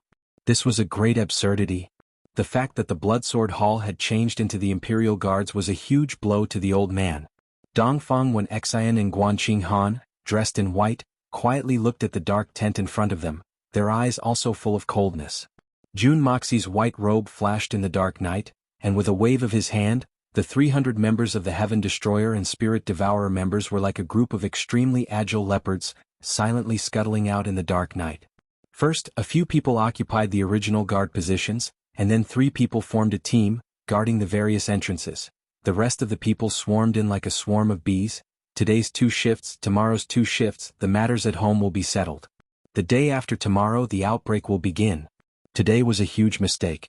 I woke up in the morning to write, and after typing 1,000 words the computer suddenly broke down, and the document could not be typed and could not be copied.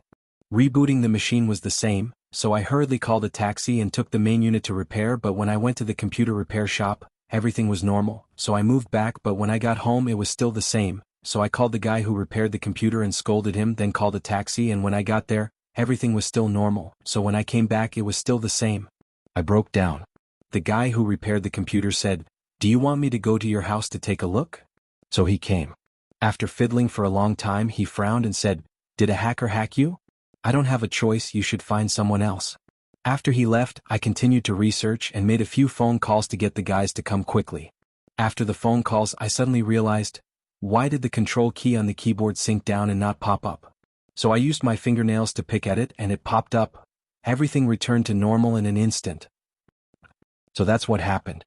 I spent nearly 100 yuan just to call a taxi. Chapter 646.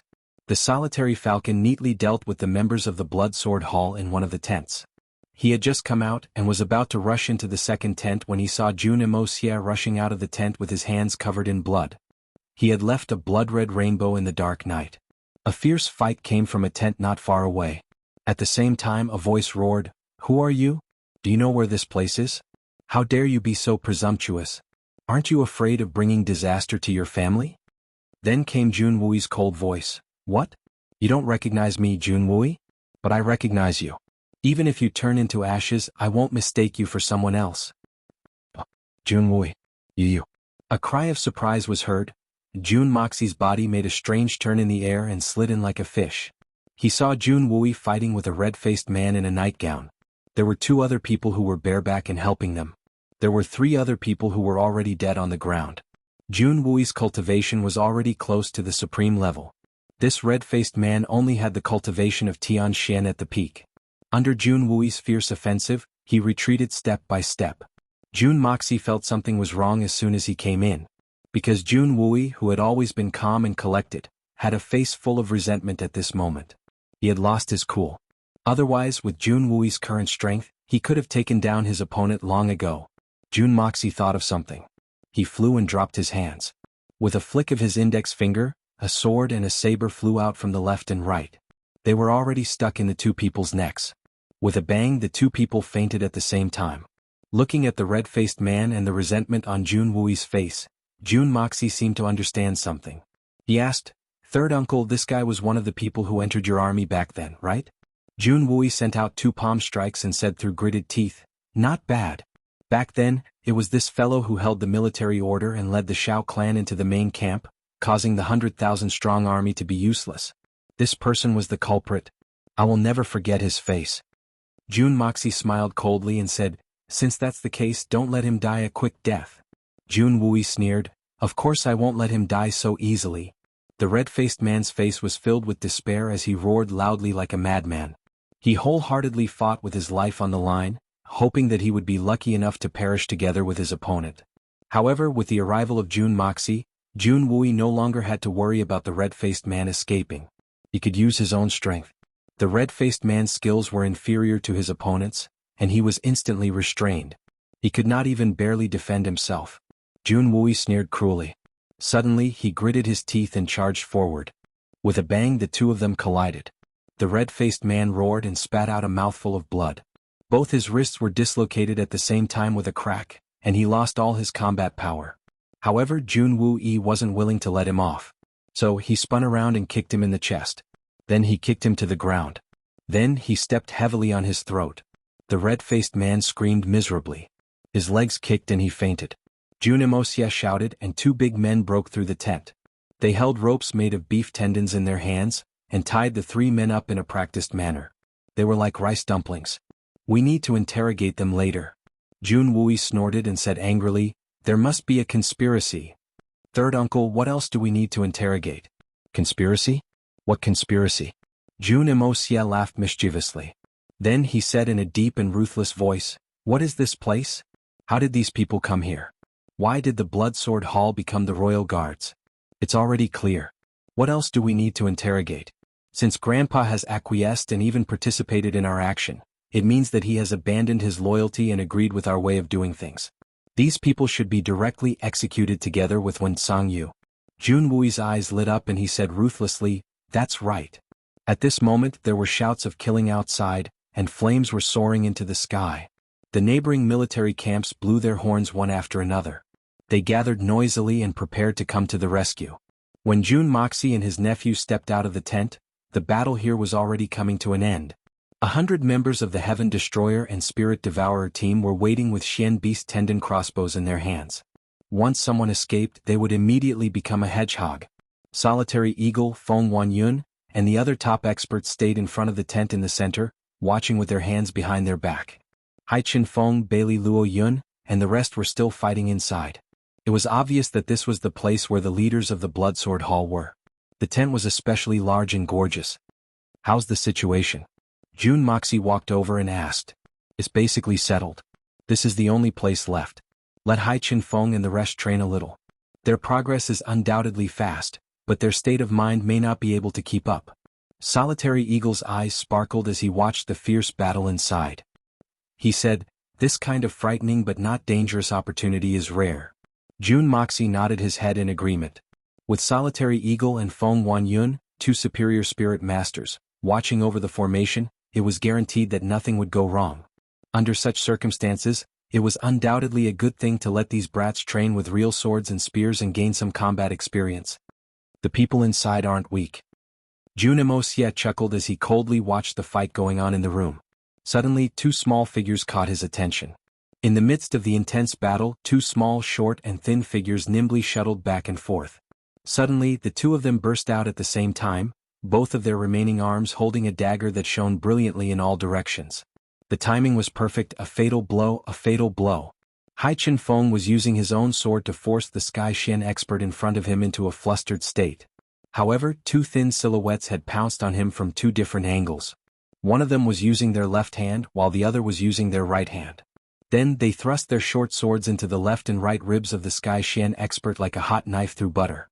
Then they let go of the daggers and somersaulted out of the way. The dying Sky Xian expert roared in despair.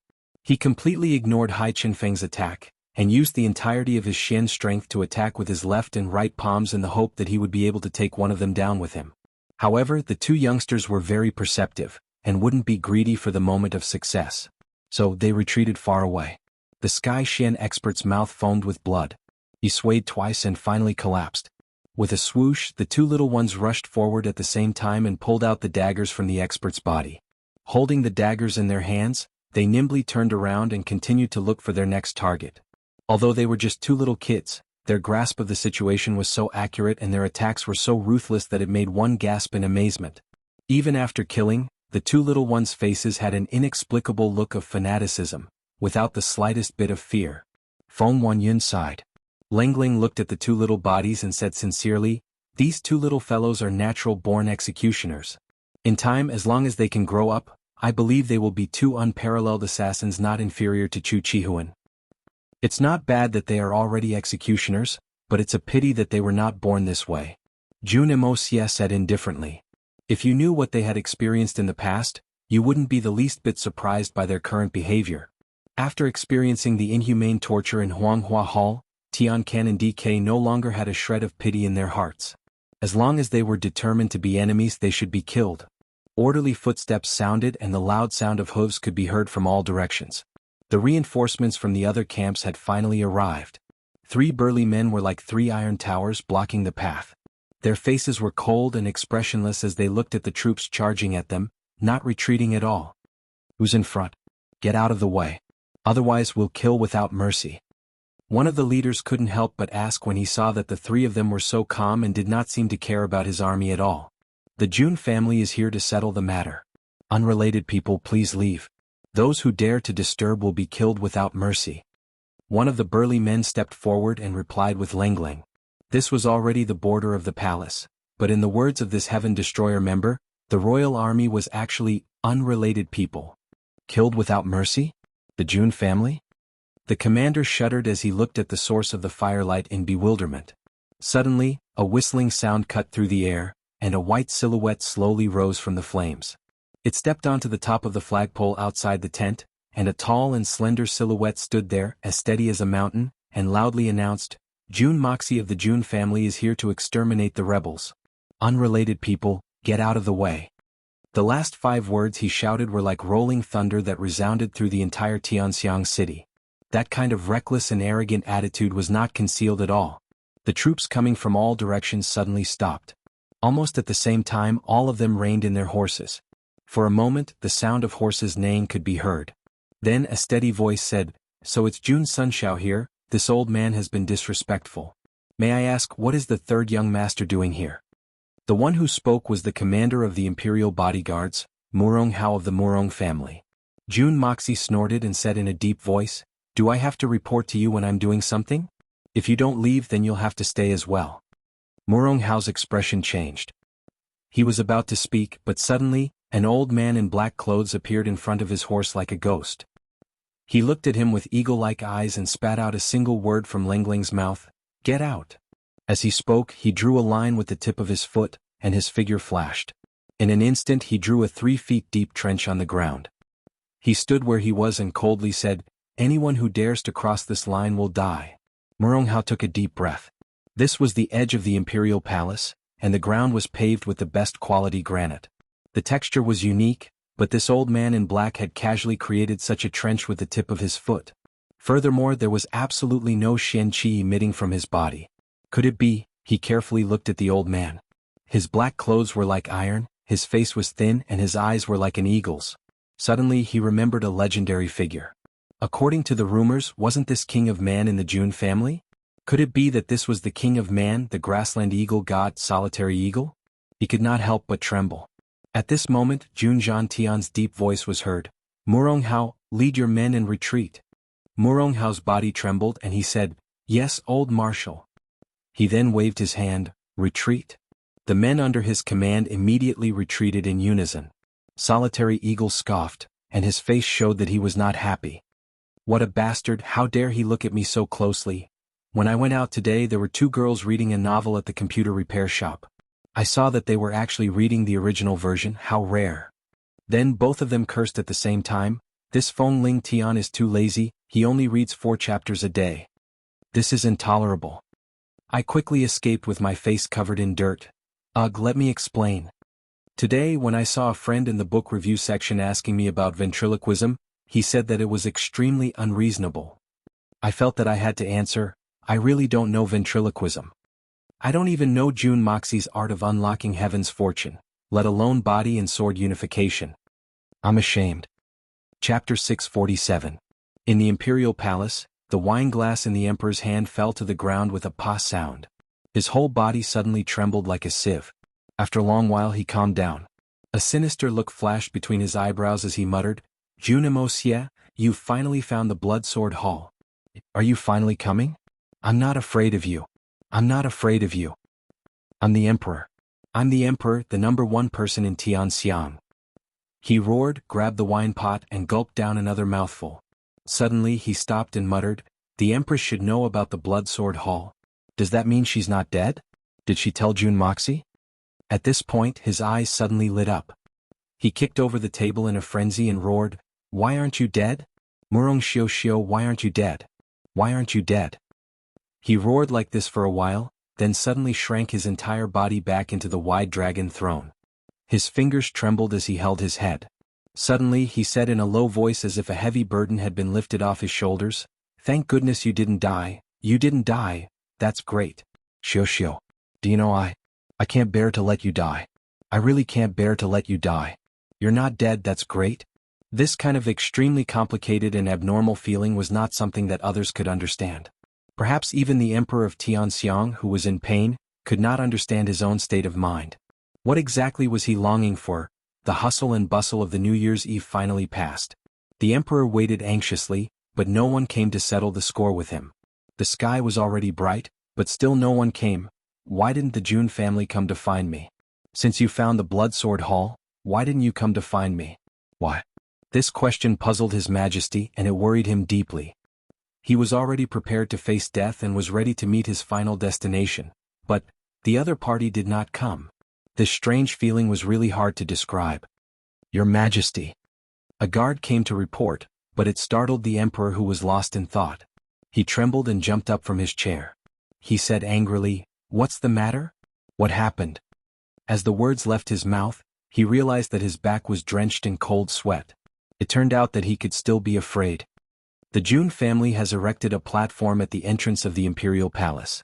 There's a banner on it that says, "Punish the rebels, warn the evil and eradicate the traitors." But I don't know what they're doing. The guard was startled and hastily reported. "What?" The emperor was startled. His face suddenly became gloomy as he roared in a low voice, "The Jun family. This is too much. That high platform is really high. From the high platform in the palace you can see it clearly." The guard carefully knelt down and reminded him in a low voice, "I'll go take a look." The bustling construction scene completely blocked the main entrance of the palace. Junimouxia was dressed in a white robe with a light blue belt around his waist. He was sitting cross-legged on a huge armchair. His black hair was fluttering freely in the cold wind. He had an evil smile on his face. He was talking and laughing with Dugu Xiaoyi beside him as if there was no one else present. Not far away there were 3 corpses, fresh blood still dripping down. These were the guards at the entrance of the palace. They came to stop the construction when the platform was first erected, but were immediately ordered to be killed by Jun Moxie. Then the Jun family's guards stood on the left and right. The members of the Heaven Destroyer and Spirit Devourer teams surrounded the palace guards with a terrifying murderous aura. The Emperor stepped onto a high platform and looked up. The opposite platform was right in front of him. It was so eye-catching. He understood that the reason why Jun Moxie wanted to erect a high platform in front of the palace was to humiliate him, to attack him with all his might. But now he could do nothing in the face of such humiliation. He had to bear it even if he didn't want to. If he were to really fly into a rage and launch an attack, the only result would be to hasten the destruction of the Tianxiang Empire. The Jun family was no longer the Jun family of the past. Any random person would be able to kill like a madman in the dark of the night. They would be able to come and go as they pleased, and as for killing, they would be able to take the head of the Emperor without a sound. Looking at the high platform that was almost within reach, the Emperor's body turned cold. His chest was filled with anger, but there was nothing he could do. For the first time he felt some regret. If Jun Moxie wanted to take revenge openly, perhaps he wouldn't be so afraid. Even if it was torture, it would only result in death. As an ambitious person, he was not afraid of death. But this kind of blunt knife-cutting flesh, this kind of naked humiliation in front of the whole world, was unbearable to him. Right now the Emperor felt like he was the biggest laughingstock nailed to the pillar of shame. He was being ridiculed by the whole world. He looked at the white figure sitting leisurely on a wooden armchair. His eyes were spitting flames of anger. If this angry look could really burn someone to death, then Jun Daxiao would have died at least 100 times. At this moment, Jun Moxie seemed to turn his head indifferently. His eyes met the gaze of the Emperor of Qianxiang Yang Huaiyu. The Emperor felt a stinging pain in his eyes. Jun Moxie's gaze was like 2 sharp swords, accurately stabbing into his heart. In that instant it was difficult for him to breathe. Even standing was difficult. The corners of Jun Emosia's mouth curled into a playful smile as he suddenly said, "Xiaoyi, look over there. It's our Emperor. Ah, that yellow robe of his really makes him look like a black bear." Ah. As he said that, he pointed with his finger. It was the middle finger. Dugu Xiaoyi also looked over and said, "Not at all, not at all. Where is the black bear?" "Oh, isn't that it? Big black bear." Jun Emosia pointed with his finger again. Dugu Xiaoyi wasn't the only one who was looking at him. Everyone around them also turned their gazes to look at him. Ha ha ha. Jun Moxie laughed loudly. He suddenly stretched out his left hand and pulled Dugu Xiaoyi's slender waist into his embrace. He said in a low voice, "Do you see that?" Dugu Xiaoyi felt weak all over as she was suddenly embraced by him. She leaned against him weakly and said shyly, You're so bold. There are so many people here." Although she said that, the little girl did not struggle. She did not even have the slightest intention of resisting. She could not wait to let the whole world see her happiness. This is the first time this enemy has hugged me. Dugu Xiaoyi blushed and thought to herself, "Ah, awesome. Holding the power of life and death in my hands, holding a beauty's waist with a smile. Ruling the world. Sweeping across the universe, shocking the world with a flip of my hand. Gods and ghosts cry with a glance. What more can I ask for in life? Ah." Jun Emosia laughed maniacally, his voice reverberating in all directions. That laughter was like a sharp steel needle, piercing into His Majesty's ears, piercing into his heart. What nobility, what glory, splendor, and wealth. How can they be in my eyes, Jun Moxie's eyes? Jun Moxie laughed. His left sleeve rolled up like a flowing cloud. A glass of wine beside him jumped up. He caught it in his hand and suddenly brought it forward. He laughed from afar and said, "Your Majesty, it's rare that you have the leisure to climb up high to look at me. Let me give you a toast from afar." Ah. Young Master Jun's voice was wild and unrestrained, carrying with it an unyielding arrogance that didn't conform to the heavens and earth, spreading far and wide. Everyone was startled. They looked in the direction of his voice and saw a bright yellow figure disappearing behind the curtains. Jun Moxie's wild laughter didn't stop. He drained the wine in his cup in one gulp. With a flick of his wrist, the wine cup flew out like a shooting star. With a puss sound, it smashed into pieces at the window where His Majesty had just appeared. It was a great humiliation. In the imperial palace, His Majesty's face was ashen. He flicked his sleeves and went downstairs. His whole body was trembling with anger. His eyes were bloodshot. Madness, despair, and humiliation alternated in his eyes. He panted heavily. His breathing became more and more hurried. Suddenly he choked and coughed violently. Blood trickled down from the corner of his mouth. Jun Moxie had caused such a ruckus. If the imperial family couldn't get rid of Jun Moxie in the shortest time possible, then his dignity as the emperor of Tianxiang would be gone. But how could he get rid of Jun Moxie? Just think about it, who in the world is capable of accomplishing that? Why did Mr. Wen withdraw? Why did the Great Golden City make such a decision?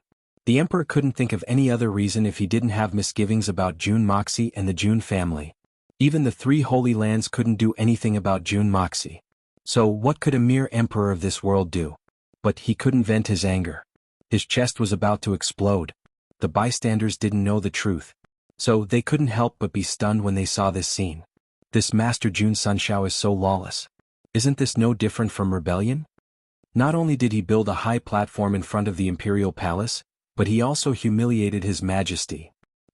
Isn't this too unimaginable? There was a lot of noise and footsteps. All the aristocratic families in the capital had arrived. But, seeing this scene, even an idiot could understand that the Jun family was clearly going against the royal family. After showing their heads from afar, they disappeared without a trace. This muddy water is too deep. Let's stay away from it. It was the first day of the Lunar New Year. The weather was great. The sun gradually rose, and under this clear sky, this cruel show of a death by 1,000 cuts finally began. As the naked and tied people were taken to the high platform and tied to the wooden stakes, the voices of the bystanders became louder and louder. One by one they were taken to the high platform. A total of 118 people were taken to the high platform. When Song Yu was the last one, Jun Zhantian and Jun Wui, together with the Jun family, finally made their appearance. Everyone's face was filled with excitement and joy. The great hatred that had been buried for 10 years was finally going to be avenged today. Under the watchful eyes of the crowd, Jun Moxie floated up to the high platform and waved his hand. Suddenly, a big flag appeared on the high platform. It was blood red and over 100 feet high. There were 7 big words written on it. General in white Jun Wuhui. The 7 big golden words shone brightly under the sun, as if they were emitting thousands of rays of light. It was like the glory of the name itself, illuminating the world. The crowd below seemed to realize something and couldn't help but be in an uproar. The flag of the general in white had not been seen for 10 years. Why did it suddenly appear here at this time? Jun Imosie's expression was solemn as he bowed towards the flag. The Jun family members in the audience also bowed in salute. Jun Zhantian's eyes were filled with tears as he gazed at his son's flag for a long time. His lips trembled as his white hair danced in the wind. He stared at it in a daze as if he could never get enough of it. This was his eldest son, and also his greatest pride. He was the pride of Tianxiang and all the soldiers in the world. Today he could finally pay his respects to his son with a justifiable reason. With the blood of his enemies as a sacrifice. The wind whimpered in the sky. The flag fluttered in the wind, just like the General in White's army sweeping through the world. General in White. General in White. Suddenly a tsunami-like voice rang out. All the soldiers present shouted at the same time, screaming at the top of their lungs. Facing the flag of Tianxiang's protector, someone suddenly cried out and slowly knelt down. Everyone responded one after another, and in an instant, a dense mass of people knelt down. Everyone had tears in their eyes as they sincerely thanked this general in white for the glory and stability he had brought. This flag is the flag of my father, General in White Jun Wuhui. Jun Imosie stood up with a stern look in his eyes. Back then my late father fought for Tianxiang and made great contributions. Unfortunately he passed away in his middle age, becoming the greatest regret of the world. But only now do I know that my father didn't die in battle, but was murdered. Murdered?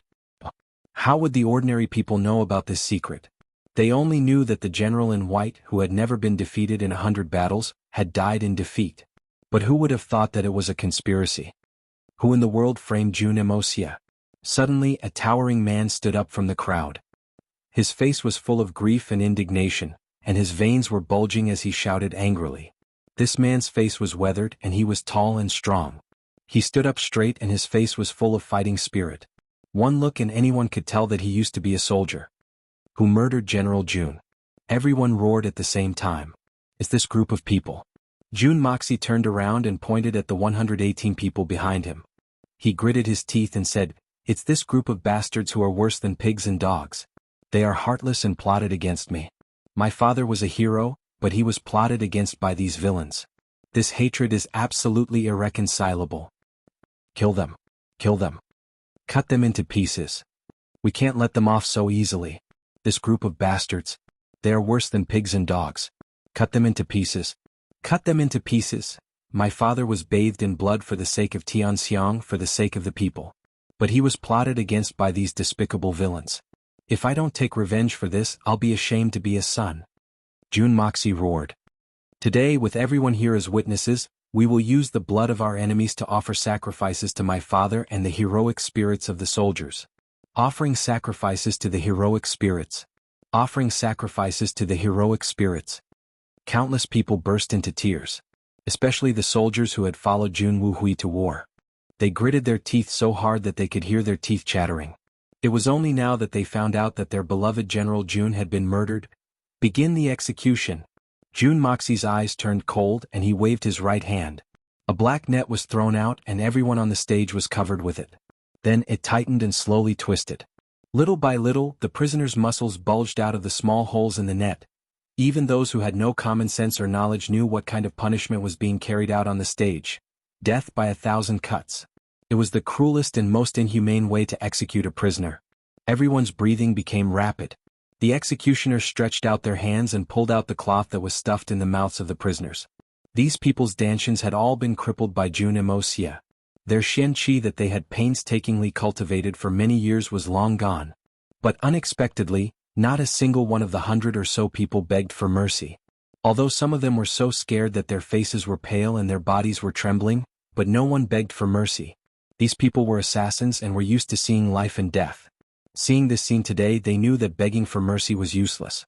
They would be stabbed if they stretched out their heads, and they would be stabbed if they shrank their heads. So they might as well endure it. Kill. The people below the stage were shouting wildly. Jun Wuxia raised his right hand, and fiercely made a chopping gesture. 118 steel knives were raised at the same time. Wait. Jun Moxie, I have something to say. When Sangyu suddenly raised his head. The strong humiliation of being naked made this Supreme Master's face distorted. Jun Moxie, I have always followed the rules in my life. I have never done anything harmful to others. This is the only mistake I have made in my life. And I was entrusted by someone. Can't you just give me a quick death?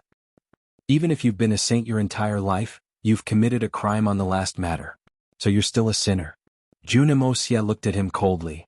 This has nothing to do with good or evil. No matter what, I am a Supreme Master of the Supreme Golden City. I don't want you to be merciful. Can't I ask for a decent death? Jun Moxie, why do you have to be so cruel? Don't leave a way out for us in the future. When Sangyu was so angry that he asked sadly. You finally took out your life-saving talisman? You are going to use the Supreme Golden City to scare me. You should know that the Supreme Golden City can't scare me. Jun Moxie smiled coldly. He flicked his finger and a black light flew out and smashed into Wen Songyu's mouth. After a series of clanking sounds, Wen Songyu spat out blood and more than a dozen teeth with the blood. It turned out that this old man wanted to take the opportunity to kill himself by biting his tongue, but Jun Moxie found out in time and stopped him. Jun Moxie's white robe fluttered. He walked a few steps forward and came to the front of the 110 people. He said lightly, if you still want to kill yourself by biting your tongue, go ahead. But I want to tell you, if you obediently let me cut you into pieces, everything will be over from now on. If you try to kill yourself by biting your tongue, no matter whether you succeed or not, I will kill all your parents, wives, children, and relatives in your family. Not a single blade of grass will be left, and not even chickens and dogs can escape. Your names and information are in my hands. Don't doubt me because I can definitely do it. By the way, if anyone doubts me, you can try it with your relatives and your family. I don't mind. Everything will be settled today. All the guests have been gathered by me today. It's all over. I have also greeted all the relatives yesterday and today. Starting from tonight, everything is finally over. Very tired. But finally relaxed. I'm very relaxed. So I will start tomorrow. Of course, it is not continuous, but starting from tomorrow I will start working hard this month. 5 days have passed this month. I hope it is not too late. Chapter 648. Jun Moxie smiled faintly, revealing his snow-white teeth. In the eyes of these people it was so cruel. Like a beast baring its fangs before it hunts its prey. Upon hearing this, several people showed a look of despair on their faces at the same time. They were thinking about this in their hearts. They were prepared to bite their tongues and commit suicide after a period of time. They didn't expect this young man to be so ruthless. With just one sentence he forced them to not even commit suicide. They could only endure the pain. Since there was no chance of getting lucky today, should they still implicate their families? Jun Moxie had grasped the psychology of these people. They couldn't live and they couldn't die. In the underworld, some debts had to be repaid. Naturally, they had to be repaid thoroughly. Jun Moxie sneered and said, "Yesterday's various causes, today's retribution. What are you waiting for? Execute." As soon as his voice fell, the butcher's knives fell in the hands of a group of executioners. Today's executioners seemed to be fiercer than in the past. Their work was more careful and neat. Jun Dashao's reputation as a bear tyrant was now well known. He slaughtered living people with a glare, and he slaughtered several people at once. Today he slaughtered over 100 people in one go, and all of them were executed by 1,000 cuts. How could they not be careful and neat? If they accidentally let their prisoners suffer a few cuts, their entire family would have to be buried with them. Therefore, the group of executioners naturally had to be as meticulous as possible. This also caused many of the people who were being tortured to have zero crimes. As the knives fell, the flesh split open and blood spurted. A series of earth-shattering screams rang out continuously. Below the stage, some people screamed in fear, their faces pale. Ordinary people were shocked to hear such heart-wrenching screams. Fear was a reasonable thing. However, there was another group of people, all of them standing ramrod straight, watching everything that was happening on the stage with great pleasure, afraid to miss even half a glance. This group of people were dressed in ordinary civilian clothes, but all of them were tall and had weathered faces. They gathered together spontaneously, slowly forming the largest group of onlookers, watching the fluttering flag on the stage in an orderly manner. Their eyes were filled with excitement, eagerness, and nostalgia. These people were Jun Wu Hui's former subordinates. After Jun Wu Hui's death, many who knew the inside story felt disheartened and left the army. But today, on this big day, they gathered together spontaneously, still in the same formation as when they were in the army, quietly standing below the stage. In everyone's heart there was a joy of revenge. Death by 1,000 cuts. The scene had officially begun. On the stage, the eyes of the 108 people who were being tortured were fixed on Jun Wuxia. They were well aware that there was no chance for them to escape. But all of them had the same thought in their minds: remember this kid. Even if there was no chance of survival, everyone had the same thought: remember this brat. So, you must take revenge even if you have to live for generations to come. So, Jun Moxie stood with his hands behind his back, looking at the bloody scene in front of him. He said gently, "I know that what all of you want to do now is to kill me and take revenge. Even if you don't have the chance in this life, in your next life, in your next life, in every life, you will find me for revenge. So, you must open your eyes wide and look and remember this face of mine. If there really is a next life, you can find me for revenge. I welcome you at any time and even reincarnate a few more times, it doesn't matter." He sneered and said, "But look at you guys, just look at how you guys screamed after being stabbed. You're not a big deal. Even if you become a ghost, you're just a coward and a good-for-nothing. Drink milk and work hard in your next life. I don't like you guys in this life, but I hope you'll be more successful in your next life." Ah. A guy raised his head ferociously, blood and sweat dripping down his face, his muscles twisted, and he shouted, "Get stabbed? You say it so easily, come up and try it. No, you guys should enjoy this super treatment. I'm not in the mood for it." Jun Moxie snorted. "Jun Moxie, if there really is a next life, I'll kill your whole family. Just wait and see." When Sangyu raised his head in pain, and stared at the young man in front of him with endless hatred. Although when Sangyu was over 80 years old, he had always been clean and had profound skills, so his physical fitness was excellent.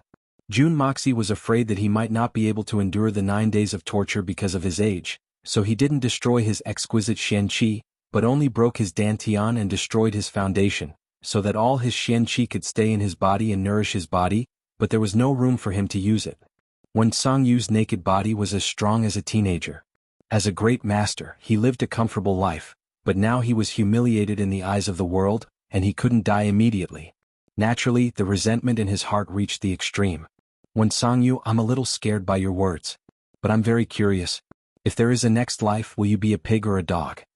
Jun Moxie said sarcastically, if you do something wrong and have to pay the price, you should be brave enough to bear the consequences. Why do you have to gnash your teeth and talk about the next life? It will only make me laugh at you. Wen Sangyu was silent, but his bloodshot eyes were still staring straight at Jun Moxie. Brother Wen, why are you? In the palace, the emperor trembled and suddenly felt powerless. Xiao. At this moment he suddenly understood. Why did Wen Sangyu appear here and be sentenced to death without saying anything? The empress hadn't returned yet. It seemed that she had been killed by Mr. Wen. And because of this, Wen Sangyu angered Jun Moxie, so he was punished by 1,000 cuts. He was dead after all. Are you really dead?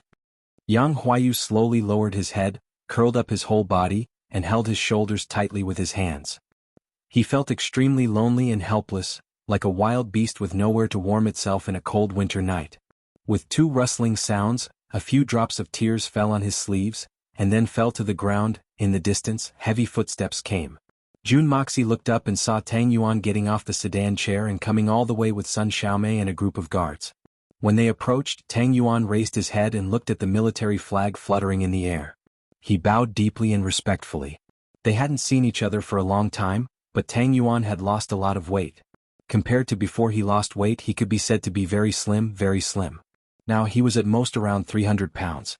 It seemed that he had rebounded after losing weight, but it had been stopped. Although the base number of fatties was too large and he was still much fatter than ordinary people, he still looked more like a human now. Jun Moxie felt relieved. But at the same time, a peculiar feeling welled up in his heart. He didn't let anyone inform Tang Yuan on this occasion. Although Tang Yuan would definitely know, Jun Moxie believed that Tang Yuan should be able to understand what he meant. The Tang family had always been loyal to the royal family of Tianxiang. They were even the loyal supporters of the emperor of Tianxiang, Yang Huayu. Old Master Tang Wanli and the emperor had a life-and-death friendship. Therefore, Jun Moxie didn't think that Tang Yuan would come. Once this fatty appeared here, it meant that he would be under great pressure. Just like the other aristocratic families in the capital, although they knew that something big had happened here, they still withdrew as soon as possible. They didn't even dare to watch the show. It was because of this. Perhaps the royal family didn't dare to provoke Jun Moxie or the Jun family because they couldn't do anything to them. However, they still had an absolute advantage against the other aristocratic families. Therefore, the aristocratic families chose to remain silent. They would wait for the curtain to fall and see the reaction before making a decision. Although adding flowers to embroidery was not as good as sending charcoal in the snow, the danger of the former was far less than the latter. Jun Moxie was well aware of this point and he understood it even more clearly. Therefore, he didn't think that Tang Yuan would appear. He didn't want his brother to be in a difficult position.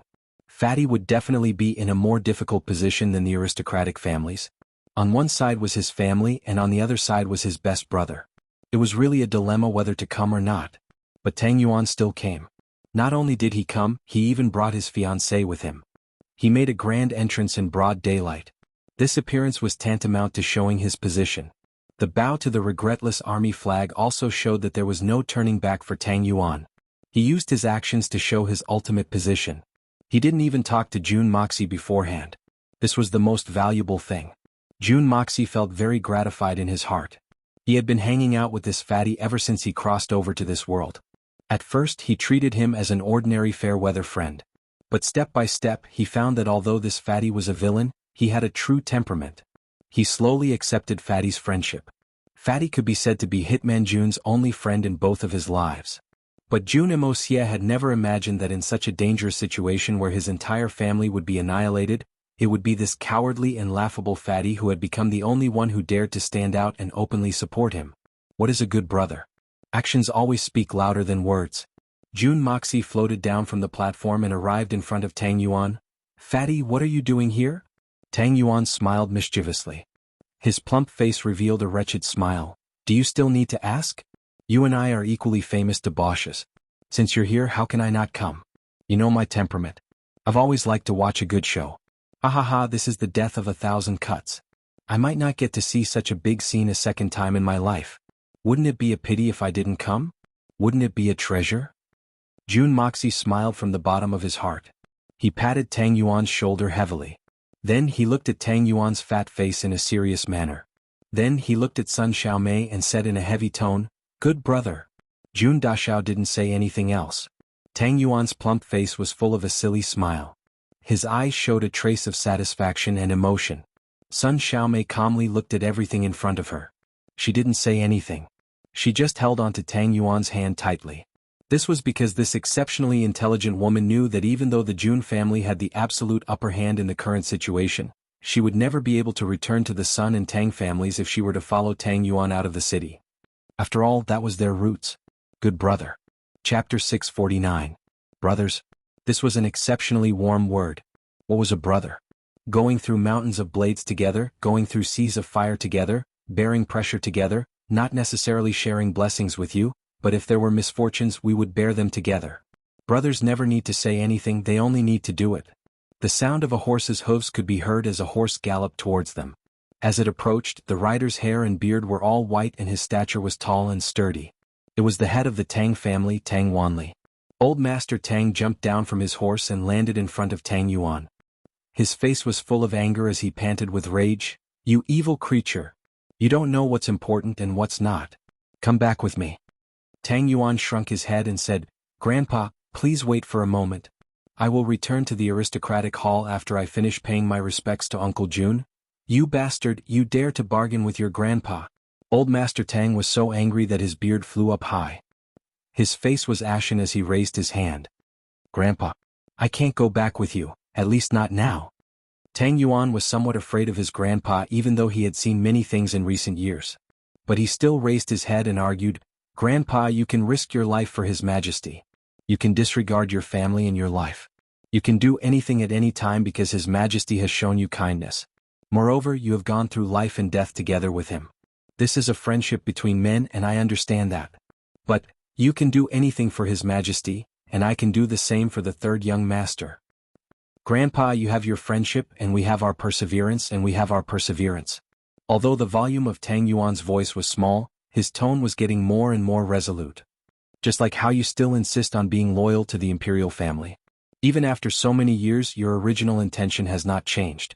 Your grandson certainly admires your moral integrity, but do you wish for your grandson to be a despicable villain?" Alas! Old Master Tang suddenly looked at his grandson in a daze. He raised his hand but couldn't bring it down. After a long while, the old man let out a long sigh and said dejectedly, "But you? How would you know the pros and cons of this? Just now, third young master called me a good brother." Tang Yuan's face lit up. "I have brothers, blood brothers, but I've never had a brother like this. This is the first and perhaps the last. Ever since I was young, no one has ever treated me as a friend, and no one has ever treated me, Tang Yuan, as a brother. Third young master is the only one. Whether it was before or now, I've always recognized him as my brother." Tang Yuan said in a low voice, "I am willing to have such a brother for the rest of my life." He looked at Old Master Tang and said in a low voice, "Just like how you treated your comrades who risked their lives for you." Tang Wanli stood there in a daze. He suddenly felt that this grandson in front of him was very strange. He had always thought that this grandson of his was already a waste, a glutton, a lazy person and a good-for-nothing. Even if the former's value had increased 100 times because of the aristocratic hall, he had always thought that he was just a puppet of Jun Moxie. But at this moment he felt that this grandson had really grown up. He had his own ideas and could be called a real man. But the position he was standing in was the opposite of his own. Tang Wanli's face darkened as he heaved a long sigh. With some difficulty he turned around and mounted his horse. He said in a low voice, "You've finally grown up. You have your own choices. In short, you're on your own now and the Tang family." He didn't finish his sentence. His expression was very complicated. He seemed to be very gratified but at the same time he seemed to be very distressed. It was as if he had something to say but in the end he couldn't say it. Finally he only let out a long sigh and squeezed his legs. Tears streamed down Tang Yuan's face. Looking at his grandfather's back and his white hair, he bit his lips and said in his heart, "I'm sorry grandfather but I think I'm not wrong." "Brother Wanli." Jun Tian strode over and called out loudly as he looked at Tang Wanli's back. Tang Wanli stopped his horse but didn't turn around. He said in a deep voice, "Jun Tian, you've avenged your son today. You've vented all your grievances and your heart is free. But you, other than in front of the palace, is there no other place for you to set up this high platform? Other than feeling free, do you not have any other thoughts? Don't you feel a little uncomfortable?" Jun Tian stood there solemnly and slowly shook his head. "Brother Tang, you are not me. There are some things that you won't understand. I know that your heart is not comfortable, but I also don't want this to happen. Black and white, right and wrong, there must be an explanation. How can these grievances be resolved? If you were me, what would you do? Yes. I don't understand. I don't think I will ever understand, but I am very uncomfortable and very angry. Tang Wanli's voice was cold as he said in a low voice, I believe that I am not the only one who feels uncomfortable. My old brothers who were lucky enough to survive that year will also feel uncomfortable. Those old brothers who died on the battlefield, if they are still alive, they will feel even more uncomfortable. Because what you are humiliating is what we fought for thousands of times. Tianxiang is ours. We exchanged our blood and flesh for it. It is the blood of countless people who died on the battlefield. Junjian Tian, ask Zhu Zhu Zhu if he is comfortable. Ask Murong Fengyun if he is comfortable. Ask yourself if you are comfortable. As for the explanation, after today's battle, even though I am not as clear as you about the inside story, I still understand a lot. So, I did not bring my troops here today. Maybe someone has wronged you, but Tianxiang belongs to all of us. It was won by our countless brothers. Tang Wanli Lingling said, I only know this. I don't know anything else. I'm not interested in knowing. Junjian Tian sighed. That's right. Based on what you said, Tianxiang belongs to all of you. I do not deny this, nor do I have the right to deny it. Jun Moxie smiled and stood up. Old Master Tang, but you seem to have missed out on a few people. I believe that without these people, Tianxiang would not be Tianxiang anymore. Tianxiang does not belong to all of you. It belongs to my father Jun Wu Hui, my second uncle Jun Wu Meng, my third uncle Jun Wu Yi, my eldest brother Jun Mo Yu, my second brother Jun Mo Cho, and the tens of thousands of soldiers who died in Tianguanling. Today's scene may not be comfortable for all of you, but I believe that they will be comfortable for all of you. Jun Mo Xie chuckled and said sharply, if you really want to, I can reveal the truth to the world and let the people of the world judge who is right and wrong. Do you think that your old friends will be even more uncomfortable? They might not understand it as well as you do. Tang Wanli was speechless for a moment. Although he had become a civil servant, he was still a soldier and had experienced countless battles. How could he not understand the thinking of a soldier? As long as one had participated in the war, whether alive or dead, they would stand on the side of the Jun family. Moreover, if this matter were to be made public, then the Tianxiang imperial family would truly go down in infamy for 10,000 years. The sacrifice of a soldier must not be slandered by a villain. No matter if this villain was the emperor or a commoner, there must be an explanation for murdering such a pillar of the army. Otherwise, the world would not be convinced. Jun Moxie smiled and said, you don't have to panic, I will not do that because I disdain to do so. But my surname is Jun and I am part of the Jun family, so I, Jun Moxie, will not care if you are comfortable or not. I only want them to be comfortable. I feel comfortable too. He said word by word, let my father, second uncle and two brothers feel comfortable, let the innocent 100,000 soldiers who sacrificed their lives feel comfortable. Let the souls of those wronged heroes feel comfortable. So, everyone had their own standpoints. In the face of hatred there was no reasoning. Not to mention that you can't argue with me, even if you can really talk your way out of this and make me speechless, it would still be meaningless. The debt of that year must be repaid by someone. His hawk-like gaze was as sharp as a sword. Lengling said word by word, it doesn't matter who this person is. It doesn't matter how high his position is, what he owes must be repaid. Tang Wanli was silent for a moment. Suddenly he whipped the horse's buttocks and the horse galloped away. Only a long sigh was left, drifting in the wind. On the high platform, the cruelest punishment was still in progress. Grandpa Jun's face was a little ugly as he looked in the direction Tang Wanli left, deep in thought. There is nothing to think about. Everyone has their own standpoint. Grandpa, we are here to collect debts, not to rebel. We did not destroy Tianxiang. Besides, I have never been interested in rebelling. Are you interested? I believe that our Jun family is already disdainful of such splendor and wealth. Jun Moxie smiled. Glory is glory, debt is debt. These are two different things. As for us, we do not need to consider the feelings of others. Justice is in the hearts of the people. If old Master Tang thinks that he can argue with me, he will not leave. Grandpa Jun sighed. He shook his head and said, forget it. Perhaps it will be uncomfortable, but Wu Hui, Wu Meng, Mo Yu and Mo Cho must be avenged. He turned around and said, I will return to the mansion first. You take charge here. He paused and suddenly smiled bitterly. Ridiculous. Since ancient times, how could there be an immortal country? How could there be a ruler of 10,000 years? It was all hard work, all proud, but all turned into dust. Turned into nothingness. Why bother? He mounted his horse and left. The first day. Although it caused an uproar in Tianxiang City, there was no accident. The incessant screams shook the world and the entire palace. The imperial concubines, maids, eunuchs, and guards were all pale and trembling. They were panicking to the extreme, afraid that someone would suddenly break into the palace with a knife and a sword. But on the second day the death by dismemberment continued, but there were many more unknown people watching. The expressions of these people varied. But it was obvious that they were all very interested in Wen Sangyu on the stage. A supreme being expert of a generation was actually suffering the punishment of death by 1,000 cuts without any resistance. This was rather surprising. Jun Moxie had been paying attention to the movements in the palace.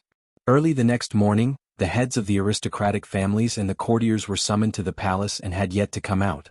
Jun Moxie was not anxious at all. He looked on coldly. No matter what decision they made, he would accept it. Justice is in the hearts of the people. Chapter 650. From the second day onwards, Dongfang, Wen Xian, and the rest had all arrived. Even Dugu Xiaoyi, who had always been attached to Jun Moxie, was waiting at home. After all, such a bloody scene was not something that they could handle. Or perhaps, it was difficult for the world to be peaceful. Suddenly, a terrifying aura was emitted from the crowd. This shocking aura was mixed with surging anger. Jun Moxie instantly sensed it. He squinted his eyes and looked up. 2 rays of cold light shot out from his squinted eyes. In the crowd, 2 figures were particularly eye-catching.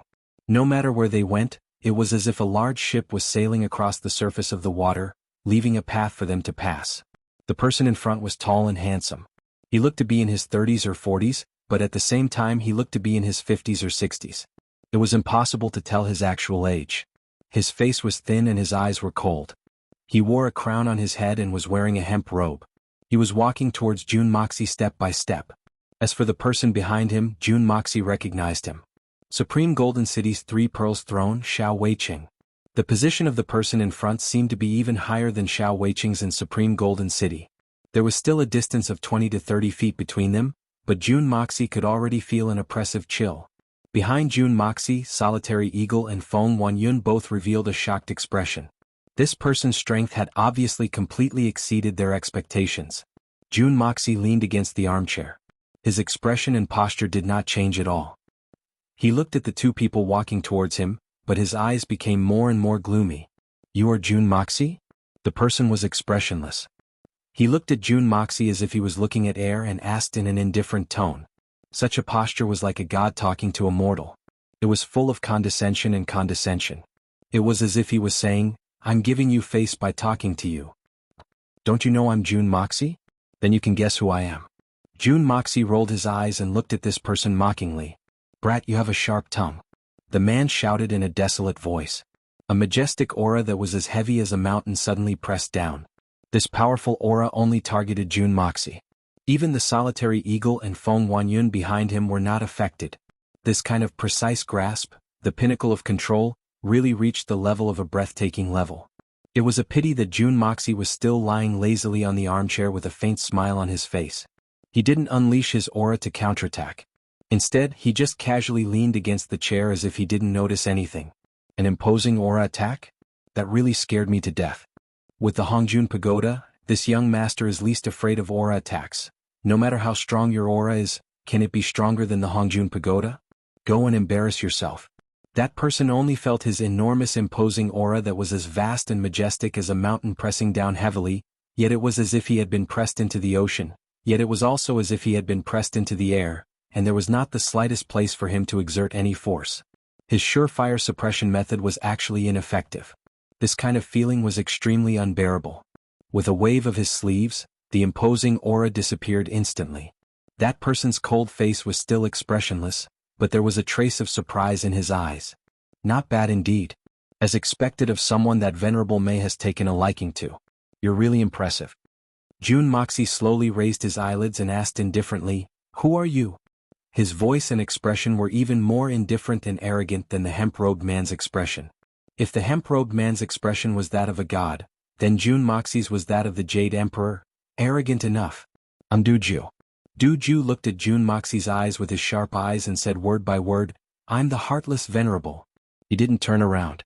He raised one hand and pointed at the stage. He said indifferently, "When Sangyu is my man." He was waiting for Wuxia to reveal a shocked expression on his face. The heartless venerable Duju. This was a legendary name that could change the world when it was announced in the past.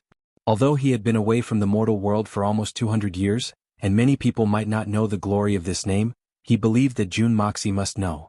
Because Wuxia had a mysterious master and a confidant who was also a venerable.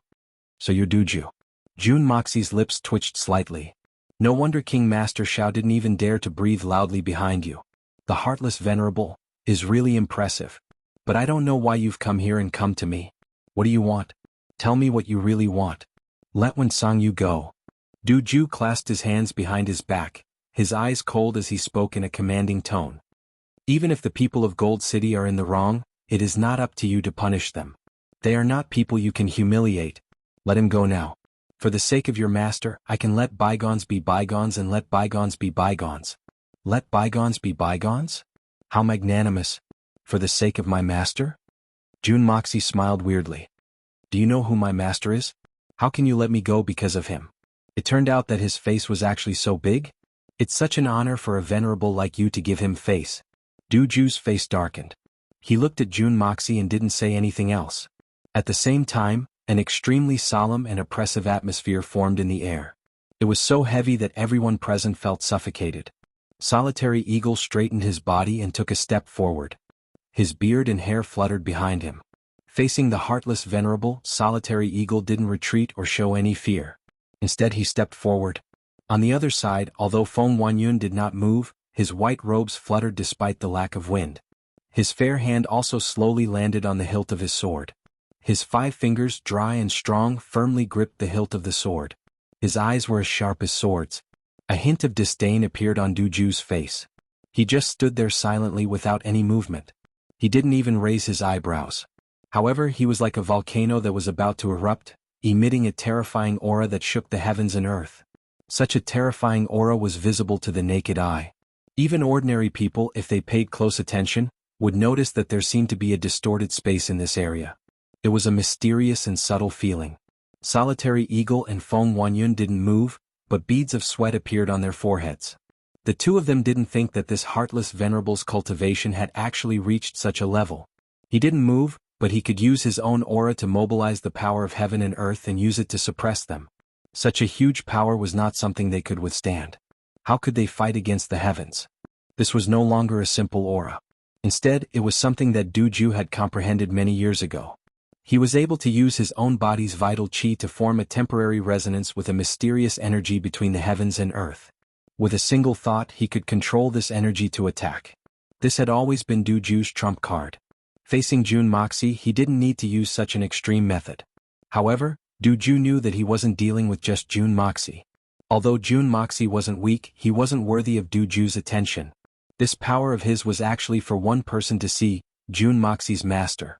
Duju wanted to tell this master, if I want to kill your disciple and destroy the Jun family, it's a piece of cake. However, I came here personally and even showed mercy to your disciple because of your existence.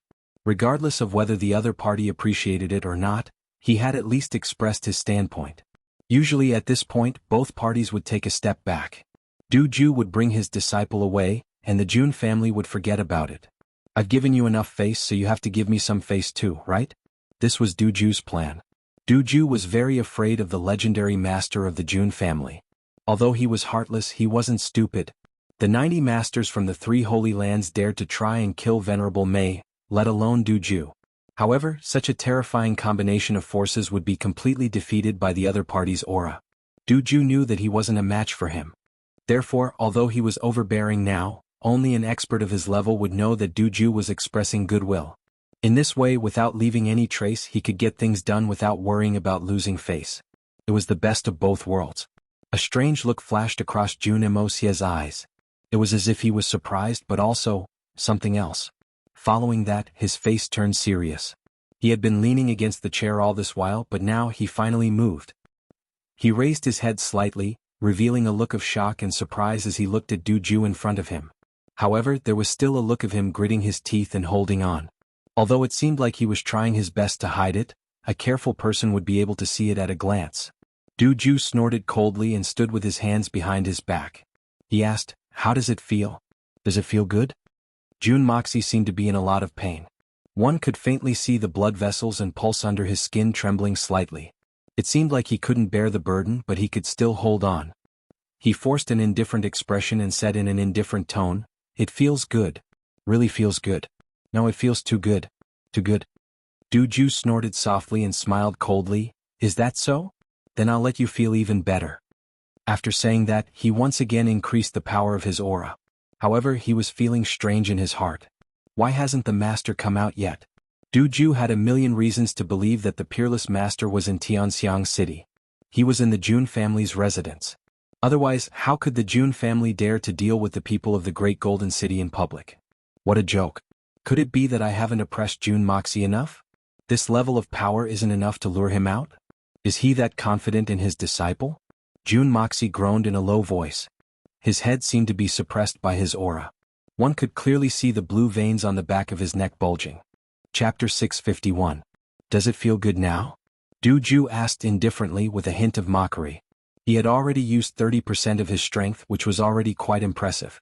Even a supreme being expert might not be able to withstand it. Although Jun Moxie's strength was not ordinary, it was only around the level of a supreme being. This kind of strength was believed to be enough. But the reality was just that unexpected.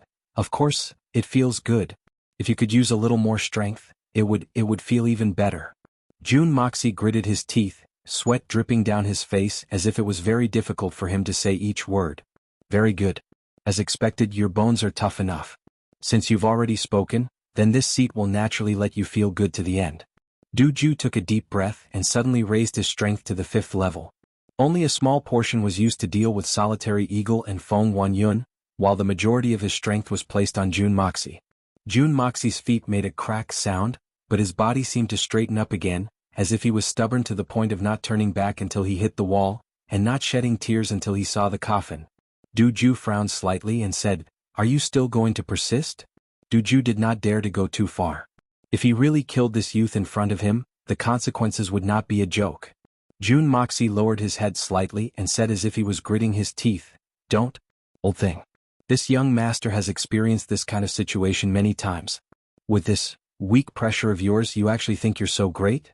This young master has not had enough fun yet. Why? Old thing, do you have no more strength?" A strange scarlet light flashed in Duju's eyes, and his body that had been standing straight suddenly moved slightly. Actually, it was just his head leaning forward a little. But the pressure actually multiplied in an instant. His body was like a towering mountain towering in the clouds, unmoving.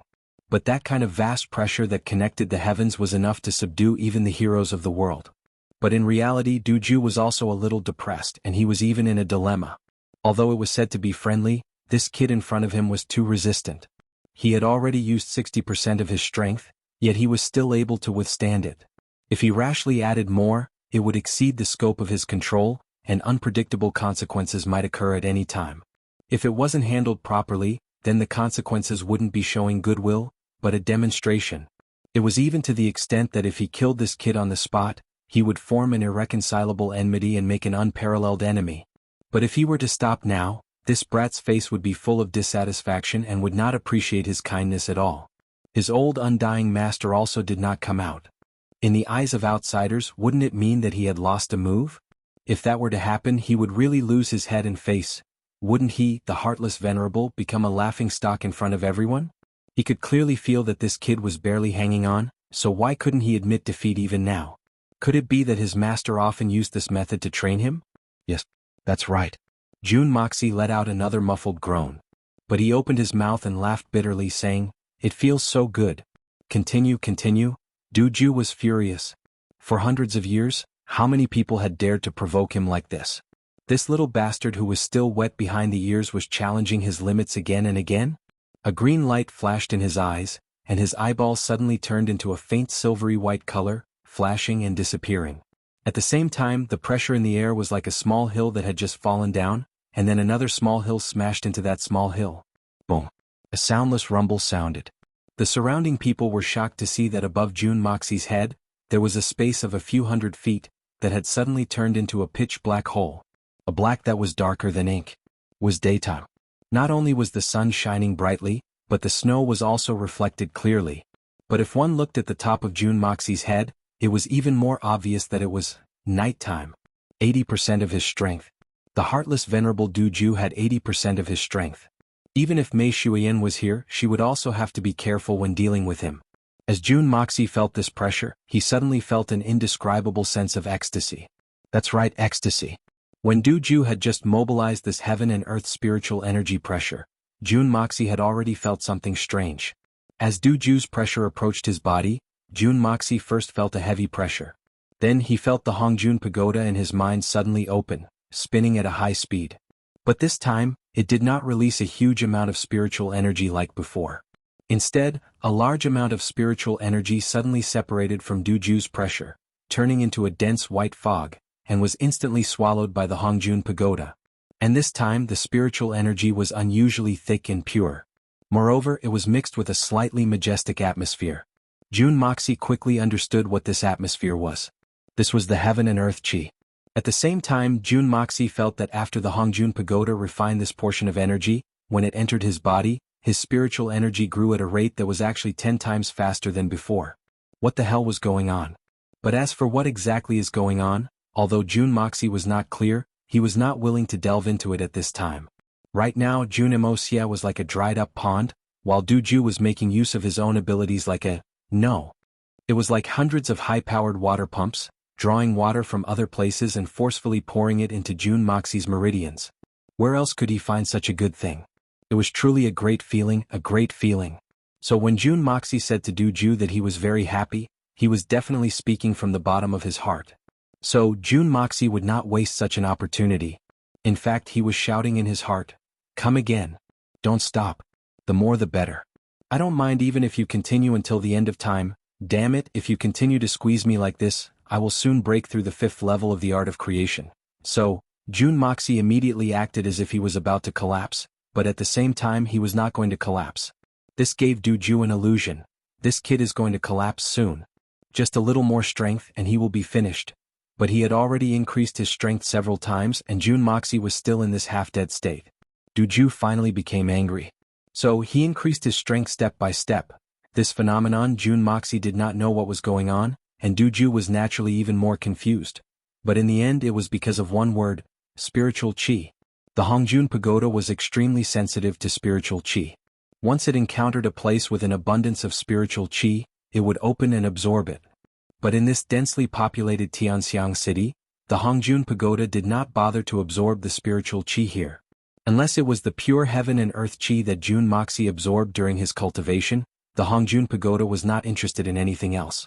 But this time it was different for Du Ju. His cultivation was too high. He could actually mobilize a large amount of heaven and earth chi for his own use. He could directly compress the power of the heaven and earth, and then press it down to become his own attack. This kind of brilliant method, even if it was against a venerable expert of the same level, it would still be able to make the other party look miserable. This was similar to Mei Shuiyan's world cage. How could the power of the heaven and earth be ordinary?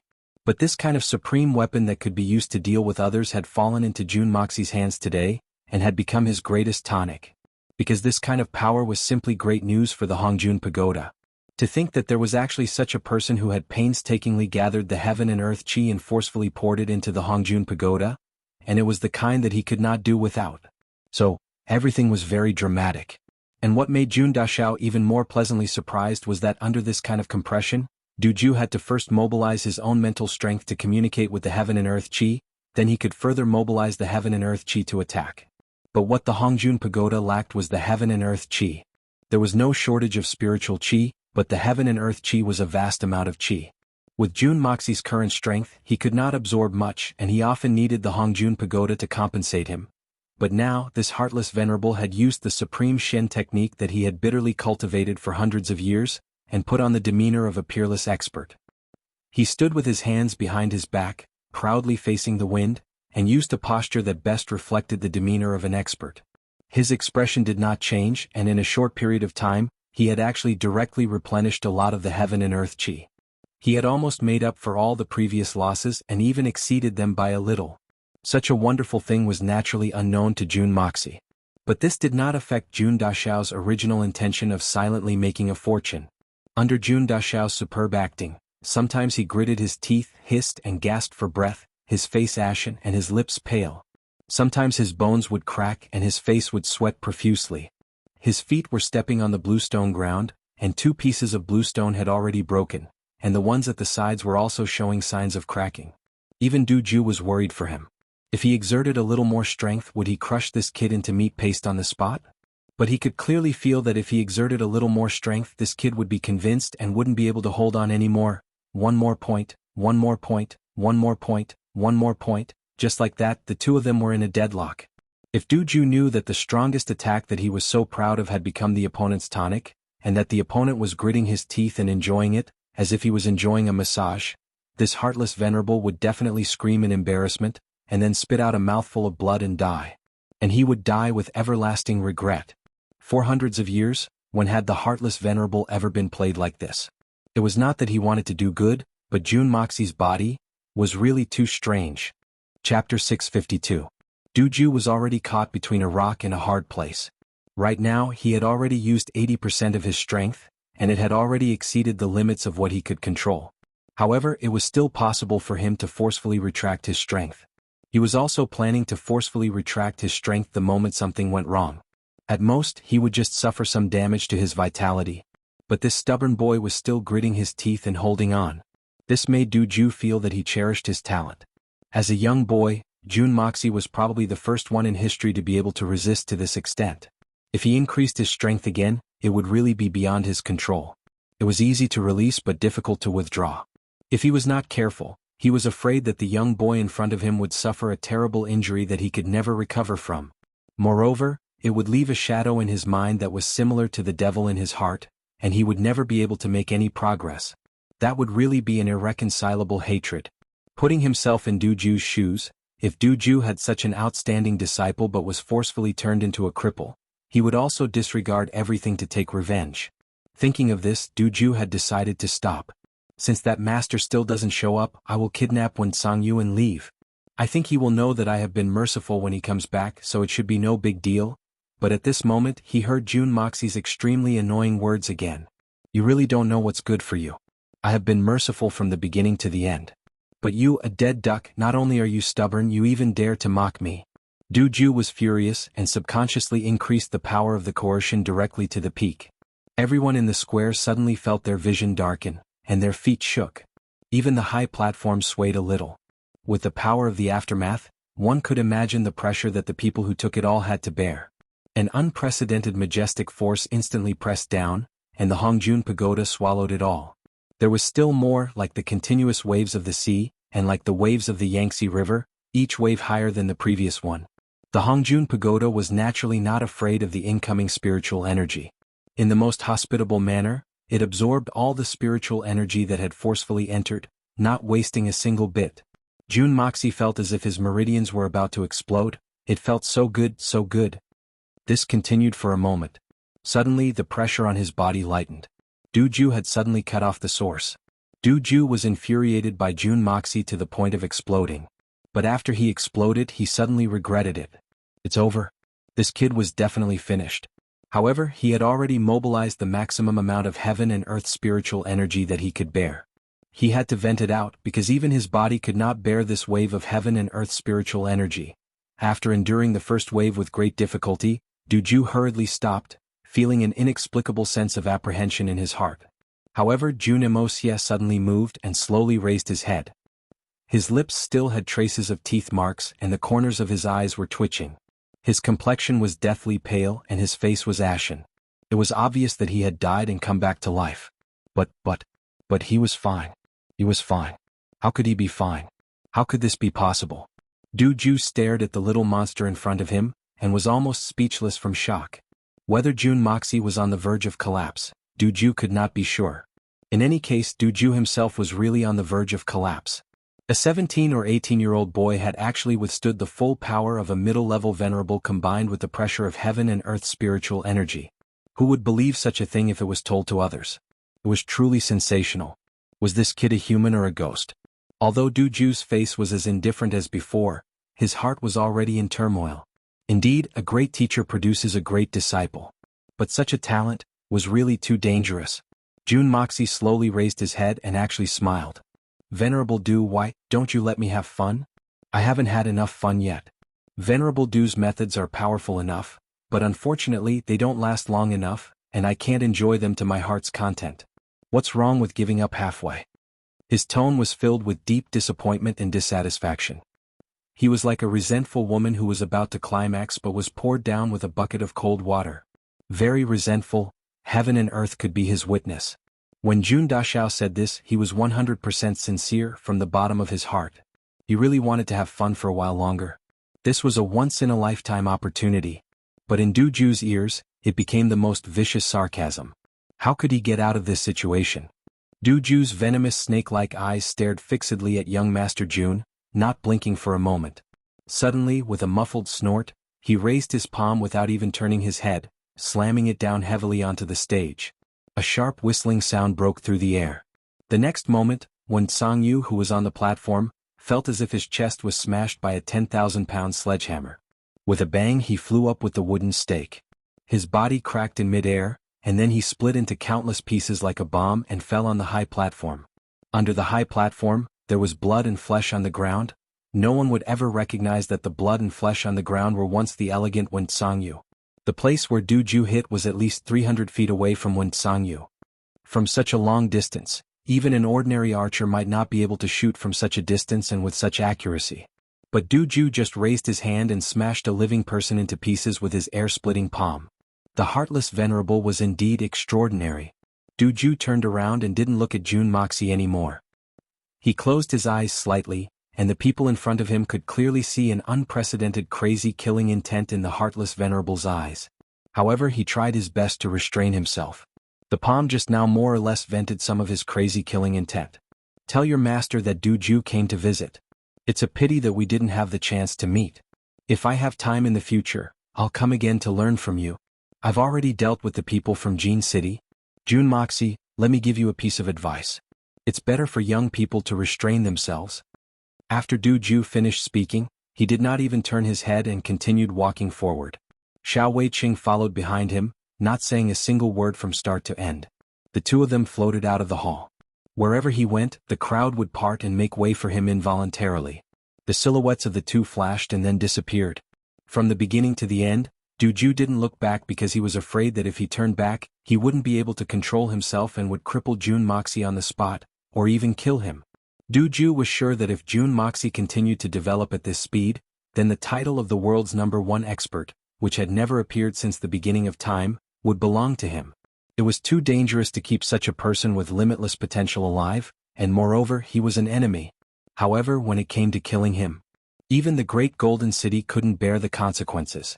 Not to mention the mysterious and powerful master behind Jun Moxie, just the Tianfa forest alone was not something that the great Golden City could bear. Perhaps they really dared to besiege Venerable Mei. However, there was a precondition. Venerable Mei wasn't in the Tianfa forest. If Venerable Mei stayed in the Tianfa forest peacefully, who would dare to touch the tiger's whiskers? Not to mention the 10 great masters, even if there were 100 times more of them, who would dare to do it? No matter how many people there were, as long as they entered the Tianfa forest, even a top expert like Du Ju couldn't guarantee that they could come out alive. If Venerable Mei really mobilized the mystical beasts to attack in a fit of rage, then, Du Ju could be sure that no matter which family from the 3 Holy Lands, they would be razed to the ground in a day. Du Ju was well aware of the terror of Tianfa. If a group of wild wolves was organized, they could fight against 1,000 soldiers, let alone the hundreds of millions of mystical beasts in the Tianfa forest. He could mobilize all the power of Tianfa. Jun Moxie watched the two of them leave and almost couldn't help but pull Du Ju back. Damn, you're leaving just like that? Isn't that too irresponsible? But I haven't leveled up yet. As Du Ju stopped, the Hongjun Pagoda in Jun Moxie's mind also stopped rotating, and it slowly descended in satisfaction. The benefits of Du Ju's forceful installation were not small. The heaven and earth spiritual energy mobilized by a venerable level expert was not a small amount. At the very least, when Jun Moxie circulated his cultivation, he found it difficult to absorb the heaven and earth spiritual energy. This also proved that Du Ju, the great venerable Du, had almost exhausted all the heaven and earth spiritual energy within a radius of tens of li. How much energy was this? It was too terrifying. Especially that final full-strength compression. It was like a tsunami forcefully squeezing all the heaven and earth spiritual energy into the Hongjun Pagoda. This gift could not be said to not be generous. If Du Ju used the heaven and earth spiritual energy to cultivate, he would only be able to use 1/10 millionth of it at most. Mobilizing the heaven and earth spiritual energy was one thing, but directly turning it into one's own strength was another. Just like how we can use a knife to kill people but we cannot turn the knife into a part of ourselves, this is the same logic. But facing a freak like Jun Moxie, it was a completely different matter. Not to mention that Du Ju had only mobilized the heaven and earth spiritual energy within a radius of tens of li. Even if he mobilized the entire world's heaven and earth spiritual energy, the Hongjun Pagoda would not refuse. It would still accept everything and absolutely not a single drop would be wasted. The result of this force-feeding operation was that Jun Moxie's meridians were directly bursting to the brim. Jun Dashao, who had just broken through to the 4th level of the art of unlocking heaven's fortune, directly shot up like a rocket. It was as if a deity was supporting him and with a whoosh he directly reached the peak of the 4th level. A typical windfall. But such a good thing made Jun Moxie very angry. There was no way he could not be angry. Because Jun Moxie had already felt that his heaven's fortune 4th level had reached the level where his meridians were bursting to the brim, which meant that the next step was to break through to the 5th level. But at this critical juncture, Du Ju had stopped his attack. What the fuck, isn't he playing with me? Jun Dashao cursed in his heart and for a moment he was extremely disappointed. No matter what, you should let me break through before you leave. Now that I'm in the mood, you withdraw before the climax arrives. Be a good person to the end and help the Buddha to the west. What's the matter with giving up halfway? This guy didn't even think that the heaven and earth spiritual energy that was forcibly instilled into him this time would directly give him a huge benefit. How could he not be satisfied? After all, they were enemies. Jun Moxie was furious. In such a mood, he didn't even notice the fact that when Sangyu was smashed by Du Ju's palm, all he could think of was, how can I get this old guy back and let him do it again? This young master, I like this kind of abuse so much. Of course, Jun Moxie was very disappointed. The feeling of being interrupted when he was about to break through was indeed not a good one.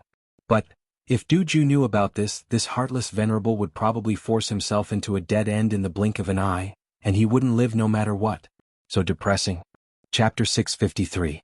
Mayor Du, after meeting Jun Moxie today, what do you think of him? Xiao Weiqing asked cautiously as they walked. The information is wrong. Seriously distorted. Du Ju Lengling said. His body was moving very fast but his voice was normal. In the previous information, it was said that Jun Moxie is just a young master of an aristocratic family. By chance he became the disciple of a great master. Relying on his master as his backing, he is insufferably arrogant. It was said that he relied on his pretty face and flowery words to gain the favor of the venerable Mei. This is simply an additional 3 levels of scoundrel. Xiao Weiqing, after we go back this time, the intelligence department that you are in charge of must be reorganized. This is simply dereliction of duty to the extreme. This is intolerable.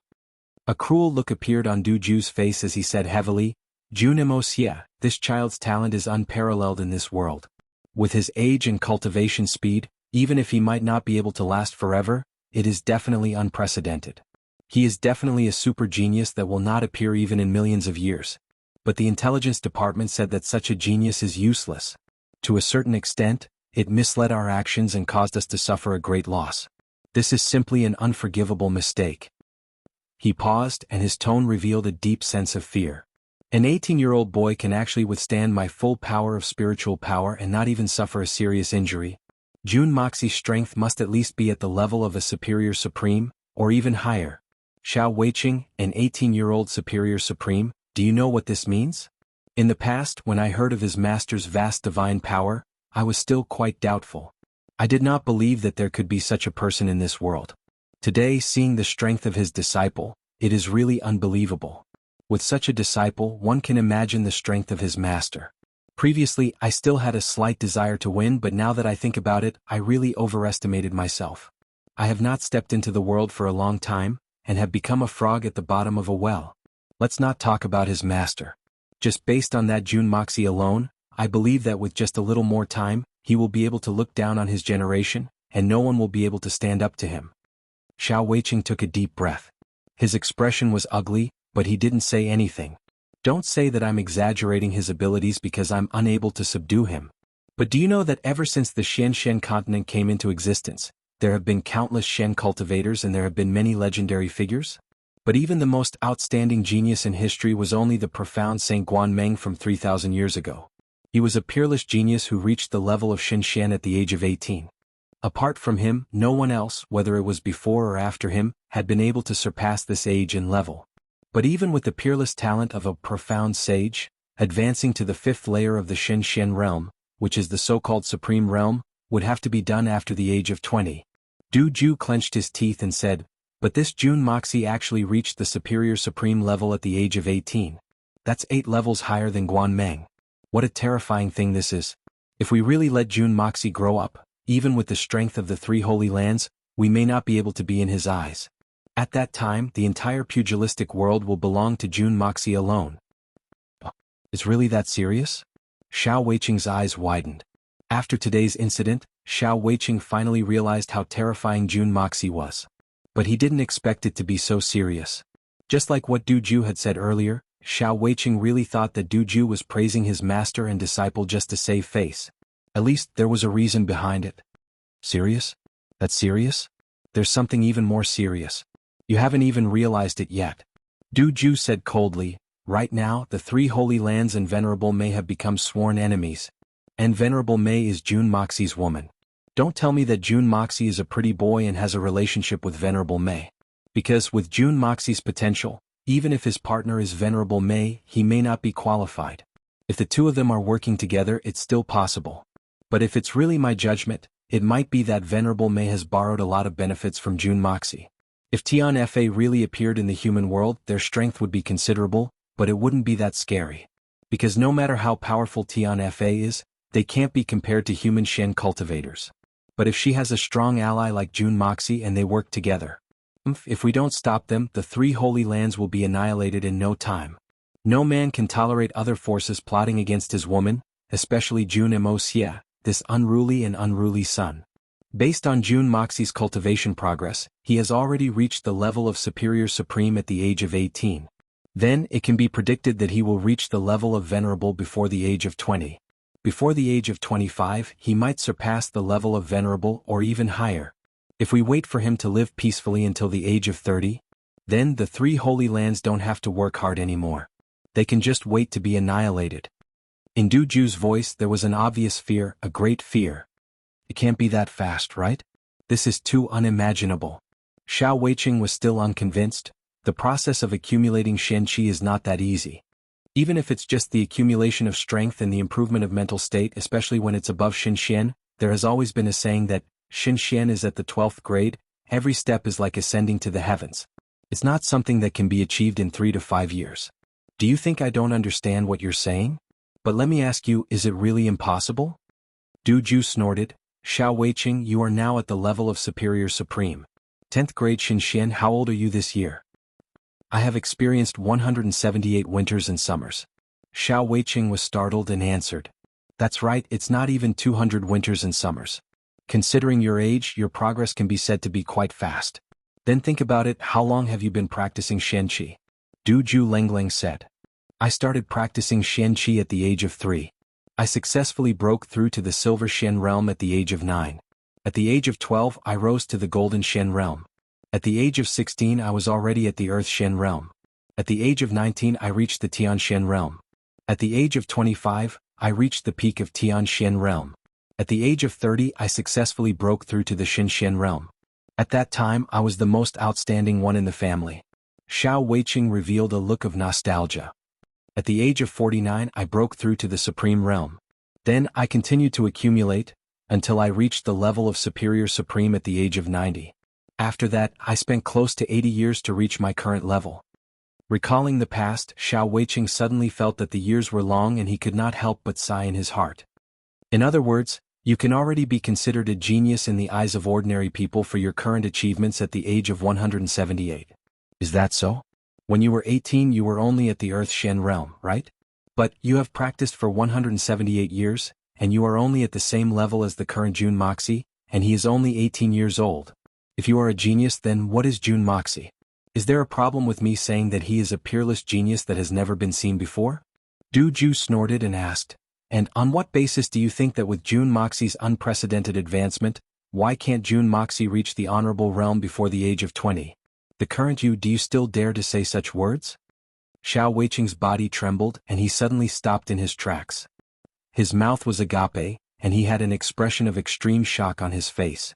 That's right, I wouldn't have known if I didn't compare myself to him. I only paid attention to Jun Moxi's arrogance and despotism, but I didn't pay attention to his demon-like talent. Back then, I was already a super genius that made my family ecstatic. My cultivation speed was also once regarded as a demon-like speed by everyone. But, compared to the current Jun Moxi, Xiao Weiqing suddenly felt sorrowful. Comparisons are odious. So, the gap between two people can actually be so big. Now, do you understand how scary Jun Moxi is? Du Ju Lingling looked at him. Then City Lord Du means. A ruthless look appeared in Xiao Weiqing's eyes. If that's the case, if this Jun Moxi continues like this, won't he become a hidden danger for our 3 holy lands? If it was possible, I would have killed him with my palm just now. There were even a few times when I wanted to make a move. But, killing him so brazenly like this, absolutely can't. Du Ju said solemnly, Jun Moxi must die. There's no need to doubt this. We can also cause a dispute because of his death, but we can't let them know that it was us who did it. He frowned and looked into the distance, revealing a thoughtful look. Venerable Mei is one thing, but the more important thing is that master of Jun Moxi. Judging from Jun Moxi's master, if the disciple is already like this, how scary would his master be? Even our 3 holy lands are no match for this great enmity. Even if we can succeed, we'll have to pay a heavy price. Which side is he from? Could it be someone from the Misty Mansion? What we need to do now is to rush back to Gold City as soon as possible. Du Ju made a prompt decision. Order the intelligence department to increase their efforts and keep an eye on Jun Moxi's movements at all times. Do not let go of even the slightest bit of movement.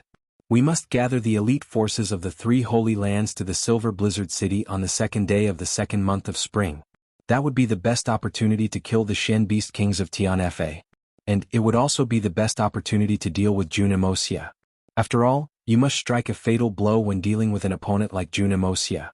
That's because he won't give his opponent a second chance to threaten his life. In addition, Jun Moxi and the Jun family are irreconcilable enemies with the Tianxiang imperial family. If possible, create some trouble for him in the secular world. Even if he doesn't have a weakness, we must create one.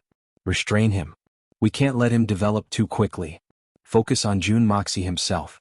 The strength of the rest of the Jun family may not be weak in the eyes of the secular world, but they're nothing in the eyes of our 3 holy lands. We may be able to restrain him, but we're only allowed to get rid of that thief Jun.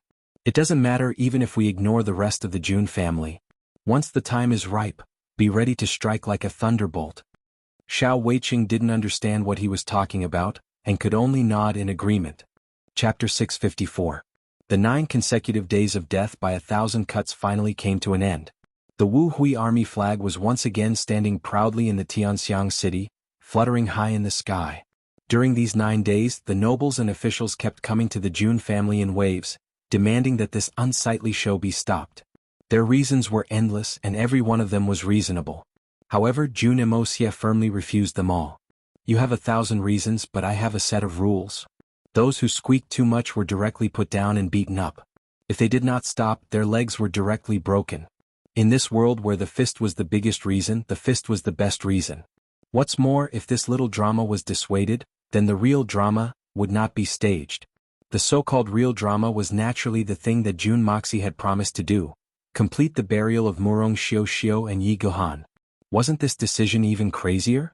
It could be said that it was the real craziness. The process of this drama was a classic, and it was wonderful from the beginning. The location of the mausoleum that Jun Moxi chose was the old site of the original Night Mansion. This place had been given to a minister by the emperor as a mansion, and it was not far from the palace. Jun Moxi did not spend much effort to buy this mansion and raze it to the ground. Jun Moxi's method was very simple and rough, and even a little overbearing. He just put 2 5,000,000 silver notes in front of the official surname Gu, and then gave him 2 choices. First, take the money and find another place to live. Second, be razed and buried along with this mansion. Minister Gu, who had already left his post, was quite quick-witted. He didn't even bat an eyelid as he readily agreed and immediately started to move everything away. Speaking of which, the construction cost of this residence was at most 4 or 5 million taels of silver, and it was extremely difficult to cash in. Now, the other party had directly offered 10 million taels of silver, which was 10 million taels of silver in real money. He had made a huge profit. Besides, the things in the mansion could be moved away by himself, and he just had to buy another mansion. Why not? Besides, even the emperor had to give way to Jun Moxie now. He did not have 3 heads, so why should he fight with him? He was in the limelight, and in the future, he might be able to find a way out for his descendants. Such a favor was worth it no matter what. Therefore Lord Gu was very happy. The relocation of such a large residence only took a total of less than 2 days. Just as official Gu moved away the last item and walked less than 10 meters out of the door, he suddenly heard a loud boom. Turning around, he was shocked to find that the row upon row of huge houses, a continuous stretch of hundreds of houses, had suddenly collapsed at the same time, turning into broken beams and broken walls. All that was left was a stretch of ruins. Cold sweat broke out all over Lord Gu's body. If he didn't move quickly then in this ruin? Thinking of this, Lord Gu didn't even turn his head back as he hurriedly left, leaving behind a body of cold sweat. At night, Jun Moxie came to this place. The Heaven Destroyer and Spirit Devourer division guarded the place impenetrably. Jun Moxie wore a white robe and stood in the middle of the ruins. The night was boundless and it looked somewhat hazy. Jun Moxie stood in the middle of the ruins, his face exceptionally solemn.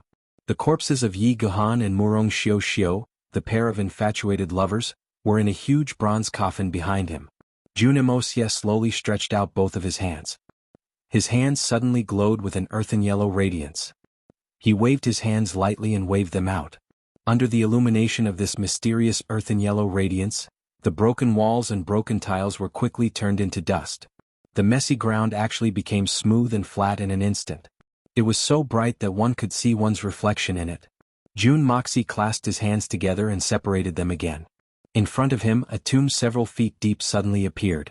The bronze coffins of Yi Guhan and Murong Xiao Xiao mysteriously floated up from the ground and slowly fell to the bottom of the tomb without a sound. Jun Moxie waved his hands and the tomb instantly closed again. This pair of lovers were finally buried together in the same tomb. Finally, their long-cherished wish was fulfilled. May your souls go to the netherworld and reunite in Fengdu. Holding your hand, we will never abandon each other for 3 lifetimes. Jun Moxie still stood motionless. However, there was a huge stone tablet in front of him. It was like a tall tree that was growing at an extremely fast speed. It rose straight up to a height of 100 feet, square and huge. At the top, there was a dragon and a phoenix facing each other from a distance.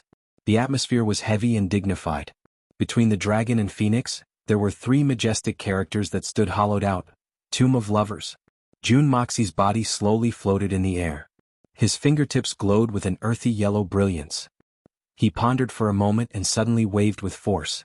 On the stone tablet, fine stone chips flew out continuously. A few lines of flamboyant calligraphy instantly appeared on the smooth surface of the tablet. On the upper left side, I do not regret my deep love in this life. I am willing to wander alone. If fate does not end in the next life, I would rather betray the heavens than betray you. In the middle, the tomb of Yi Guhan and Murong Xiao Xiao. On the lower right side, Jun Moxie felt the deep love of these two, so he specially set up this tablet. May these two, in the next life and the next for all eternity, grow old together and never be separated. In the sky they can be lovebirds, on earth they can be intertwined branches. There will always be an end to the sky and the earth, but this love will never end. This tomb is called the Tomb of Lovers, erected by Jun Moxie. If there are any offenders, 9 generations will be executed. Jun Moxie looked at the tall tombstone and said in a low voice, Yi Guhan Murong Xiao Xiao, I have fulfilled your wishes for you. No matter how bitter you were when you were alive, you are finally reunited after death. Since this tablet has my name on it, I will not let anyone disturb your peace. This is also the last thing I can do for you. Jun Moxie stood up and thought for a while. Then he placed 2 huge stone lions in front of the tomb. Then, with Jun Moxie's footsteps, stone steps appeared one by one in a steady but abrupt manner. Jun Moxie's right hand flickered with a lush green light, and the entire graveyard was suddenly covered with pine and cypress trees. It was lush and verdant, and the entire area was covered with pine and cypress trees. The tombstones of Yi Guhan and Murong Xiao Xiao were placed in the center. Jun Moxie looked back one last time and sighed. Then he bowed, mounted his horse and left. The Tomb of Lovers. Just as Jun Moxie expected, the sudden appearance of this magical Tomb of Lovers caused an uproar on the second day of its completion. First, it was still a towering mansion yesterday, but today, it had become a huge tomb with pine and cypress trees.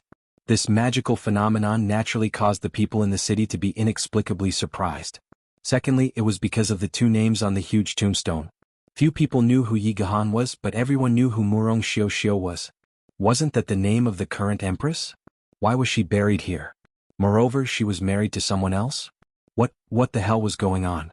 In the palace, the emperor kicked over the stool with one leg and then fiercely threw all the things on the table onto the ground. Following that, he kicked the table, sending it flying. His eyes were red with anger as he roared loudly, "Men, flatten this tomb of affection for me. Flatten it no matter what. What qualifications does this bastard Yi Gahan have? What qualifications does he have? Murong Xiao. Bitch. I want both of you to not be able to rest in peace even in death. Meet each other? I will definitely grind your corpses into ashes. One will be buried at the bottom of the vast ocean, and the other will be scattered on the peak of a towering mountain. You will never be able to meet each other again." Groups of royal guards whipped their horses and galloped through the streets to tear down this tomb of lovers. The tomb that was like a thorn in the emperor's flesh. These small fries were not worthy of being personally attended to by Jun Dashao. Of course, the people in charge of attending to these guards were not low-level either, because the people who received them were from the Heaven Destroyer and Spirit Devourer. Based on the current strength of these people, any one of them was basically at Tianshen's level. With such a lineup, how could they be low-level? One side insisted on tearing down the tomb, while the other side followed orders to defend it. In the center of Tianxiang City, there was no need to say anything. The result was obvious. Even the weakest member of the Heaven Destroyer and Spirit Devourer was at the peak of the Earth Shen realm. Furthermore, there were 300 of them gathered together to form a large-scale battle formation. How could these ordinary soldiers be a match for them? There were not many peak Earth Shen experts in the entire Tianxiang Empire, not to mention the even stronger Tianshen experts. Those with such skills would have already gone to the Jianghu or established their own sections. Who would be so bored as to waste their time in the army? Therefore, in just a short period of time, the ground was already littered with broken limbs. This was also thanks to Jun Moxie's order not to kill anyone. The Heaven Destroyer and Spirit Devourer were cautious and held back. Therefore, there were no casualties. Even so, in just one morning, nearly 10,000 people were injured or disabled. This was a rather terrifying number. The emperor was not discouraged despite losing the first battle. The millions of soldiers of the Tianxiang Empire could not even flatten a small tomb? Even if the Jun family does not listen to my orders, what about the other families? Are they going to rebel with the Jun family? I don't believe it.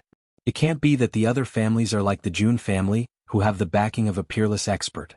Everyone in the family is like Xin Xian, right? Then he issued an edict for the Dugu family to send out their troops. However, old man Dugu Zongheng suddenly fell ill. It was said that he was already in a coma. It was simply incurable. He was only one more breath than a dead man. In such a situation he naturally could not lead the troops. Moreover, it was not only old man Dugu Zongheng who fell ill. Even General Dugu Wu Di fell ill. Although it was not to the point of incurable, he was vomiting and having diarrhea. He could not get out of bed. As for going into battle, it was even worse. Chapter 655. The women of the Dugu family were extremely busy. It was said that nearly half of the physicians in the capital had been invited to the Dugu family. They were served with good food and drinks, and their diagnoses were getting more and more serious. From an outsider's point of view, the Dugu family would definitely have funerals tomorrow, and not just one or two, but more than 10. As soon as the report of sick leave was submitted, His Majesty the Emperor was furious on the spot. He almost fainted on the spot due to a heart attack. Then, the Grand Preceptor claimed to be ill, admitting that he was old and frail, and that it was difficult for him to take on such a heavy responsibility. It was said that Master Meng had caught tetanus last night and really couldn't get up. In short, all the important ministers of the imperial court were bedridden this morning. According to the report, these people did not seem to be pretending, and they were really miserable. After the emperor was furious, he finally thought of one person, Murong Fengyun. This was his father-in-law. He was Murong Xiao's biological father. If he did not care, who would? Whether from an official's point of view, Murong Fengyun was the most suitable person to deal with this matter. But when Murong Fengyun received the news, his hands trembled and he almost fell. Then he opened his eyes and shouted, "Xiao is dead? When did this happen? Why didn't I know about this?" Murong Fengyun immediately went to the palace to see the empress, and was told that the empress had gone out late at night 10 days ago and had not returned. Old Master Morong went directly to the emperor, full of bewilderment. In the end, he only received a series of hesitant and unclear explanations. The only thing that was clear was that the emperor wanted him to topple Morong Xiao and Yi Guhan's graves first. Everything else could be discussed later. Jun family. Hearing the sounds of fighting coming from outside, Jun Wui shook his head and smiled bitterly. Emosia, you've crossed the line this time, aren't you a little too much? Jun Emosia, who was reading the classic of mountains and seas with great interest, flipped a page and casually said, Is it out of line? Is it too much? I don't think so. This is a well-prepared deterrence. If there wasn't so much blood spilled, there would still be people who would go and destroy it. Make a scene, the bigger the better. It's just a few more people dying. Tianguanlin had over 100,000 people lying there unjustly. How many people had died in Tianxiang City? Far from it. Grandpa Jun, who was half reclining on his armchair, sighed and did not say anything. At this moment, a guard suddenly reported, The Morong family's patriarch, Morong Fengyun, is here to see Old Master Jun. The main character is finally here. Jun Moxie and Jun Wui said at the same time. Jun Tian, this old man wants an explanation from you. Morong Fengyun stormed in and said, Old man, I understand that you want to take revenge for your son, so I didn't make things difficult for you. But your Jun family has been making a ruckus for 9 days now, and all the murderers have been put to death. So, you should have had enough by now, right? Even if it's not enough, you can continue messing around. Why do you have to ruin my daughter's reputation? After all, Xiao is the queen of a country, the mother of the world. How can she be humiliated like this? Humiliation. Old man Morong, why do you say that? Jun Tian said calmly. Fine. I only ask you, my daughter? My daughter. Xiao, is she dead? Is her body buried in the grave of passion? Morong Fengyun's eyes were red. Although he was a hero, he was still a father. His own daughter's fate was unknown, but someone had erected a tombstone.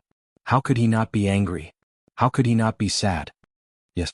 Jun Moxie interrupted calmly. Old Master Morong, your daughter was indeed killed outside the Jun residence 10 days ago.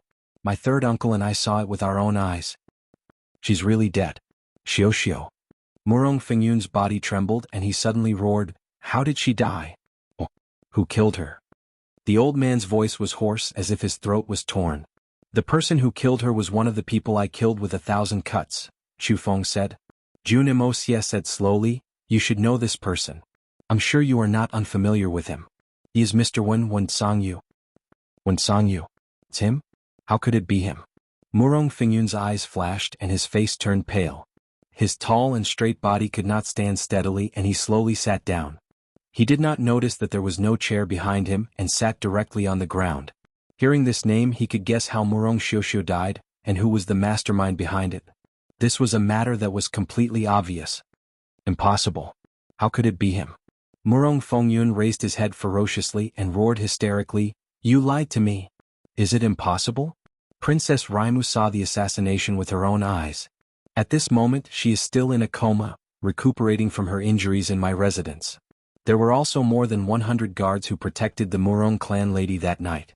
Even though many of them had died while they were trying to save her, nearly half of them were lucky enough to survive. They are still here. They are all soldiers of the Morong family. Can their testimonies be counted? If you still have any doubts, there are also Lord Divine Eagle, Solitary Eagle, and Fierce Gale Sword God Feng Wanyun. Jun Emosia replied calmly, If Old Master Morong feels that it is necessary, you can ask them to come out and speak. Old Master Morong will believe their words, right? Morong Fengyun's face was dull and he was about to go crazy. He could also hear that Jun Emosia had addressed his daughter as Miss Morong, and not Her Majesty the Empress. He could also guess the reason behind it. After asking everyone, he finally accepted the fact that his daughter was dead. In an instant, he seemed to have aged more than 10 years and tears flowed down his cheeks. His son-in-law sent someone to kill his daughter. When this cruel reality was placed right in front of him, the old man immediately broke down. But, my daughter is the Empress. Why did she have to be buried with that lowly Yi Gohan? Morong Fengyun suddenly shouted in grief and jumped up. Lowly? Master Morong, have you ever asked your own daughter about this? Did you ever ask her if she wanted to stay in the imperial palace and be the Empress of the world? Or would she rather follow Yi Guhan to the ends of the world? The corners of Jun Emosia's mouth curled into a mocking smile. Do you know who your daughter likes? Master Morong, if you didn't mention this, I wouldn't have mentioned it either. But now that you mention it, it makes me look down on you. I look down on you from the bottom of my heart. Murong Fengyun sat down dejectedly. He suddenly remembered his docile daughter holding a knife to her own neck and the bright blood stain. Father, please help me. I'm willing to follow little Han. Even if I have to live in the wilderness, wander the world, I have no regrets. Please fulfill your daughter's wish. That crazy look in her eyes, that stubborn love, was still fresh in his mind, but his daughter was no longer in this world. Daughter. Our Murong family is at the end of our rope. Fortunately, His Majesty has taken a liking to you. This is the only chance for the thousands of people in our family to make a comeback. Your father is old, and I don't have the heart to support the entire family. Your elder brothers are in their prime and your younger brothers are still young. Do you really have the heart to follow Yi Guhan and let the entire family be destroyed? Do you really want your family to be beheaded? Help me, help your brothers, and help the entire Murong family. That was what he had told his daughter in the past. His daughter did not know that the Murong family was already deeply rooted at that time. There was no such thing as a crisis. But she, who was naive, chose to believe in her father. In the end, she let go of the knife in her hand. Even if I know that you're lying to me, I can't take this risk. I can't bear to part with this family. I've accepted my fate. These were his daughter's words at that time. To this day, he could still remember how his daughter cried for several months after that incident. That pitiful cry seemed to have pierced into his heart when he thought about it now. Before she got married, her face was filled with despair, and her dispirited expression was like dead ashes. The only dowry she brought with her was that handkerchief. It was him who broke up his daughter's beautiful marriage with one hand and pushed his daughter into that cold palace with the other. He thought that he had found the best home for his daughter because of this, but in the end, it led to the tragedy of her life. Murong Fengyun sat on the ground and suddenly burst into tears. In front of his eyes, amidst the glistening tears, it seemed like his daughter was still wailing, crying her heart out as she hugged her leg. Daddy, please let me and little Han be together. Please let me and little Han be together. He remembered that it was also winter at that time. He was wearing thick clothes, but his daughter's tears had soaked his pants and made him feel a chill from the bottom of his heart. He remembered that his daughter had not smiled in the past few years. She would often stare blankly at a certain place. She would occasionally come home, but she would come and go in a hurry. It was as if there was only endless pressure in the house. It was Miss Murong Xiao's last wish to be buried together with Yi Guhan. Do you want to destroy her last wish as well? Jun Moxie Lengling's voice came. The Murong family has used her for a lifetime. She had been used in exchange for countless riches and glory, in exchange for everything that others could never obtain in a lifetime. Now that she's dead, Master Murong, don't tell me that you still want her to marry the person who killed her with his own hands? Murong Fengyun raised his head in shock. In his tears, he seemed to see his daughter in a red wedding dress shouting, "Father, please let me go. Father, please let me go." He closed his eyes and 2 streams of tears rolled down his cheeks. Master Murong absent-mindedly left the Jun residence, completely at a loss. He had no idea where he was going. Suddenly he heard shouts in front of him. He walked over and found that he had inadvertently arrived at the grave of the lovers. This is the resting place of my daughter. He urged his horse forward with a blank look in his eyes. When the soldiers saw Murong Fengyun, they all made way for him. The Heaven Destroyer and Spirit Devourer soldiers guarding the grave were about to stop him when a voice said, "Let him pass." Chapter 656. Murong Fengyun arrived in front of the tombstone and got off his horse, but he staggered. Looking at the towering tombstone, he saw the words on it through his blurry eyes. "I don't regret my deep love in this life, I'm willing to wander alone. If fate does not end in my next life, I would rather betray the heavens than betray you. Xiao, my dear daughter, are you really going to die?" Murong Fengyun stood there motionless. His white beard fluttered in the cold wind, and his tears fell to the ground. He just stood there, his right hand gently stroking the tombstone, as if he was comforting his young daughter. In front of the tomb, the fighting stopped and all eyes were on him. Suddenly Murong Fengyun roared, Xiao, if you die like this, how do you expect me to live?" His voice was filled with pain and intense pity, as if his own daughter was standing in front of him again. She was still the same as she was 18 years ago, still looking at him with such a pitiful expression. He sighed and suddenly reached out his hand. Dark blue Tian Xianqi came out, and as his hand fell, stone chips flew. On the side there was another line of small words. "My beloved daughter Murong Xiao, rest here forever. Father Murong Fengyun stands." Then he stared blankly for a long time and finally sobbed.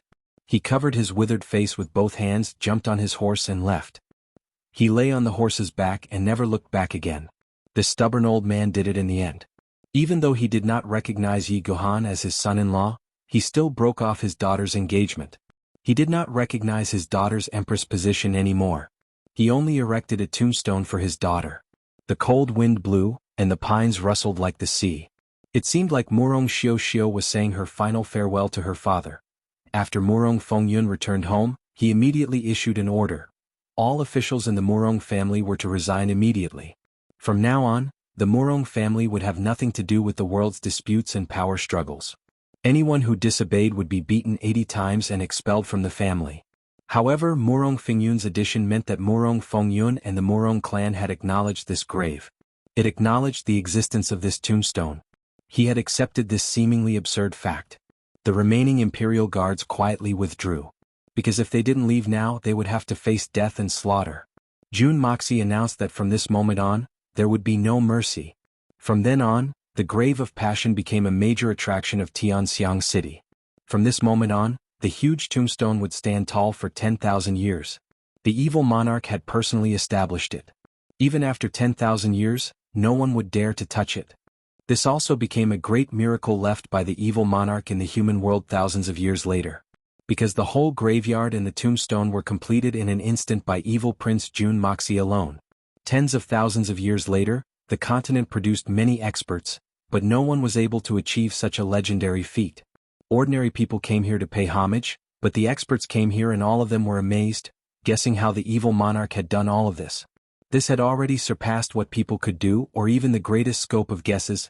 Not long after the battle, someone set up another tombstone next to it, which detailed the life course of Yi Gohan and Murong Xiao, as well as their earth-shattering love. The Grave of Passion made countless lovers shed tears in front of this tombstone.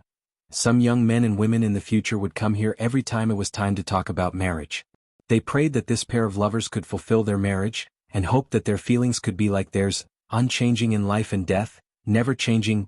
Tianxiang City was in turmoil, and the entire Shenzhen continent was also in turmoil. In the far north, in the Blizzard Silver City, where another superfamily was located. His heart was filled with anxiety. Xiao Xingyun looked at the snowflakes of information in front of him and sighed helplessly. He regretted that he didn't kill them all those years ago, causing him to attract such a disaster today. How could they resist the power of the Jun family? The mysterious expert had caused a total of 90 experts from the 3 Holy Lands to be defeated in one fell swoop. The number 1 king of Tianfa, Venerable Mei, turned out to be that little bastard Jun Moxie's woman. All these ridiculous things had happened to Jun Moxie, and no one dared to believe it, but they had no choice but to believe it. And the letters he wrote to the 3 Holy Lands asking for help had not received any reply. As for the people he sent, there was no news either. Xiao Xingyun hadn't been able to eat or sleep well these past few days. Don't tell me that my Xiao family is so close to unifying the Silver Blizzard City. Is it going to be destroyed? Han Zhanmeng, the lord of the Blizzard Silver City, had been asking about the whereabouts of the group of people who had gone out. After all, it was too outrageous that they did not return to the Blizzard Silver City for the new year, especially when the little princess Han Yanmeng was among them. Although there were messages from the fake third elder and the others, Han Zhanmeng still felt that something was wrong. What could be more important than returning to the mountain for the new year? Moreover, little Menger had been gone for so long. How could she not miss her parents when she was so attached to them? How could she stay outside for so long? Was the new year? Even her father, who had been in seclusion for a long time, had come out. But he kept saying that he was busy and could not come back, and that he would only be back in spring? Could it be that something went wrong somewhere? Also, the Jun family said that they were coming to take revenge on the Xiao family. Was this true? In short, during this period of time, the atmosphere in the Silver City was not right. So during this period of time, Han Zhanmeng had been visiting the intelligence department a lot more often, which made the Xiao family even more fearful. They were afraid that Han Zhanmeng would discover something, and that would be terrible. Now was not the time when they wanted to exterminate the entire Han family. Facing a strong enemy like the Jun family and Jun Moxie, it was always good to have a little more help, not to mention a strong ally like the Han family. Today Han Zhanmeng came again. Because he suddenly had doubts about the intelligence office of the Xiao family. Even if he was really busy, his youngest daughter should have written a letter back. Ever since she left, little Meng had only sent a letter twice, and since then there was no news from her. No matter how busy she was, she should have time to write a letter, right? Besides, no matter how busy she was, could she be busy? Everything was strange. Great Elder, you're here too. Is there any news recently? Han Zhanmeng's handsome face was expressionless as he greeted him lightly. My lord. Xiao Xingyun straightened his back. Although he was over 100 years old, he was still tall and straight. His eyebrows were sharp and his face was devoid of wrinkles. If it were not for his white hair, others would have thought that he was a handsome man in his 30s or 40s. The recent news is not good for our Blizzard Silver City. Xiao Xingyun sighed. The Jun family is coming aggressively. It seems that they are confident. Our Silver City is on the brink of crisis.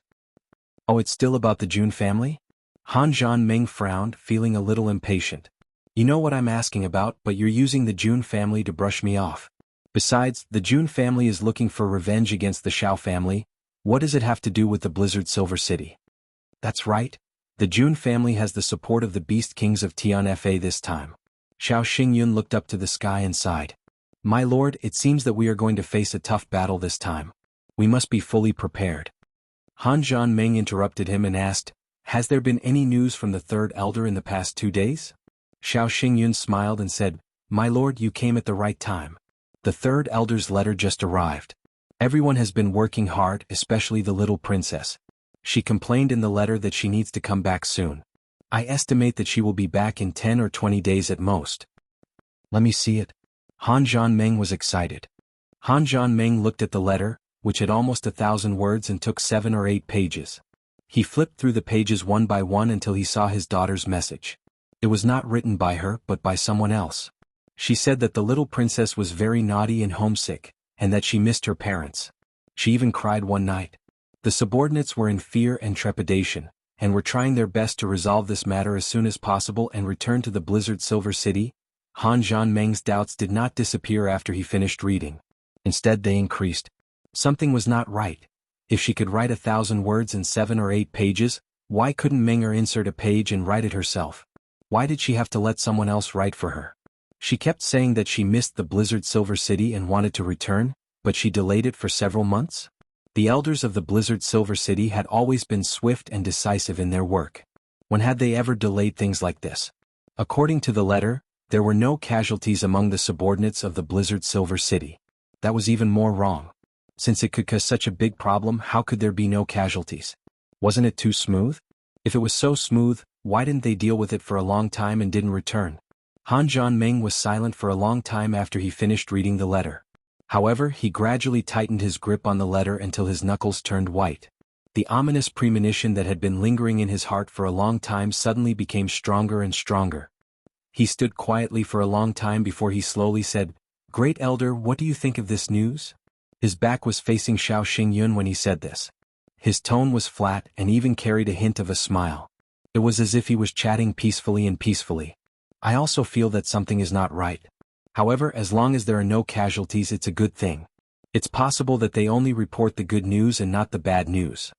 Xiao Xingyun frowned and thought deeply. Xiao Xingyun frowned as he pondered deeply. He then said, However, many people have gone out this time. Their strength is also considerable. But they haven't returned even after such a long time. It seems that the difficulties they've encountered aren't as simple as they've been described in the letter. This is inevitable.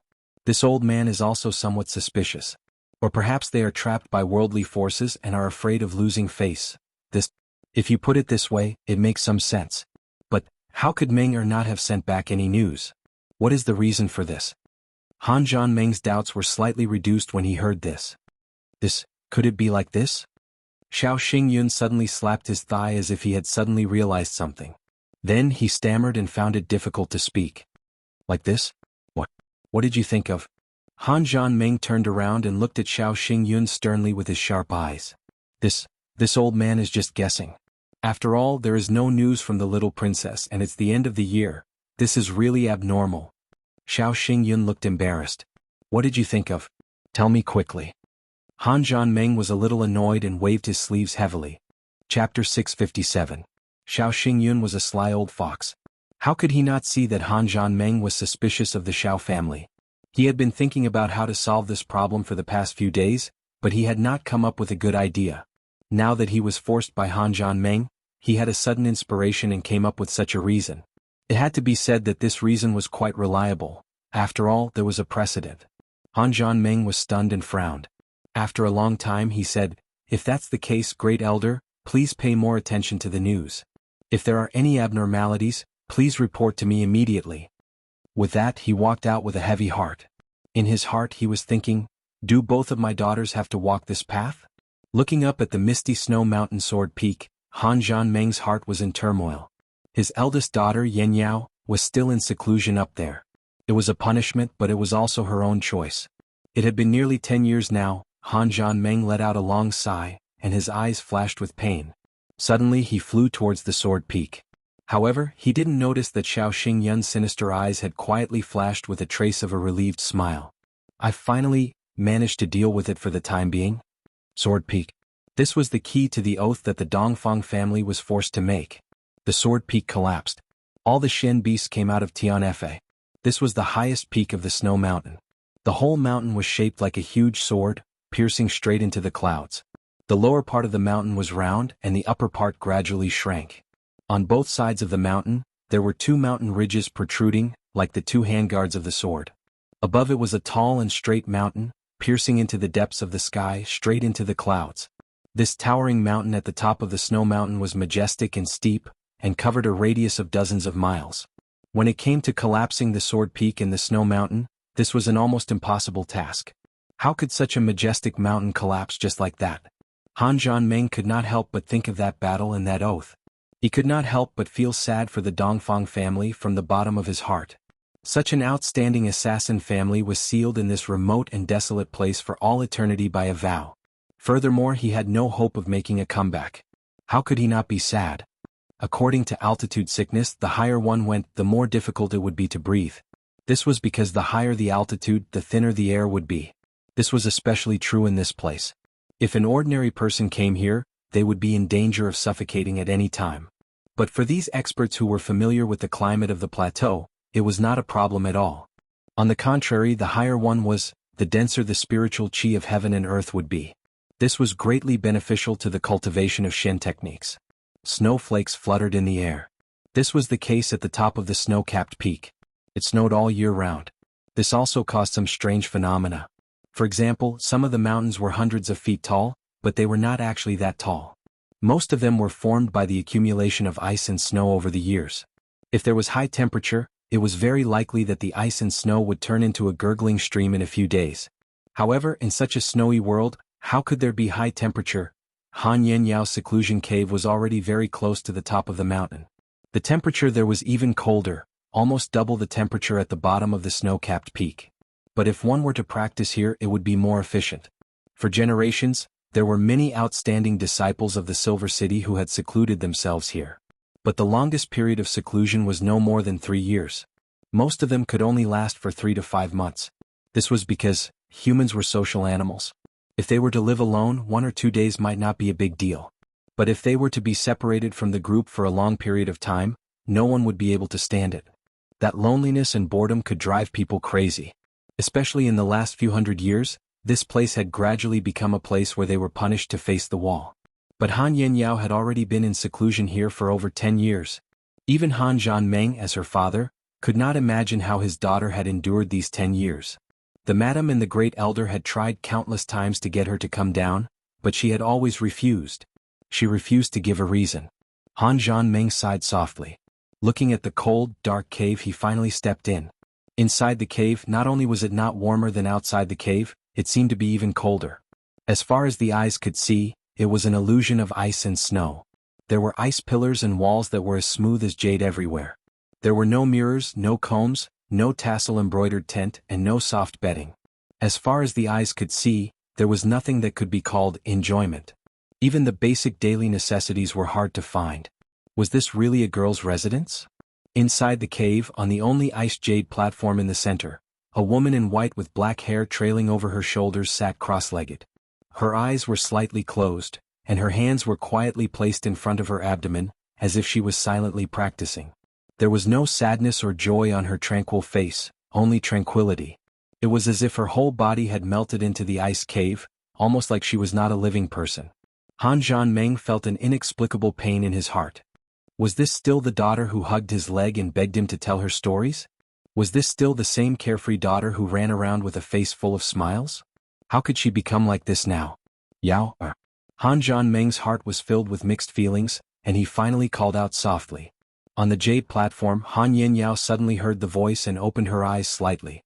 Unexpectedly, her father appeared in front of her. There was a rare trace of warmth in her calm eyes, but there was still no change in her expression. Father, it's you.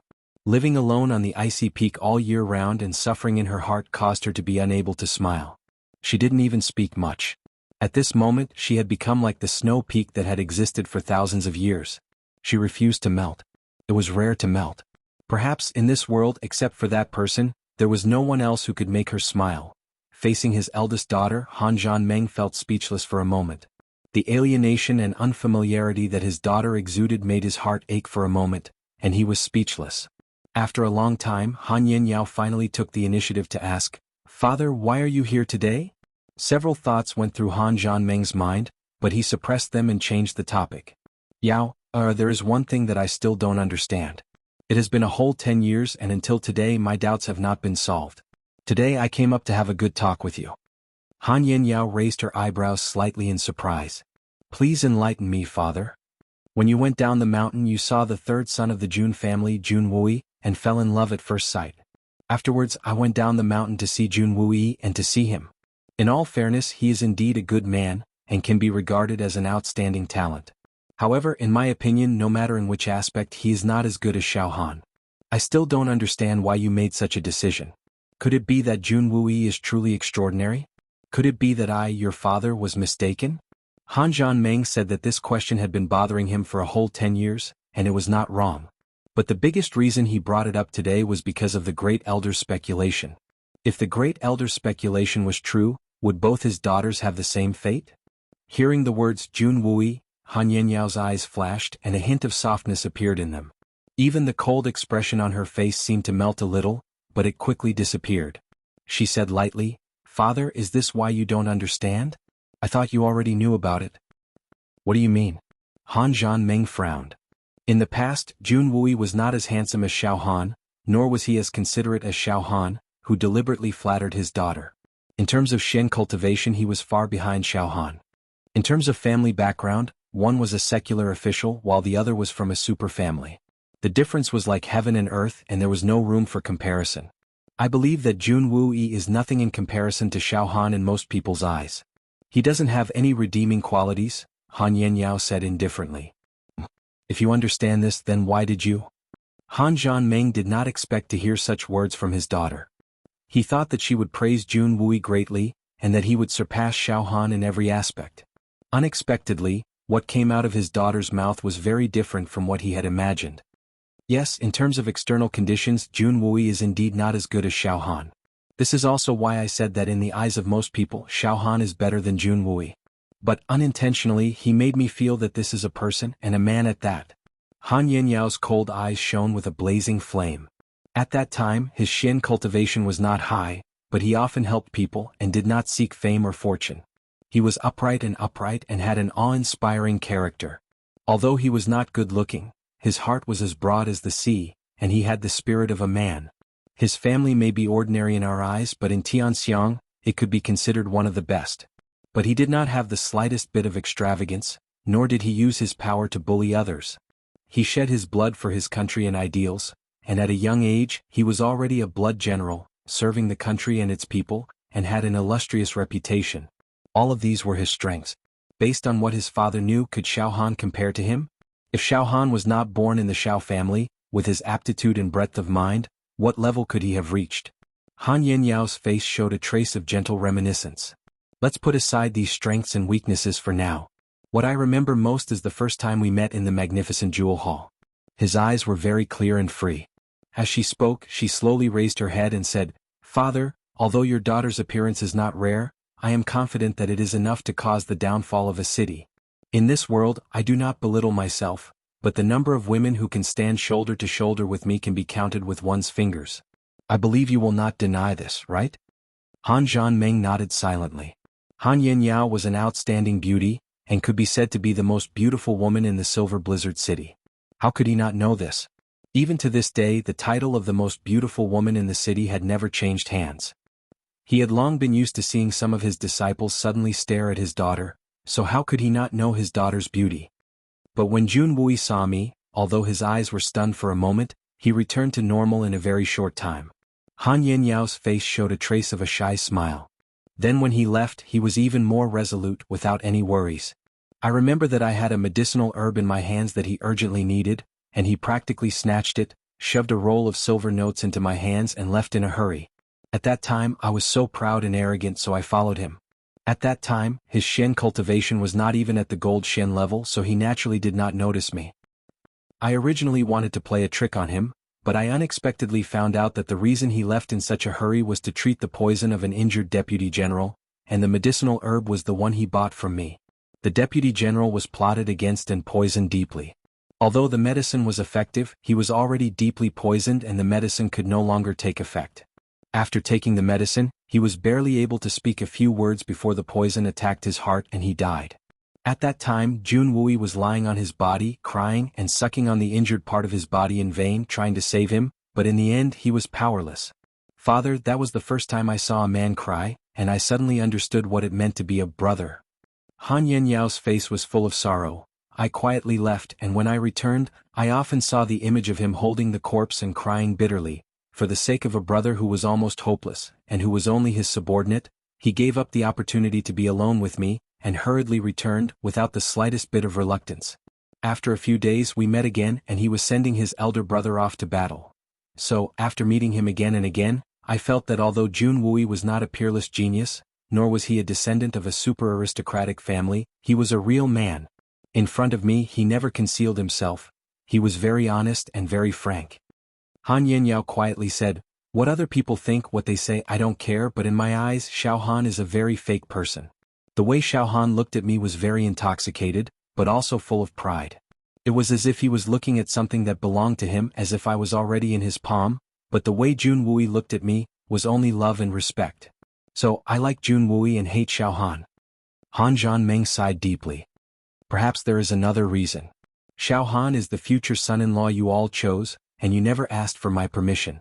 As for Jianghu, he is the man I like and I feel that I can rely on him for life.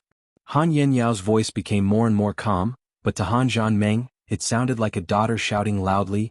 Maybe it was because of the ancestral teachings or because of the friendship between the two families at that time, the marriage was decided. But after we grew up, did you all feel that Xiao Han is very narrow-minded? Do you know how many disciples have had their hands and feet broken by him just because they said a few words to me? Some of them were even his uncles and brothers. Do you know that Xiao Han is an extremely dissolute person? When he was training in Jianghu, he started to flirt with women the moment he stepped into the secular world. He is even more unscrupulous in his actions. Whenever he does not comply with his wishes, he will use forceful means, and once the other party is stronger, he will use the name Han Cheng, and sure enough, it is always successful. With such a character, can you just close your eyes and let your daughter marry him? Maybe you can pretend that you don't know, but I can't. Of course I understand that you want to marry him, but have you ever thought about whether I would be happy if I really married Xiao Han? Xiao Han's behavior has never been a secret. Do you really not know? But father, you still did not change your mind. At that time, did you know, father, I was actually in despair. I was completely in despair. Han Yanyao's eyes slowly filled with tears. Han Zhanmeng listened in a daze, and suddenly his heart was full of regret. Even if he did not know all this, he had at least heard about it. But he had never taken it to heart. He had only thought that after marriage things would naturally get better. Under the care of the elders of the two families, how bad could things be? Only now did he know that he had made a huge mistake. Han Yanyao said angrily, "Until I met Jianghu. Father, I believe that any girl would choose Jianghu over Xiao Han for the sake of her lifelong happiness, right? He is just a beast in human skin." After the trip to Tianxiang, the Xiao family became even more domineering. From the beginning to the end, Jianghu did not know my identity, nor did he have the slightest intention of clinging to the Silver Blizzard City. But the Xiao family directly sent people to warn them. Was that a warning? That was a naked humiliation. They even forced me to return to the mountain. After that, they used all kinds of methods to attack the Jun family. What crime did Jianghu commit? The god of war of a generation, an unparalleled hero, had died with injustice because of them. Jianghu Meng was a hero, an upright man, but because of us he died tragically in Tianguanlin. What's more, Jun Wu Hui's 2 sons also died because of this, and they were only teenagers. Jun Wuyi had also been beaten into a cripple. The reason why he hadn't died was probably because of Xiao Han's words. He wanted to make him beg for death, but he couldn't. If it was not for me, I would have died on the spot, and the Xiao family even planned to annihilate the Jun family. Didn't you know all this? But did you say anything? Daddy, your daughter's life has been ruined just like that. Han Yanyao's eyes were empty as she looked at her father. It was because of me that Jun Wu Hui and Jun Wu Meng died. Jun Mo Yu and Jun Mo Cho also died when they were young. All of this is because of me. Father, if you were Jun Wui, would you want such a disaster? No matter how much you like this woman, your family all died because of her. Would you still accept her? Father, put yourself in her shoes. I have a conscience. People often say what people do, the heavens watch, karma, karma, karma. But is there real justice? In this world where the fist is the strongest, justice is not in the hearts of the people. Right and wrong are determined by strength. Even if there is someone who has the strength to uphold justice, but due to various reasons, he is not willing to stand up for this tragedy. How many supremes and superior supremes there are in this world, as long as they stand up and say something, they can avoid this tragedy. But they did not. What can they do? What can they do? Han Zhanmeng frowned in pain, looking at his daughter's sorrowful story, but he could not say a word. He felt as if something was stuck in his throat. How could he not know that when his daughter said, someone who has the strength to uphold justice, but due to various reasons he is not willing to stand up for it, she was talking about him? Facing his daughter who had suffered for 10 years, what could he say? Han Yenyao stood up slowly, her eyes filled with sadness as she looked at the snowflakes floating in the cave and said slowly, this cave is very cold, so cold that even I can't stand it. But I don't want to go down, I would rather stay here until I die. I don't want to go down and see those familiar faces because it makes me sick. It makes me hate, it makes me want to kill them all. They are not worthy of being human. Han Yenyao said quietly, on the first day I came here, I carved the names of big brother Jun Wu Hui and second brother Jun Wu Meng on the ice wall, and set up their divine positions. Later I found out that my 2 nephews also died because of this. I stayed here and worshipped them. There is no incense or paper money here, only me, a sinful woman, kowtowing 3 times a day. Other than that, I can do nothing else. I can only face them every night and sincerely say sorry to them, say sorry.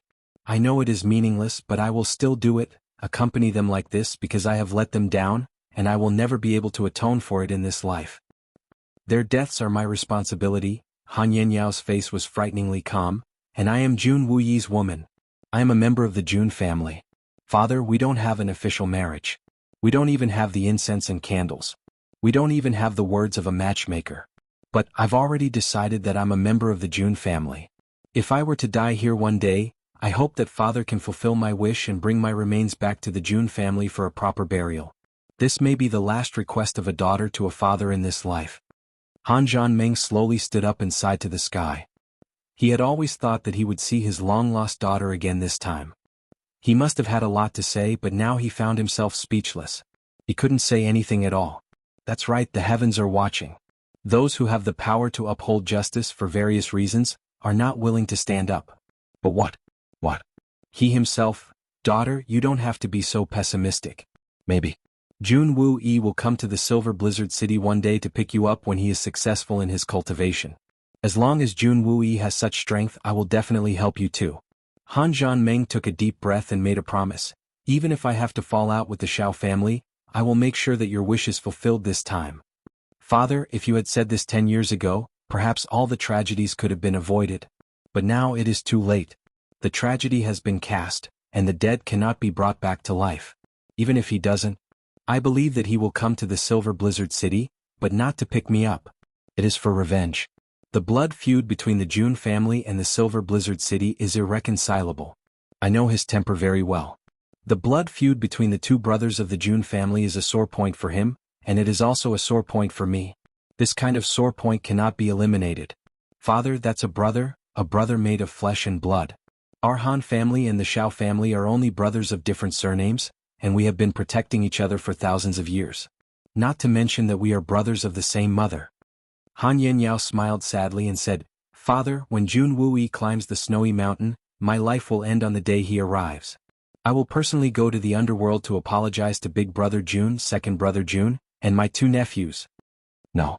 I will not allow it. Han Jianmeng's body trembled with fear and he shouted sternly, "You cannot be so reckless. If you do this, how will your mother and I face it? Father and mother's shock at my passing? I'm sure they will be very sad."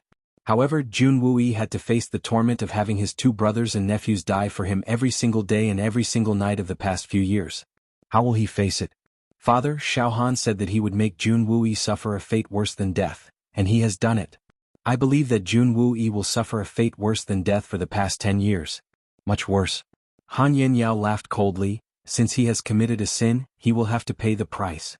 Apart from using human lives to pay this price, there was nothing else that could be used to pay this price. I only hope that the Han family of the Silver Blizzard City won't stand on the side of the Xiao family when that day comes. That would only add to our mistakes. Han Jianmeng looked up to the sky and sighed, and he said in a low voice, "Yao, you don't have to wait too long. The Jun family has already released the news that they will attack the Silver City on the 2nd of February this year. This news is already known to the whole world. On the 2nd of February, they will destroy the Silver City with one sword. This is the declaration of war from the Jun family." Ah? Han Yenyao suddenly jumped up and looked at her father with wild joy. Her voice trembled as she said, "Daddy, is this real? You're not kidding me, are you?" "Of course it's true. Do you think I'm joking when I say that foreign enemies are attacking the Silver City?" Han Jianmeng nodded speechlessly. Looking at his daughter's happy face, he suddenly felt powerless. His own daughter was so happy that the enemy was going to attack them. The Jun family had said that they were going to attack the whole Silver City and not just the Xiao family. Then, how strong is the Jun family now? If they don't have full confidence, won't they be in danger? Han Yenyao asked worriedly. The strength of the Jun family? They are stronger than the Silver City? Han Jianmeng smiled bitterly. You can rest assured. That's great. Don't worry, Father. Wu is not someone who kills indiscriminately. Attacking the Silver City is just to take revenge on the Xiao family. He will never implicate the innocent. I trust him on this. Han Yenyao's eyes were full of deep hatred. When the time comes, I want everyone in the Xiao family, starting from Xiao Han, to die without a whole corpse. Not even the chickens and dogs will be spared. I hope so, but the Xiao family...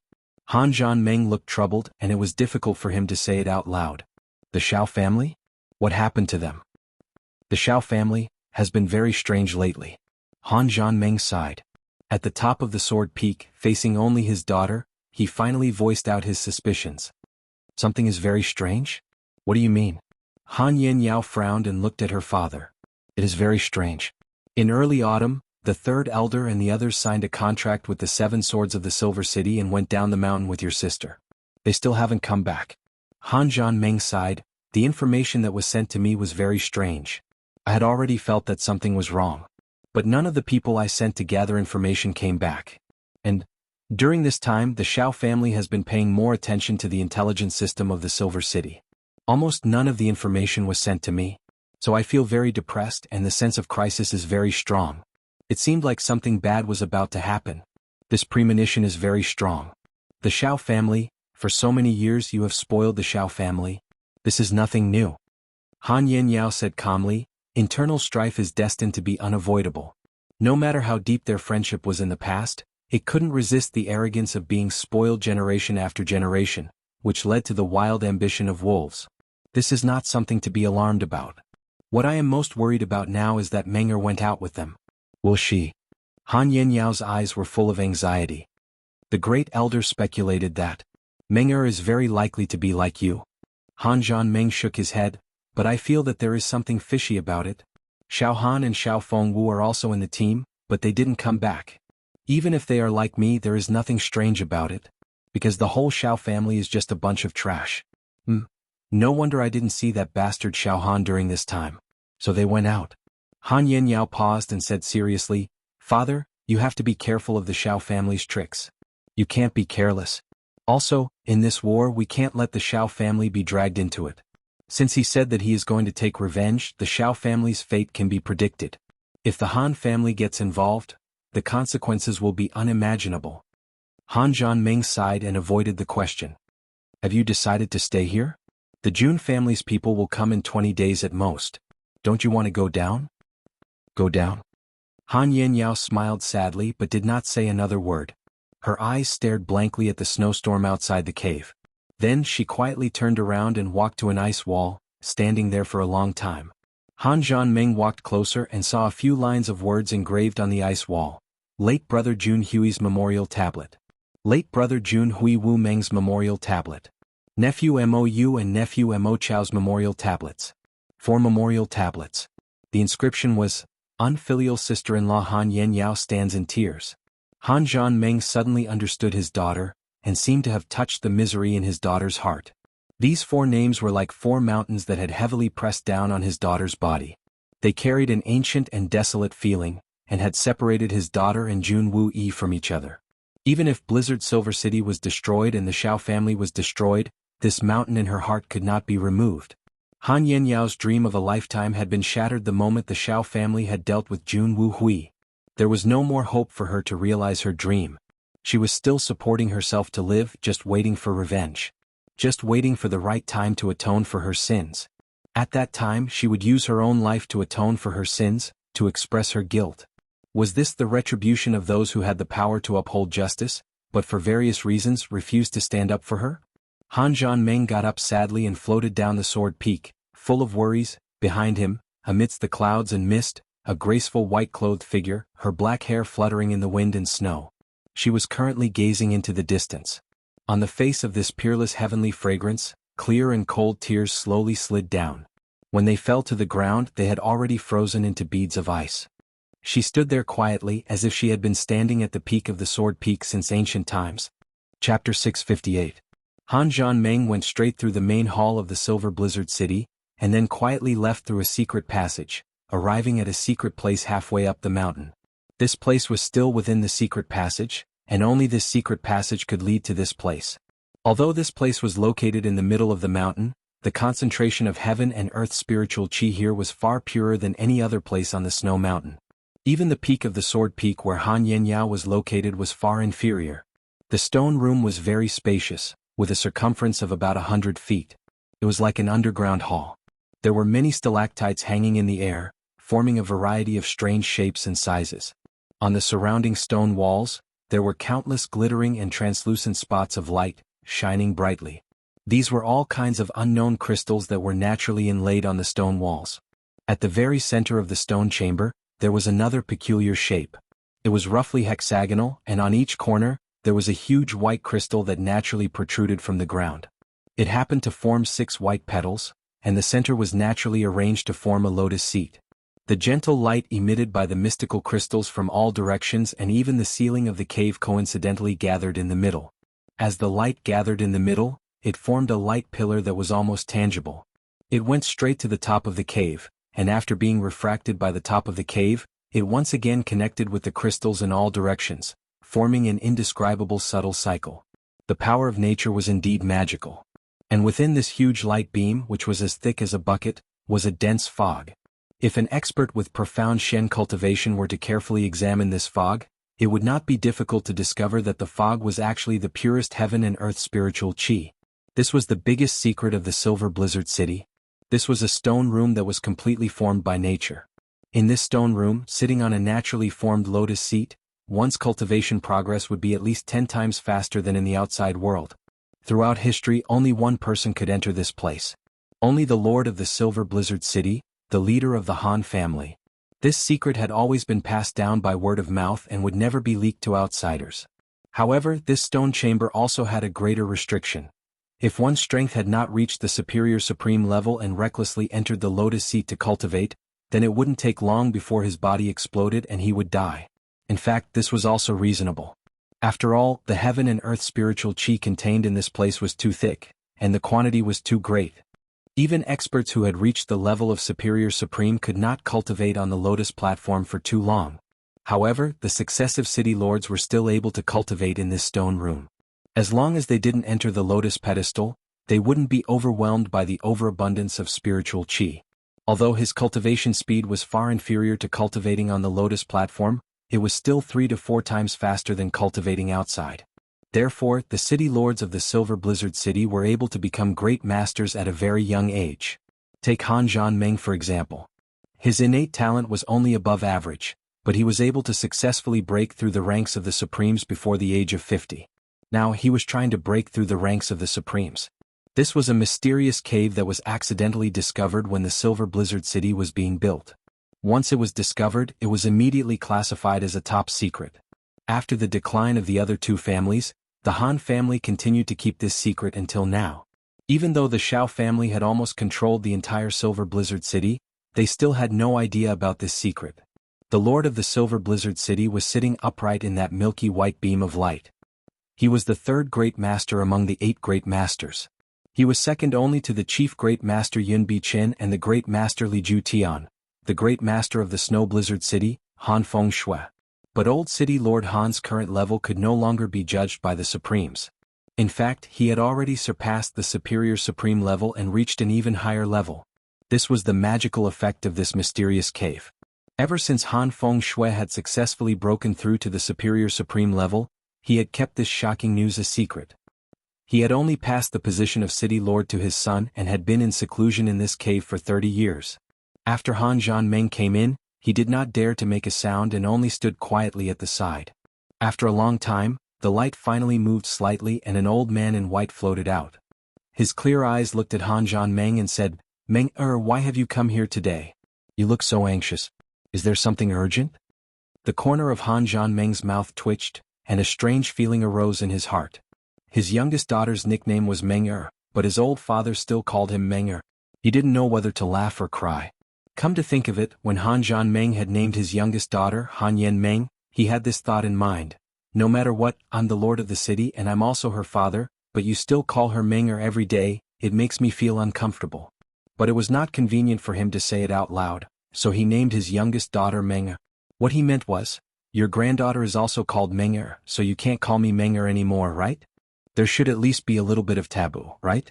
Who would have thought that her father, who had always been wise and far-sighted, seemed to be unaware of this? He still addressed her as Meng-er when he saw her, and also called his granddaughter Meng-er when he saw her. The 2 generations of father and daughter had the same name. Han Zhanmeng sighed and finally decided not to think about this infinitely depressing problem anymore. He had never won against his old father. He got straight to the point and said, "Father, the situation in Silver City has been very strange recently. I have analyzed it for a long time and finally came to a very unexpected conclusion.